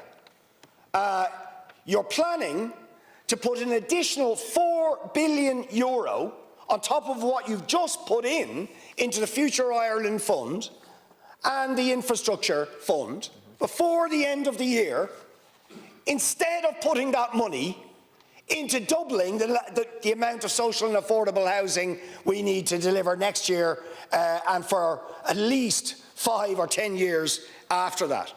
I mean, I find it absolutely stunning and it explains why the government never refused for 6 months to discuss the Housing Commission report. Refused point blank, because the consequences of actually having a discussion on that would have been to admit, as the Commission has outlined, that the Housing for All plan is less than half of what is actually necessary to deliver an absolutely catastrophic housing and homelessness crisis, which is getting worse by the day. And that requires us to at least double the amount of social and affordable housing output. No action in the budget to deal with the unaffordable rents that are being charged, now well over €2,000 a month, a paltry increase in the tax credit. But all of this is money that is going into the corporate landlords' pockets while the rents are racing up. So it will make no difference. It'll just about keep people at the same level of extortionate rent that they're already at. But what is necessary is for us to cut rents or to deliver social and affordable housing on the scale necessary, not to have people dependent on these vulture funds and corporate landlords who are charging rents that no reasonable person could be expected to pay or afford. No action to deal with the unaffordable house prices. So whatever additional money is going into Help to Buy or any of these other schemes is money that's just going to pour into the developers' pockets and into the vulture funds' pockets. No action to deal with the profiteering and speculation of those that control land and the supply of housing in this country. And to my mind, shamefully, when you have the money available, the capital resources available to establish a state construction company that could actually build social and affordable housing on the public land bank, you have failed to do that. So we will remain dependent on private developers and private investors to deliver the supply of housing, even most of the social and affordable housing, where we're still dependent on those private contractors and private developers, when even in the best will in the world, they don't have the capacity to deliver what's necessary. They don't have the scale, even if they wanted to, and what they deliver is in any event too expensive, coming in at shockingly high prices. I mean, the Shangana development in my area sums it up: 340 to 380,000 euro for so-called affordable housing. That's not affordable. But that's only what they are capable of delivering, because you won't deal with the fundamental problem that people who are out for profit control the land bank and are controlling the supply of housing and indeed control the capacity to build that housing and are only interested in the profit they can make from other people's housing misery. What we needed was to use this money to develop a state construction company, to build on public land and to control the profiteering of those charging exorbitant rents and exorbitant house prices, and of course to stop the flow, not a budgetary measure, but to stop the flow of people into homelessness who are being evicted from the private rented sector. The health service, the government boasting that it has boosted the budget, and indeed it has gone up in nominal terms from 22 billion to 25 billion, or 22.3 to 25.3. But of course, when you take into account that you massively under-budgeted last year for health, and then had to introduce a supplementary budget of 1.5 billion, and you take into account inflation, and my God, you're certainly not able to control health inflation when you look at the National Children's Hospital, never mind bike sheds and all the rest of it, the scale of inflation on the National Children's Hospital, and then you add into that demographic changes, an older population and all the rest of it, it is clear there is not enough here to stem the crisis that exists in our health service and the misery of nearly 1 million people waiting for procedures, the chaos in our emergency departments, the chronic understaffing in our hospitals and in multiple areas of our health service, whether it's our CAMS teams, whether it's our child and disability networks, whether it's public health nurses, deficits in all of these areas and so many more. These are not going to be addressed.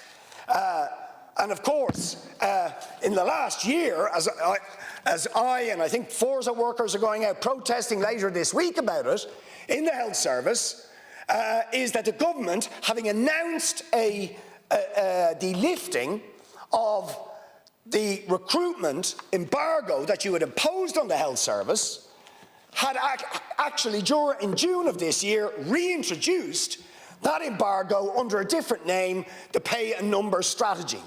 A staff ceiling, maximum staff ceiling on the numbers that could be recruited into the health service, which again is going to be imposed next year at 133,000 according to the budget book. Now, the Minister is saying, well, that's 3,000 up on last year, but as the INMO pointed out, the pay and numbers staff ceiling that was imposed in June, setting staffing levels at the level they were in December 2023, meant that this year, as a consequence, just in nursing and midwifery alone, there was an effective cut of 2,000 staff in nurses and midwives in terms of whole-time equivalents.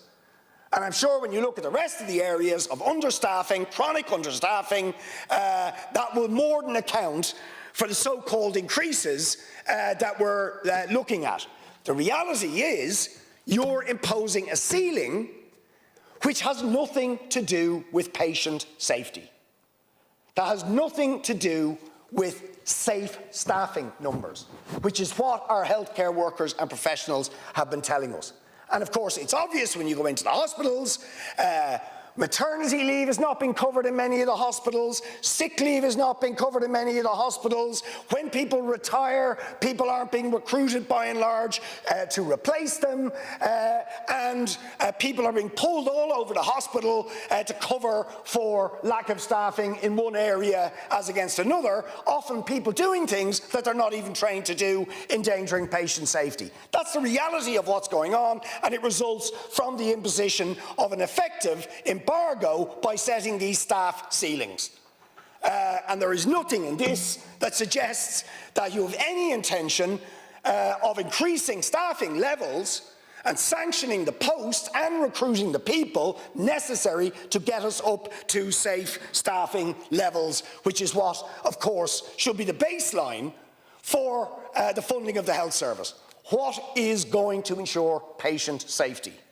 What is going to ensure that there are conditions for the health workers themselves that do not leave them completely demoralised, stressed and overrun?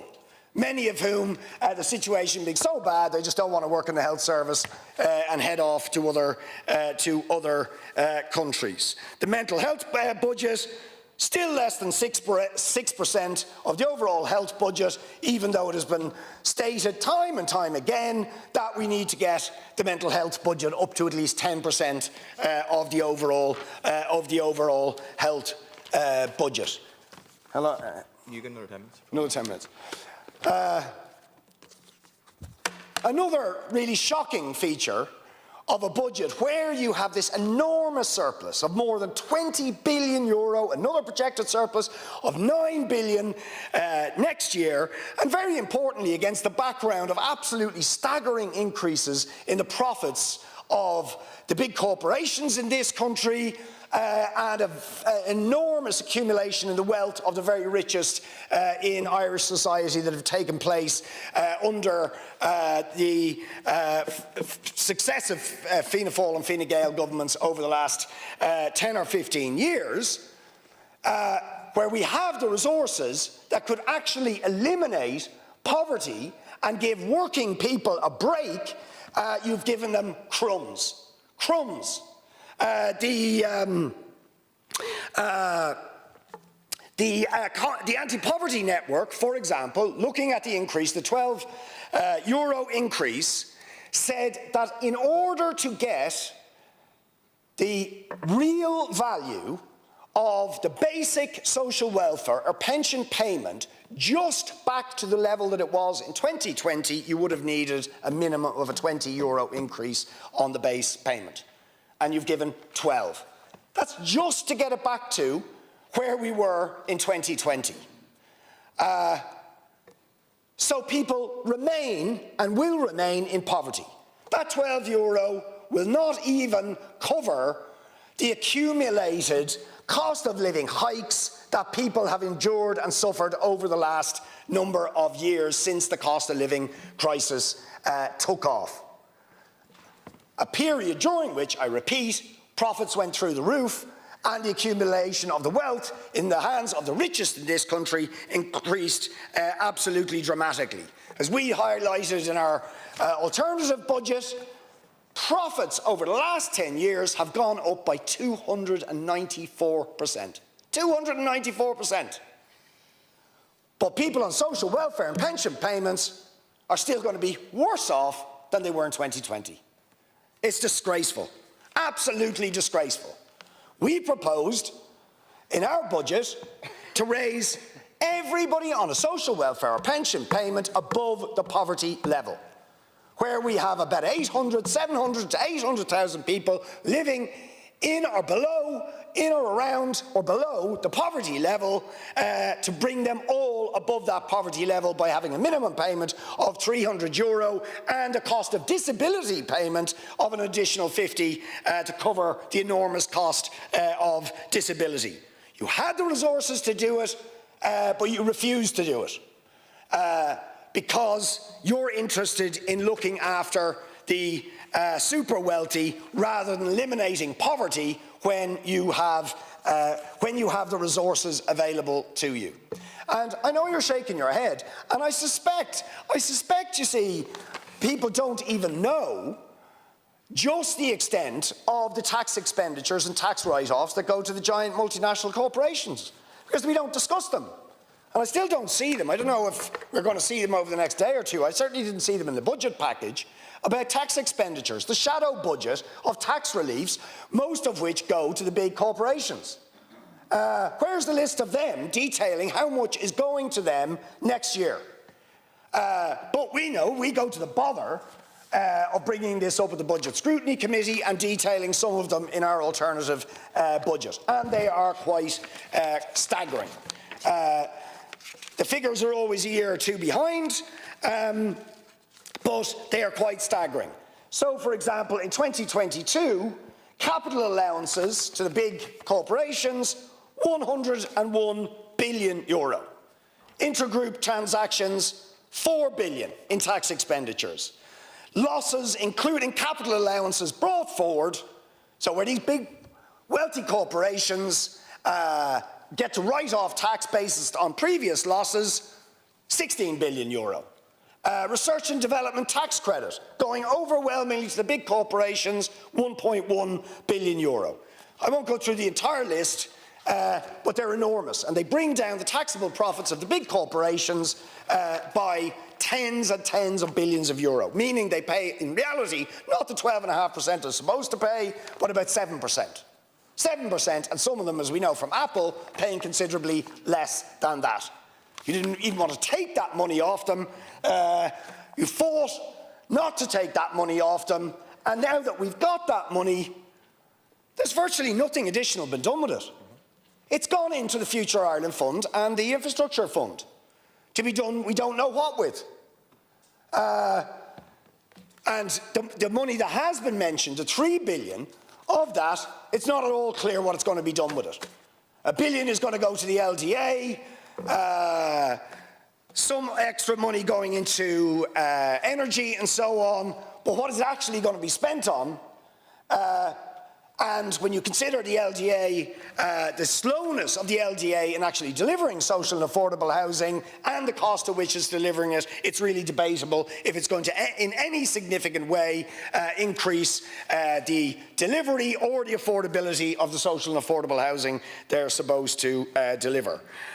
For workers, 80 cents for those on minimum wage. 80 cents extra in the minimum wage, and actually I was looking at the Minister's budget book. Somebody on €25,000 is going to get about €1,400 extra this year, mostly because of the small increase in the minimum wage. Their tax liability is going to be slightly more than it was last year, which is interesting. So the tax changes you brought in have favoured the higher income earners, but you contrast that 1,400, which again won't even keep pace in reality with inflation and with the cost of living hikes, but people on 100, according to your budget book, people on 127,000, I think was one of the examples, or 125,000, another one of 114,000, are going to gain more in the budget, the taxation changes, than somebody on the minimum wage. Absolutely disgraceful. So no real effort to address the problem of the working poor in this country, the lowest paid workers, but the people at the top of the income distribution going to do considerably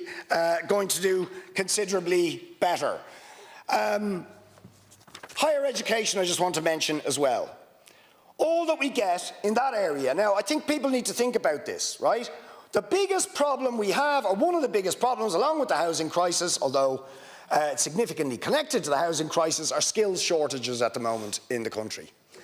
Now, I cannot for the life of me understand why, when we need to get thousands, tens of thousands, more people qualified in a whole number of areas, the construction trades, professions, in healthcare, professions, in teaching, and you can go through the list.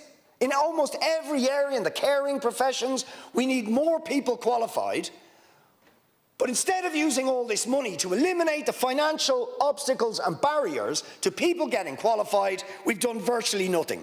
Absolutely miserable. You've maintained a once-off €1,000 cut in the registration fee and a once-off 33% reduction in the apprentice contribution, and there's some vague mention of action on postgrad stipends, although it's not clear what it actually is. Now, with all the resources available to you, to me it is just obvious you would abolish all fees.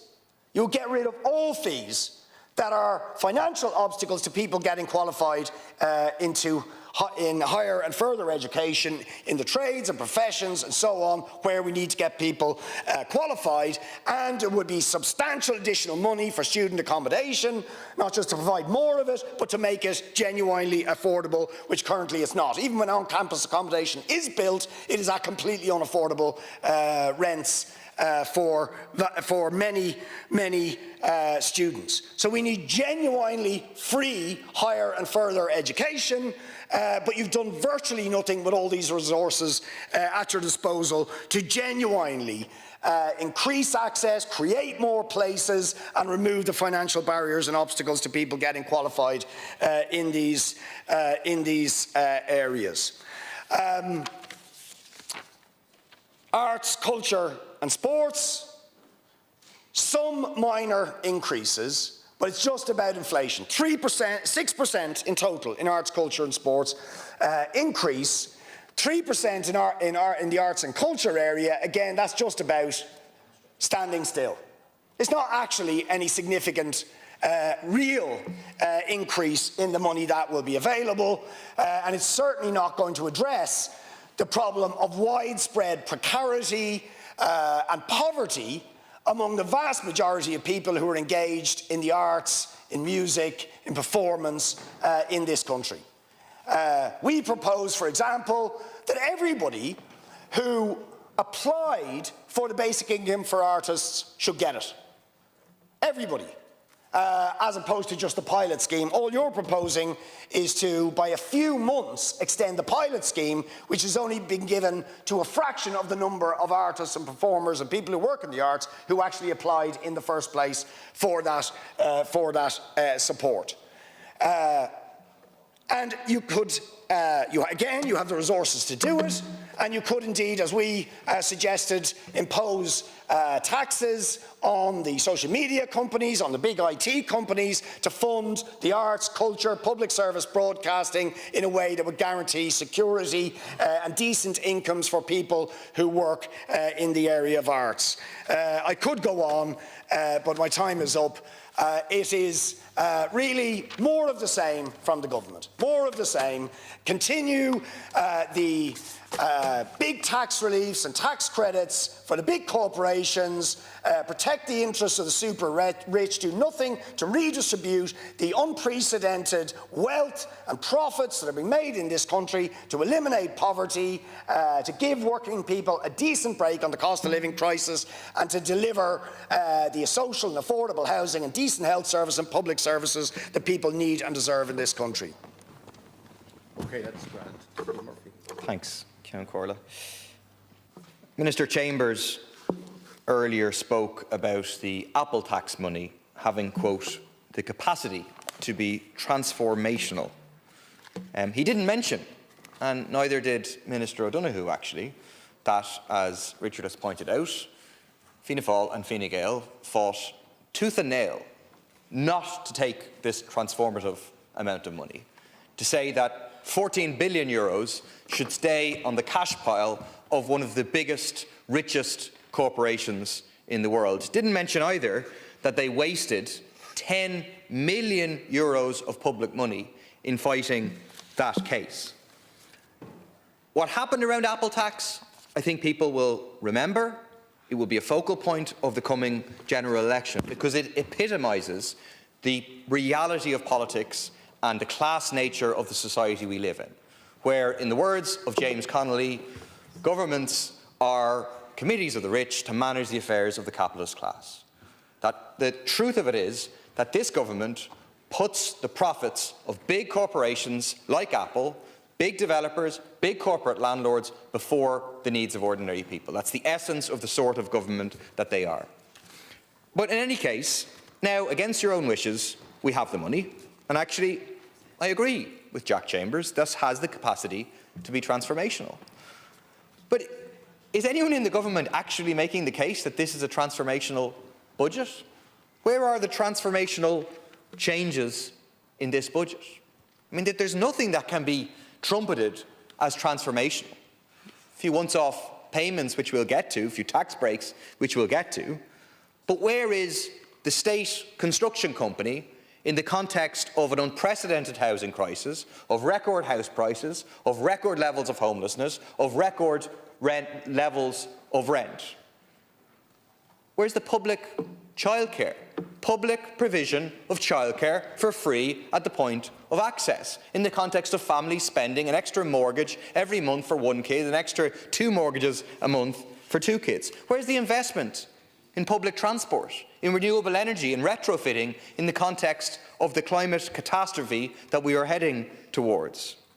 No mention of the building of a national health service, no provision for a special class in every school across the country. There's nothing in this budget that can be pointed at as being transformational. In fact, it's the opposite of a transformational budget. A series of once-off, sometimes twice-off, measures for ordinary people: social welfare, child benefit, reduction in student fees. Even the reduction of public transport fees is continued on a once-off basis. It's the biggest scam ever, this once-off business, where the government gets to come in year after year, announce the same measure that they announced the previous year and expect to get some applause for it. All a very obvious ploy to try and continue the 100-year rule of Fianna Fáil and Fine Gael. So once-off measures for ordinary people. Permanent tax breaks for the wealthy of various sorts. So we have an extension of the angel investor relief. I'm sure millions of people across the country are breathing a sigh of relief that their angel investments will attract tax relief.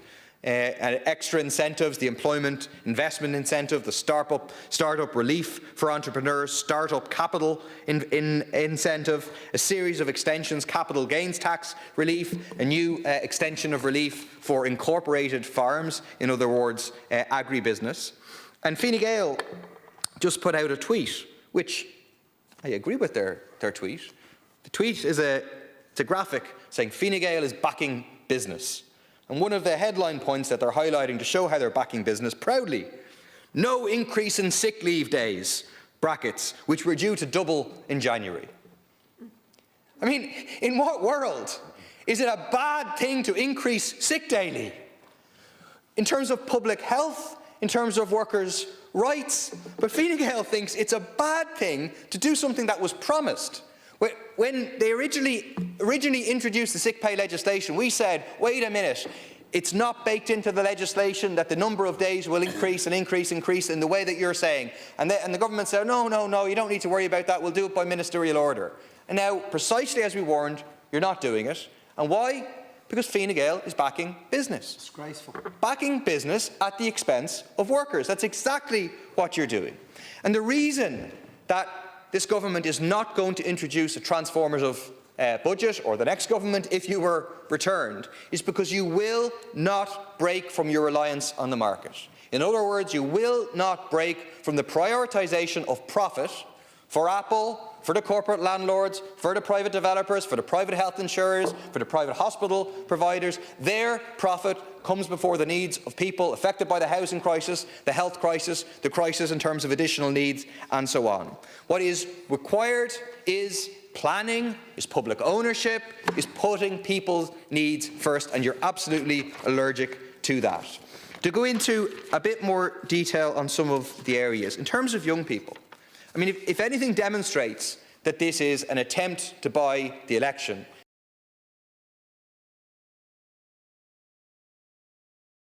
it is you're attempting people out of the country. There's almost nothing in this budget for young people because you've given up on attracting their votes. Your best hope is to simply drive them out. So take the issue of job seekers' allowance for young people. It was one of the horrific measures introduced in the context of the crisis, was to separate out and to create a new rate for under 25s, cutting the dole for people under 25. 16 years later, this discrimination against young people continue. In the context of this massive budget surplus, you're continuing with this discrimination, leaving some young people increasingly driven to live at home because of the housing crisis on €141.70.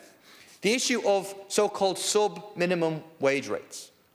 Passed by this Dáil well over a year ago, then delayed by a year by a bill that we introduced to get rid of these exploitative rates, allowing people to be paid less than the minimum wage. The Low Pay Commission unanimously recommends the end of these sub-minimum wage rates, and there's nothing here in the budget. You're going to continue with these sub-minimum wage rates, allowing the legal super-exploitation of thousands of young workers, allowing them to be paid as little as $9.45. In terms of education, what sums it up is the fact INTO has pointed out that more money has been allocated to the gimmick of this smartphone pouches. You're giving more money for the smartphone pouches to grab a cheap headline than you're giving in terms of increasing capitation for primary schools. I mean, that is absolutely scandalous and demonstrates the lack of priority put on young people. The government refused to introduce a second tier of child benefit for the poorest children in the state, as called for by all the major child welfare and child poverty organisations, including the Children's Rights Allowance. There's a stingy €4 increase to the qualified child allowance for children under 12 and €8 for children 12, and no increase to monthly child benefit rates, doing nothing to address the rates of child poverty situation in this country. 1 in 10 families are reliant on food banks to survive. There's some talk of celebrating the idea that new parents are getting a so-called baby boost of a payment of €420. I can tell from experience that that €420 will not go very far. What will go far, to those who need it the least, is the tax benefit that you're giving to the richest 3% of households in terms of cutting inheritance tax. Certainly the real baby boost to them, gaining a tax benefit of €21,450. Finish with the nothing that is here in terms of the environment. A transformational amount of money to shift the whole nature of the economy, to have a rapid, just transition that improves people's lives. And almost nothing here. Nothing substantial in terms of massive rollout of renewable energy. We should be hearing today about new train lines across the country. We should be hearing today about new metros, about new Lewises. We should be hearing about free public transport right across the board, instead of the meagre increase for a very small number of children. Nothing like that whatsoever. The final thing I'll say, the only glint of light in this budget and what we've seen today, I think, is definite evidence for people. A general election is coming, and it's coming very, very soon.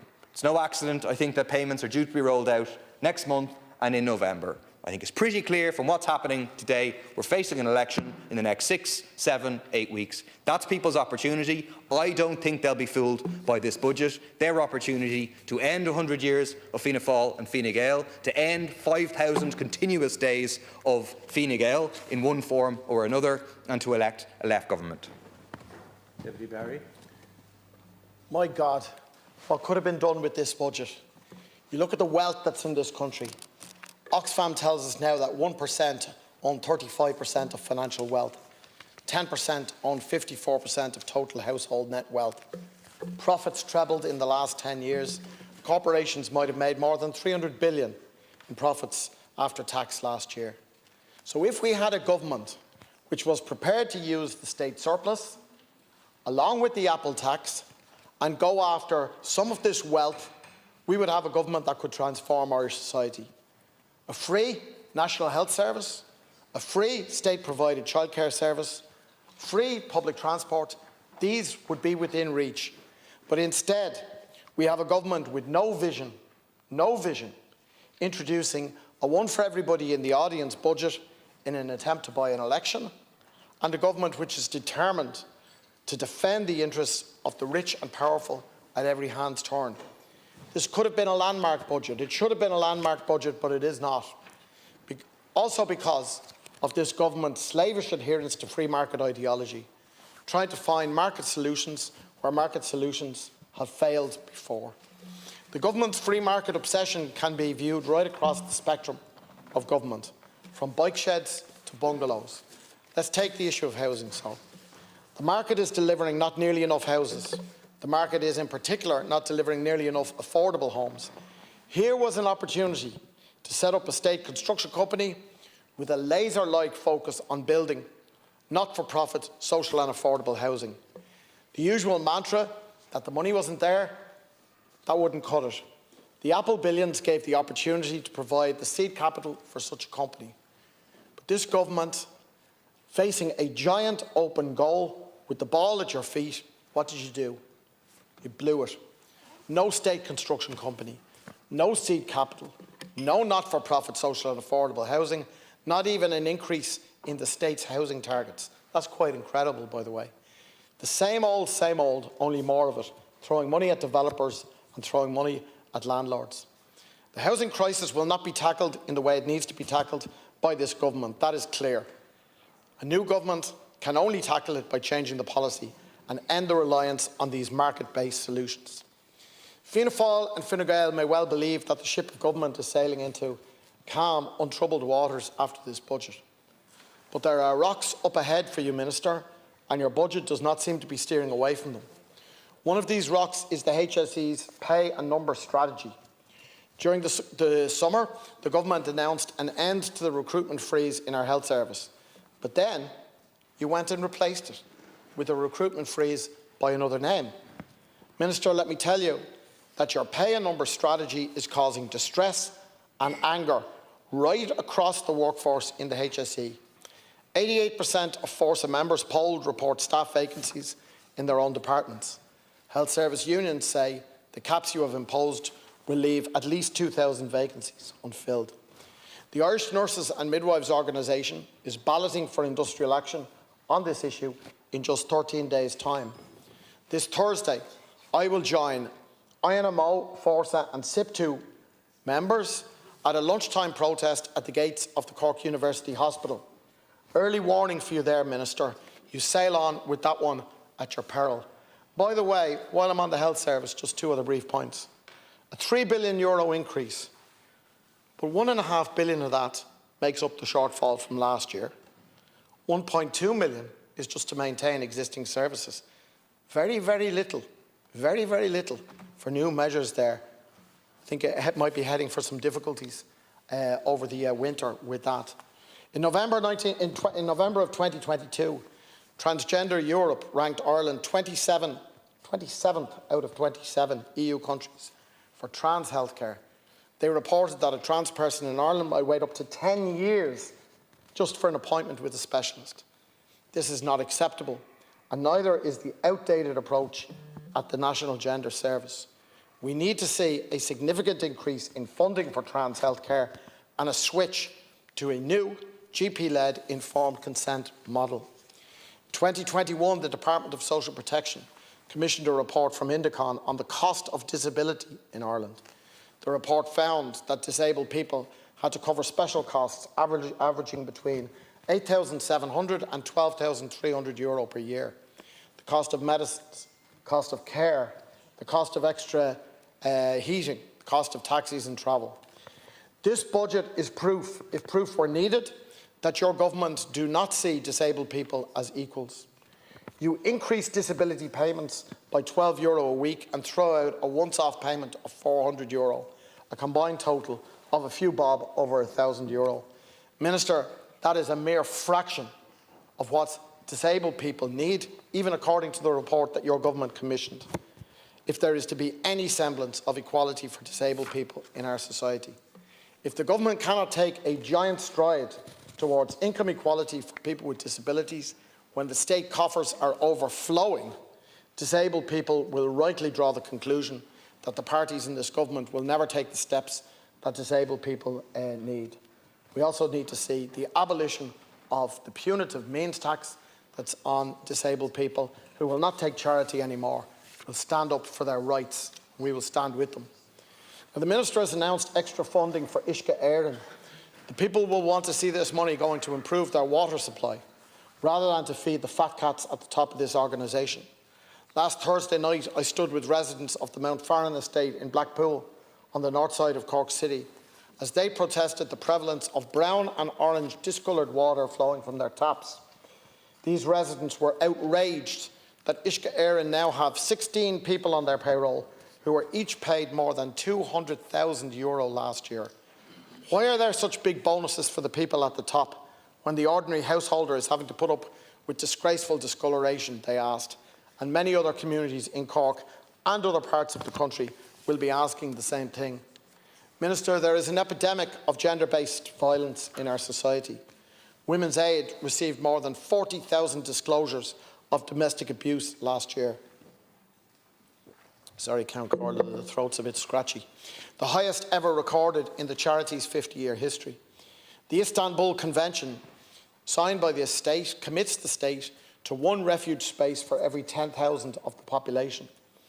To hit the Istanbul targets, there would need to be 512 spaces in this state at a cost, total cost would be 1.27 billion to bridge where we are to that. How much did the government commit to organisations dealing with gender-based violence? An extra €7 million. To the government's shame, with coffers overflowing, these organisations will still be forced to go out and organise raffles and other fundraisers to provide the services that women need, and this in the year 2025. On October the 20th, hundreds of buses will be cut from five Cork City bus routes. Bus Éireann say that they cannot recruit and retain the drivers needed to serve these routes. Why? At the end of the day, because of the wages and conditions of bus workers, inadequate. This issue should have been addressed in this budget. The people of Cork and the people who rely on public transport across the state have been let down by the failure today to address this issue. The minimum wage is to increase to €13.50 an hour on January the 1st, as recommended by the Low Pay Commission. It is a paltry pay increase when rents are sky high and the cost of living crisis still bears down on people, and especially on the low paid. But the Low Pay Commission also proposed that young people under the age of 20 should be entitled to the full minimum wage, as in from 1st of January. Now, the Minister was silent on this matter in his speech, and I would like to ask the Minister to break his silence and to clarify the position. It would be outrageous if the Minister were to defy this recommendation and keep in place a wage structure which discriminates openly against young people. Clarification, please, Minister, on this issue. In conclusion, if we had a government in this state which was prepared to go after the wealth that has been cornered by the very few in the interest of the very many, and couple that with the Apple tax money and the state surplus that is there, if we had a government with a vision of a better society, better public services, better lives for ordinary people, we could have had a transformational budget. As I said at the outset, free National Health Service, free public transport, free state-provided childcare. These were within the grasp of a government that had vision and that was prepared to take on the vested interest in society. Unfortunately, Count Corley, it's clear that is not the government that the Minister is representing in the House here today. Thank you very much, Deputy Barry. We move to the regional group. The Deputy Sean Kenny is sharing with his colleagues, Deputy Verona Murphy and Deputy Peter Fitzpatrick. Thank you very much, Can Corla, and I welcome the opportunity to speak in the budget that was announced today. First of all, I'll say that there's a lot of money being given out today. There's a lot of detail that we haven't seen yet. But one of the things that comes to my mind at the very start of this is that there is so much money being flayed out there all over the place. The most important thing is, how are we going to manage it? How are we going to make sure that that money reaches where it is intended to go? So I think with the social welfare, it will get to the people who need it. But if you look at the infrastructure and how we're going to spend the capital money, I think there are issues there that need to be addressed as a matter of urgency. And first of all, we have a procurement and a public spending code which is not fit for purpose at all. It is delaying projects and it's adding more cost to them. We have a flawed national planning framework where we're denying the zoning of lands and then in turn denying young people a chance to build a house in their towns and villages because the local area plans have to go with a core strategy. Last Sunday morning I was at a protest in Loughrea where about 500 people came out at 10 o'clock in the rain because the Office of Public Planning Regulator and the Minister want to de-zone land that was zoned for residential or for recreational purposes. Badly needed in Loughrea, and yet we have a government policy which says no, you cannot have it. So I think we have to think about how we're spending the money and how we're being accountable for it. And we've had plenty of examples in the last couple of weeks of how things have gone out of control entirely, probably because of the ego of an architect or architectural design that creates huge amount of costs with taxpayers' money and no accountability in it. The other thing, Minister, and the Government have to take into account, and leading into an election, is that we have a region in the West, the North and Western Regional Assembly area, and it is an area in decline. It's a lagging region, and we should be positively discriminating in favour of that region in terms of investment. When I hear about all of the money that's been spent today, I have concerns about Galway City Outer Bypass. Where is that? Where is the Western Rail Corridor? Where is Galway Port? Great news about Cork Port, but where's Galway Port? What about all of the towns and villages in all of our counties which are devoid of wastewater treatment plants and in turn cannot build housing? I see 1 million has been allocated to Irish Water. 1 billion has been allocated.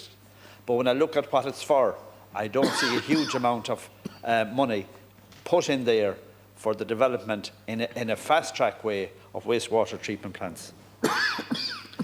With farming, I think what I would say is that it has been neutral for them. The concept that farmers have such volatility in their income at the moment is not being taken into account in this budget. I do believe that, again, there's an announcement of millions for this, millions for something else and whatever else. It's how it's been implemented and how quick that money gets to the farming and to their accounts. Because if they do not have certainty in terms of when they're going to get their grants, this will destroy their cash flow, and it means that farmers are thinking about getting out of farming rather than being encouraged to get into it. I do have a concern as well about the residential zoned property, land tax. I think it's important that we clarify this once and for all, because it's over 18 months since I first raised it with the Din Taoiseach Leo Varadkar, and he said yes, there was a problem. And still today, we're talking about getting a resolution for it so that active farmers can continue to farm without actually having any fear, even into the future, that this land would be taxed. Because it shouldn't be, and people accept that, but there seems to be some lack of inertia in trying to get a plan in place to exempt functional farmers. I'm a member of the Disability Matters Committee, and I am concerned about carers. I'm concerned about children who have disabilities waiting for services, waiting to get assessments. And even in our own CD&T unit in Tuam, we had, this time last year, we had parents out protesting because of the lack of services. I see that there's money being put forward to take on more staff, but money was put forward last year and staff were not taken on for whatever reason. Yet I know of people who have immigrated out of this country because the HSE wouldn't give them a permanent position here. It is important that we are not just throwing money at the problem. We actually have to have an effective way of getting people to work in our health system. And the only way we do that is make it attractive, give them permanent jobs, and put enough people in that takes some of the stress out of the job. We've had a review going on, Minister, of the housing adaptation grants and the housing aid for older people for a hell of a long time. Today there's money being announced for these particular grants which are administered, which help people with disabilities and keeps people in their homes longer. But the one thing with them is that I don't see the detail of whether there's an increase in the funding to allow a bigger grant to be given, or if there is an increase in the income threshold for people so that they can get the highest possible percentage of grant from the local authorities. They're a fantastic grant, but because of the construction inflation, we need to make sure that the money matches what's actually relevant in today's world, and also look at the income thresholds on them. Another issue which I've raised with the Minister is in relation to the primary medical cert, which is a Department of Finance issue. We have a primary medical cert which is not fit for purpose. The criteria is too strict. Everybody knows this. But the Minister is reviewing it for a long time. And I think now is the time to put a proper primary medical cert criteria in place so that people who need help, so that they can become a bit more independent and adapt their cars, can get that certificate. Lastly, I welcome the fact that the baby boost of €420 is coming in. But what about the babies that are going to be born in October, November and December? Why isn't this grant put in and retrospectively given to babies who are born from now on, seeing that it has been announced? I think it's unfair to leave people, to leave babies and to leave families out of it just because we pick a certain date. It won't be a huge amount of money in the overall scheme of things, and I would ask you to consider that as a generous gift for the Christmas. Thank you very much, Ceann Comhairle. Thank you very much, Ceann Comhairle. First of all, I would like to congratulate Minister Chambers on his first budget. This budget was framed as a budget for families and alleviating the cost of living. While there are aspects that are welcome, the measures barely scratch the surface of what is required to help ordinary families. We can't celebrate economic growth when many are left behind. Firstly, I will touch on housing. The government has acknowledged the housing crisis, but its proposed measures are inadequate to address the challenges. With rents rising by 27%, record homelessness and an increase in housing lists reflects the failure to provide affordable options.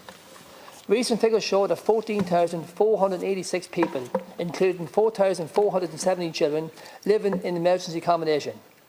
Record house prices, record rents, promise of increased housing supply have not translated into urgent actions. The Housing for All plan has proven ineffective, and the ongoing housing crisis continues to leave more families struggling to find a home. Although the government increased the rent tax credits, the budget failed to increase the housing targets to address the rental property shortages, leaving renters with fewer options and unaffordable rent. The Housing for All plan is over-reliant on the private market and budget funds, with no measures to curb this. A thorough plan is necessary to tackle the affordable crisis, which should include funding for public housing, rent regulations and enhanced tenants' protection. Without initiatives like rent freezes and preventing landlords profiteering, housing will continue to be unaffordable. Ultimately, homeowners has collapsed. The average age of ownership is 39. This budget lacks a clear strategy for expanding the rental stock, exacerbating the crisis, affecting students, young professionals and families. Young people are either living in a childhood home or emigrating. Secondly, I would like to discuss health and mental health. When we look at the healthcare allocation in this budget, it is clear that the government is once again focused on firefighting rather than structural reform. No one would argue against better resources, but we cannot continue to pour money into a broken system without reforming the way it works. Our health service is under immense strain, with record waiting times, overwhelmed emergency departments and critical shortage of staff. To fix this, we need a complete overhaul on how we deliver healthcare. We must move towards a universal, single-tier healthcare system, which access to care is based on needs, not the ability to pay. This budget should have committed to a bold plan to make healthcare free at the point of use, as promised under the long-delayed Sláinte plan. Instead, we see piecemeal funding increases that will not address the root causes of the crisis in our health system. Waiting lists are symptoms of deeper structural issues, poor resource management and a lack of coordination care between hospitals and community services. This budget needed a focus on a strategy to streamline services, improve management practice and ensure that patients receive timely, quality care. We also need to address the chronic shortages in healthcare professionals by providing better pay, conditions and opportunities for training and development to attract and retain staff. In my constituency of Louth and East Meath, there was a lack of GPs, a lack of orthodontists, a lack of neurologists, a lack of psychologists. CH08 is one of only 2 CHOs in the country which has not received funding for a community neuro rehabilitation team. This list goes on, Minister. Furthermore, mental health services are overstretched and underfunded, with long waiting lists and inadequate support for young people. I will acknowledge that progress was made with reform to the Mental Health Act. However, Passing law is not enough. We need action, implementation and resources. What percentage of the health budget will go to mental health? It is likely to remain stagnant at 5 to 6%. We need ring-fence funding for mental health to ensure that it does not get swallowed up by other competing priorities and ensure the full alliance with goals set out in the Mental Health Act. That means increasing investment in mental health infrastructure, training and ensuring that services are accessible, particularly in rural Ireland. Additionally, we must prioritise early intervention programmes and community-based mental health services, which can prevent issues from escalating into crisis. At this point, I would like to touch on the carers and people with disability. The €12 per week increase in all social welfare rates in the new year, an increase in the carer support grant of €2,000 and a €200 living allowance lump sum, and a range of cost living payments for carers and pensions between now and Christmas are welcome. However, these once-off payments don't come close to covering the additional costs carers absorb, such as medical equipment, home adaptations and transportation. Carers save the state billions each year. The means test overlooks the emotional, physical and financial burden of caregiving. The Regional Group motion last week called upon the Government to implement an unanimous recommendation of a joint Eurostat Committee on Social Protection to set a roadmap for a non-mean tested participation income for family carers by 2027. While I acknowledge an increase in the means income in this regard, one of the greatest oversights in this budget is the lack of meaningful reform to the Carers Allowance, mean test, as it is gender-based and is no longer fit for purpose. The abolition means test and replacement was a participation income based on valuable work family carers make in a society and would have been welcome for thousands of carers, lifting them out of poverty and provide essential support. Similarly, the Government has failed to provide significant support for people with disabilities, which the Regional Group highlighted in our pre-budget meeting. Although there are small increases in disability allowance, this falls far short of covering the additional 9,000 to 12,000 a year incurred by a disability person. There is still no comprehensive national strategy to address accessibility, independence and the provision of adequate services for those living with disabilities. Finally, the budget mined our business support and the unchanged 13.5% VAT rates are government's failure risking closure to many food-led businesses. It falls short of what is required to ensure that our SMEs remain competitive and viable in the increasing challenges economic landscape. What this budget needs was a target package to support MSEs, incorporating tax relief with access to low-interest loans and grant to help transition to more sustainable and digital operations. We should have empowered SMEs with the tool they need to innovate, growth and create jobs rather than leaving them vulnerable to further economic shocks. To conclude, I recognise and welcome the measures introduced by the Government today, which will offer short-term benefits. However, I urge greater reform and investment across the various sectors instead of once-off sponges to ensure basic rights and reduce poverty in the long term. Minister, everything I said is actually what's happening on the ground. Thank you. Thank you, Cian Corla. Minister, having delivered a one for everybody in the audience style budget in the short term, I have no doubt that people will appreciate the spirit and the bona fides of your belief that it's to combat the cost of living. There is no doubt, however, that it will be short-lived, because now that I'm experiencing what is my fifth budget, I know that most of what's been announced will not be delivered. And I think that now comes from experience. I've learned quite often that the delivery never happens. Coming from Wexford, we have no extension of the N11, a 33-kilometre stretch that is ultimately a car park at certain times of the day, depending on the boat traffic for the very growing port of Rosslare Harbour. We don't have the 97-bed hospital unit that we were promised. I've been elected 5 years. We're no further along, Minister. So much of what you announce, as I say, never gets delivered. But I will come back to that, because I want to discuss some of the items or the issues that you've chose not to deal with. And the sorry fact, I must say, when I was preparing my speech, is that I could actually have read last year's speech and it would still be very relevant, because as a government you've not changed and you're not going to change, because you don't listen. And we face the same problems year in, year out, because there is no doubt that some will benefit in the short term from the budget, but there's blind men on galloping horses could see that you're just buying votes. and you fail to see the bigger picture. Government should not be frittering away the taxpayers' money. That's not the way a responsible government carries on, and yet there's no end to the waste. The bigger picture here is that you got lucky with the receipts for FDI.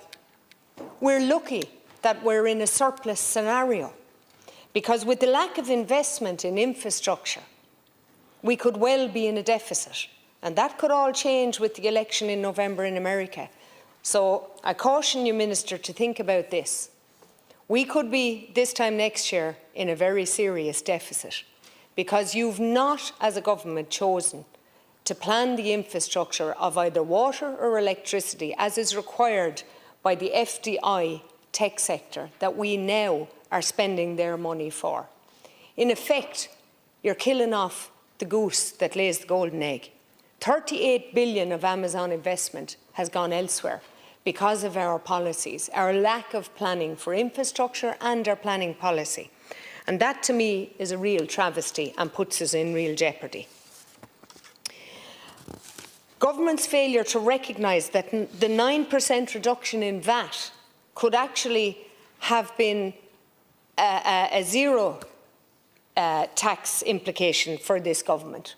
And it could have been done very simply by joining the dots. We have a specific issue occurring at Dublin Airport where we have a cap on the figures through to a planning of traffic management that was a regulation that came in 2007, 17 years ago, and we failed to deal with it. We built a second runway to increase our ability to take traffic in Dublin Airport. And yet, the fact that we haven't dealt with that incident in itself means that we will be £500 million down this time next year because we've capped the figures. So that £500 million that would have increased in tourism numbers, had we dealt with that, could have offset the £500 million in the 9% reduction of VAT for the tourism sector. So ultimately, not reducing the VAT means that of the 300,000 people involved in tourism, we're going to see more restaurants, more cafes close. And many of them are in rural Ireland. Because what we've dealt with in rural Ireland in the hospitality sector for the last number of years, we've lost beds due to the Ukrainian war and to the refugee crisis that we've faced, on top of our housing crisis. We no longer have bed nights in rural areas. So cafes and restaurants that depend on tourism footfall don't have it, and the cost of living in effect means that the locals are not out spending like they used to. So that measure is a missed opportunity. In effect, the tourism sector will suffer to the effect of €1 billion of deficit created by government not being able to join the dots in that itself. I don't know, has anyone ever considered that Michael O'Leary of Ryanair probably did more for this country than many of the foreign direct investment that we have here? And that's not to praise Michael O'Leary. I don't know him, I've never met him. I just know that he opened Ireland up to the world and the world up to Ireland. And I think it's a travesty that we don't listen to people who know what they're talking about. And the fact that the Minister is being a bit of a big girl's blouse about this is not helping. And that the Taoiseach won't take command of the matter isn't helping either. So I suggest, Minister, you take the message back that if we're going to continue to grow Ireland and that we don't have some innate sense that we'd ruin the tourism sector, would you get somebody to take action in relation to the cap in Dublin Airport? It's the same in housing. You haven't listened to the developers or the builders. It's as if they're pariahs and you're continuing in that vein, but you're out of ideas now. The reality is that my proposal to bring a zero VAT rate to new builds would be something that can be certainly the instigator of starting the commencement of the 50,000 planning applications that are not being commenced because they're not viable. This government takes 48% of new builds, a 48% tax take of a new build house, and yet we're telling the people that housing, it's going to be affordable. All we're doing is building social housing, because the reality is nobody else can afford to buy a house at the cost base that you've set.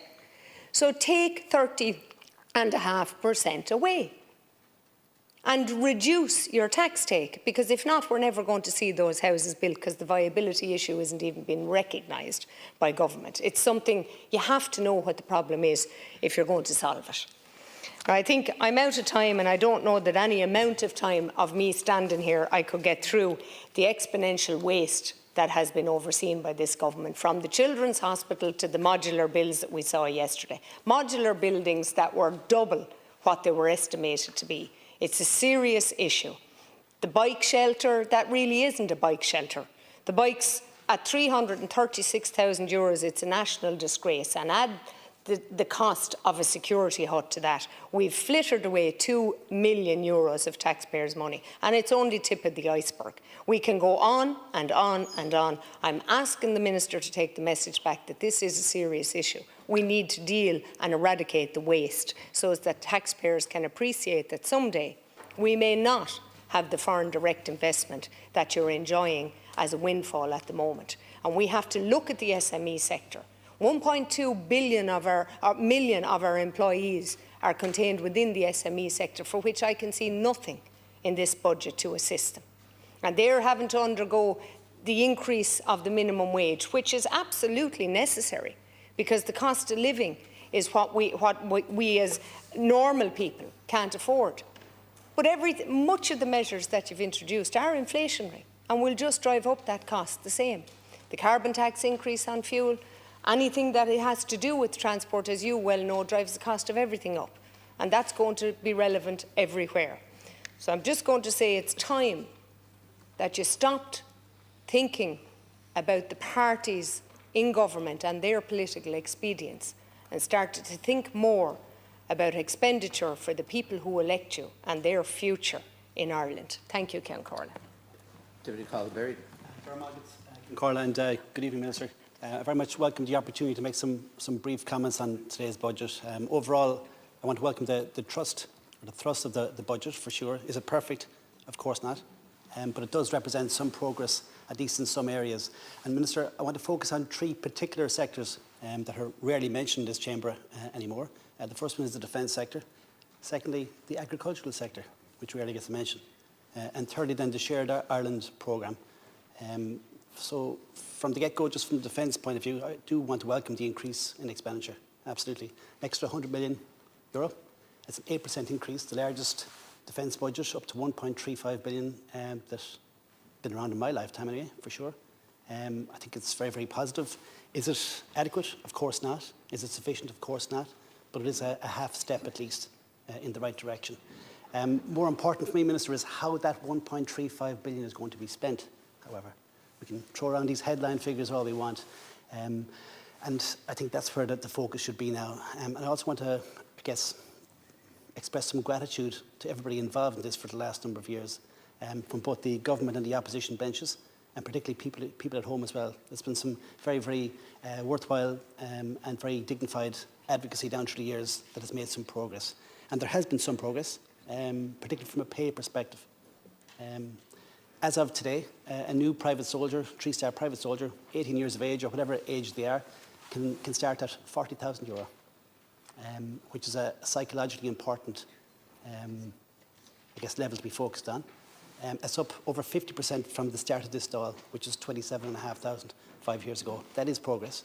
The patrol duty offshore allowance for the naval service was doubled only 9 months ago. Naval tax credit, ARW allowance. So there has been some progress. But our military people, Minister, they're still the lowest paid public servants. So there has been a small bit of progress, but much more work to be done. And we need to focus on long service increments. We need to focus on the European Work Time Directive.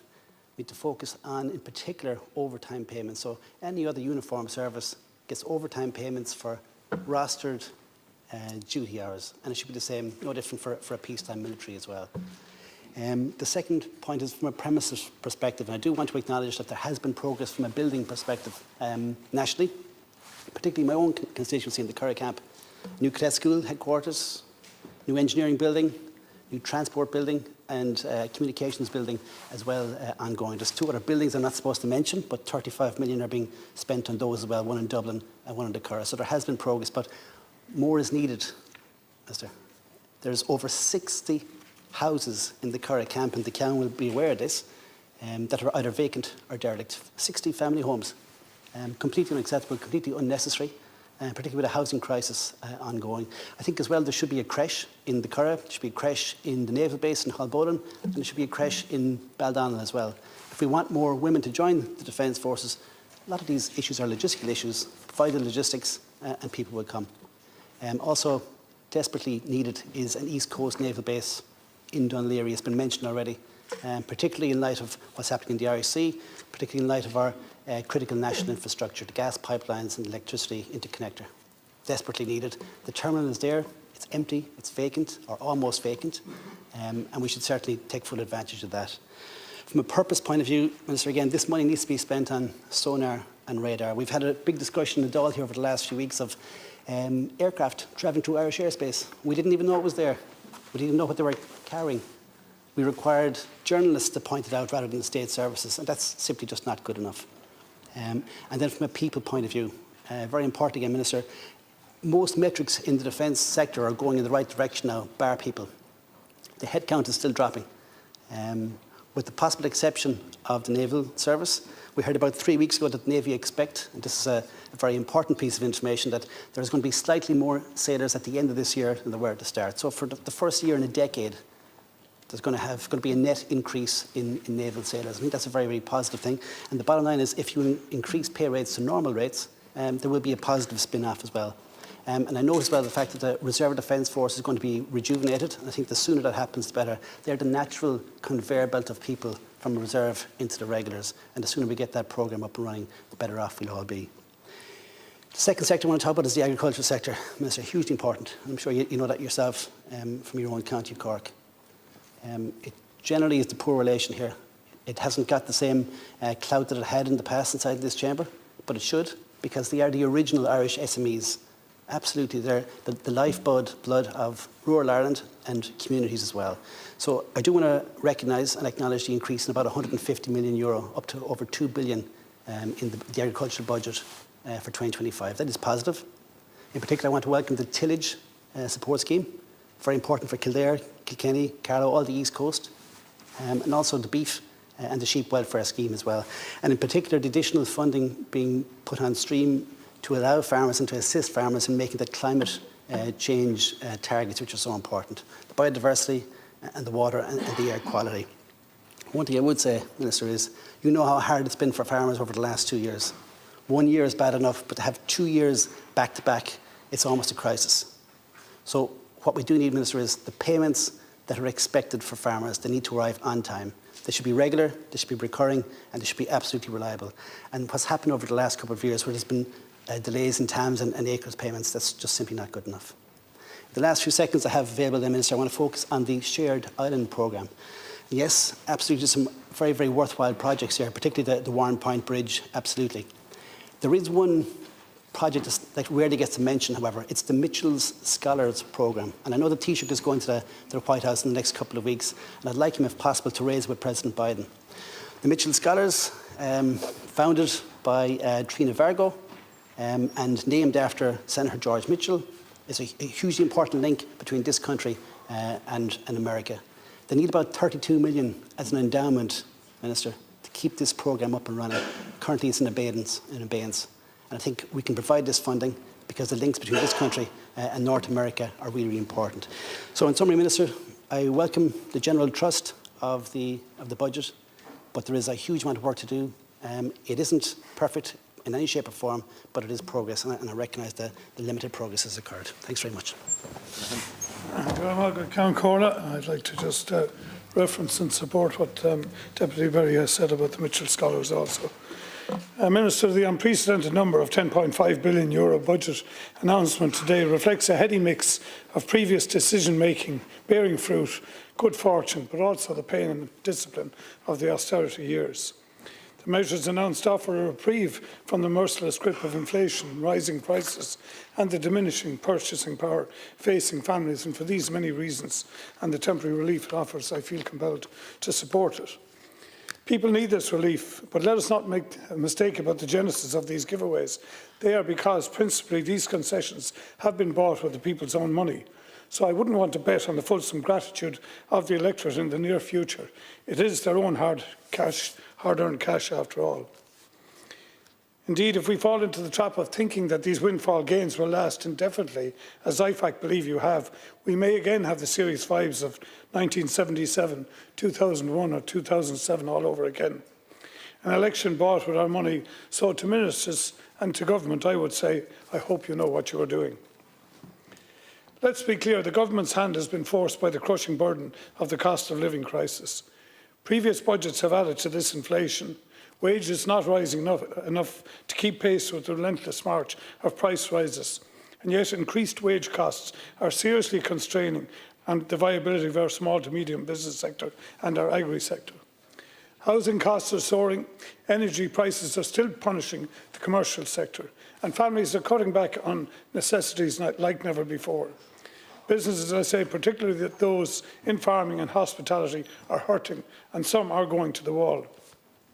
So yes, this budget throws out lifelines, but I am disappointed that our key SME sector appears to have received little to offset its cost crisis. I would also like to have seen something in this budget that offers reform to our dysfunctional public procurement system. But unprecedented though this budget giveaway undoubtedly is, it falls short of the real ambition for Ireland's future in three critical ways, in my opinion. Firstly, it does nothing to address the competitiveness and productivity problems in our economy. The runaway multinational sector is hiding the growing problems in our indigenous business sector. FDI tax has become the new budgetary scaffold, allowing us to defy economic gravity. Where is the visionary policy and investment to unleash our indigenous enterprise sector?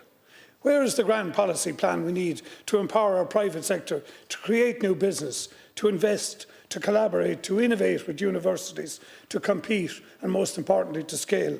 I don't see such initiatives in the budget measures announced. Secondly, Minister, the scattergun approach to spending will almost certainly fail to deliver value for money. We have become more than aware in recent weeks what a train wreck the value proposition has become in public procurement. It's not enough to throw money at problems. We must throw intelligence, strategy, planning and management expertise at them too. But when we look at the bike shed and the security hut and the National Children's Hospital, the public at large has good reason not to have confidence in the state to deliver value on any measure. This budget should offer better disclosures on where the funding goes, better oversight, better scrutiny, better management, better outcomes. We still await transparency to all of that. Finally, this budget appears to me to be the last in a series that patches the cracks without ever addressing the foundations of our economic and social system. There is no vision developed here, no cohesive long-term plan offering the long-term growth or equitable development we need to secure our economic future. The South East, my region, like the Borders and North West, has now experienced economic contraction, a drop in our regional GDP and a sharp rise in unemployment. All of this on top of the cost of living crisis. So as this administration draws its last breath, let me ask this of government. Where is the 24/7 cardiac care that the people of the South East have been demanding for years? It was promised in 2016. Where is the sustained investment in higher education for the region? Less than 6% of the capital investment identified in the South East Technological University's strategic plan has been promised by this government, let alone delivered.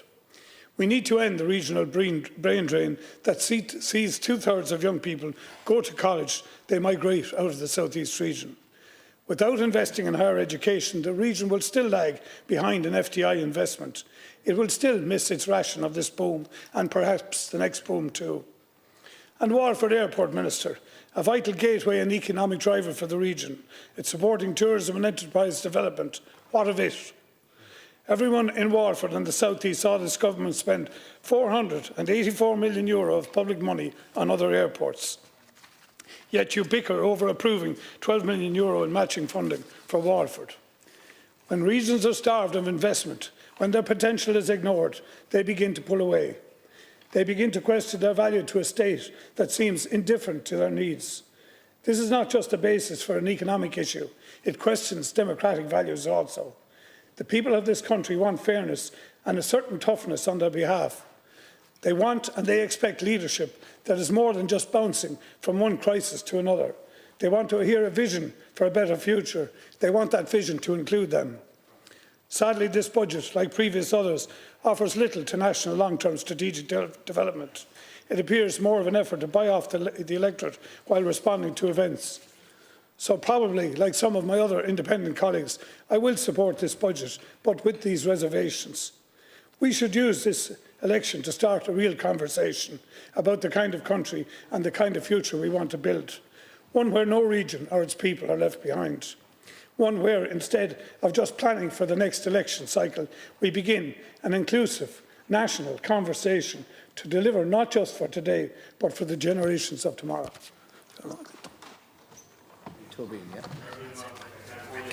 I do think there's a level of democratic disrespect in the government here today. First of all, God be with the days when they used to say that there was budget leaks, but budgets are not leaked anymore. They're broadcast fully in preview before the debate even happens here. And the fact that we have TDs from all parts of the country here representing tens of thousands of citizens, and yet the ministers responsible for this budget hadn't even the democratic manners to stay within the chamber here and listen to the debate in full. And I think that's a big problem as well. This budget is a high-octane election budget. It unashamedly seeks to buy citizens' votes with their own money. It is a McCreevy Mark II. We see universal payments literally more about raising poll figures than actually raising people out of poverty. These once-offs will disappear like snow off a ditch, and they won't get to the heart of what's happening in terms of poverty in Ireland. And I think, Minister, it's really important to realise that the people of Ireland are not stupid. They can see the difference between promises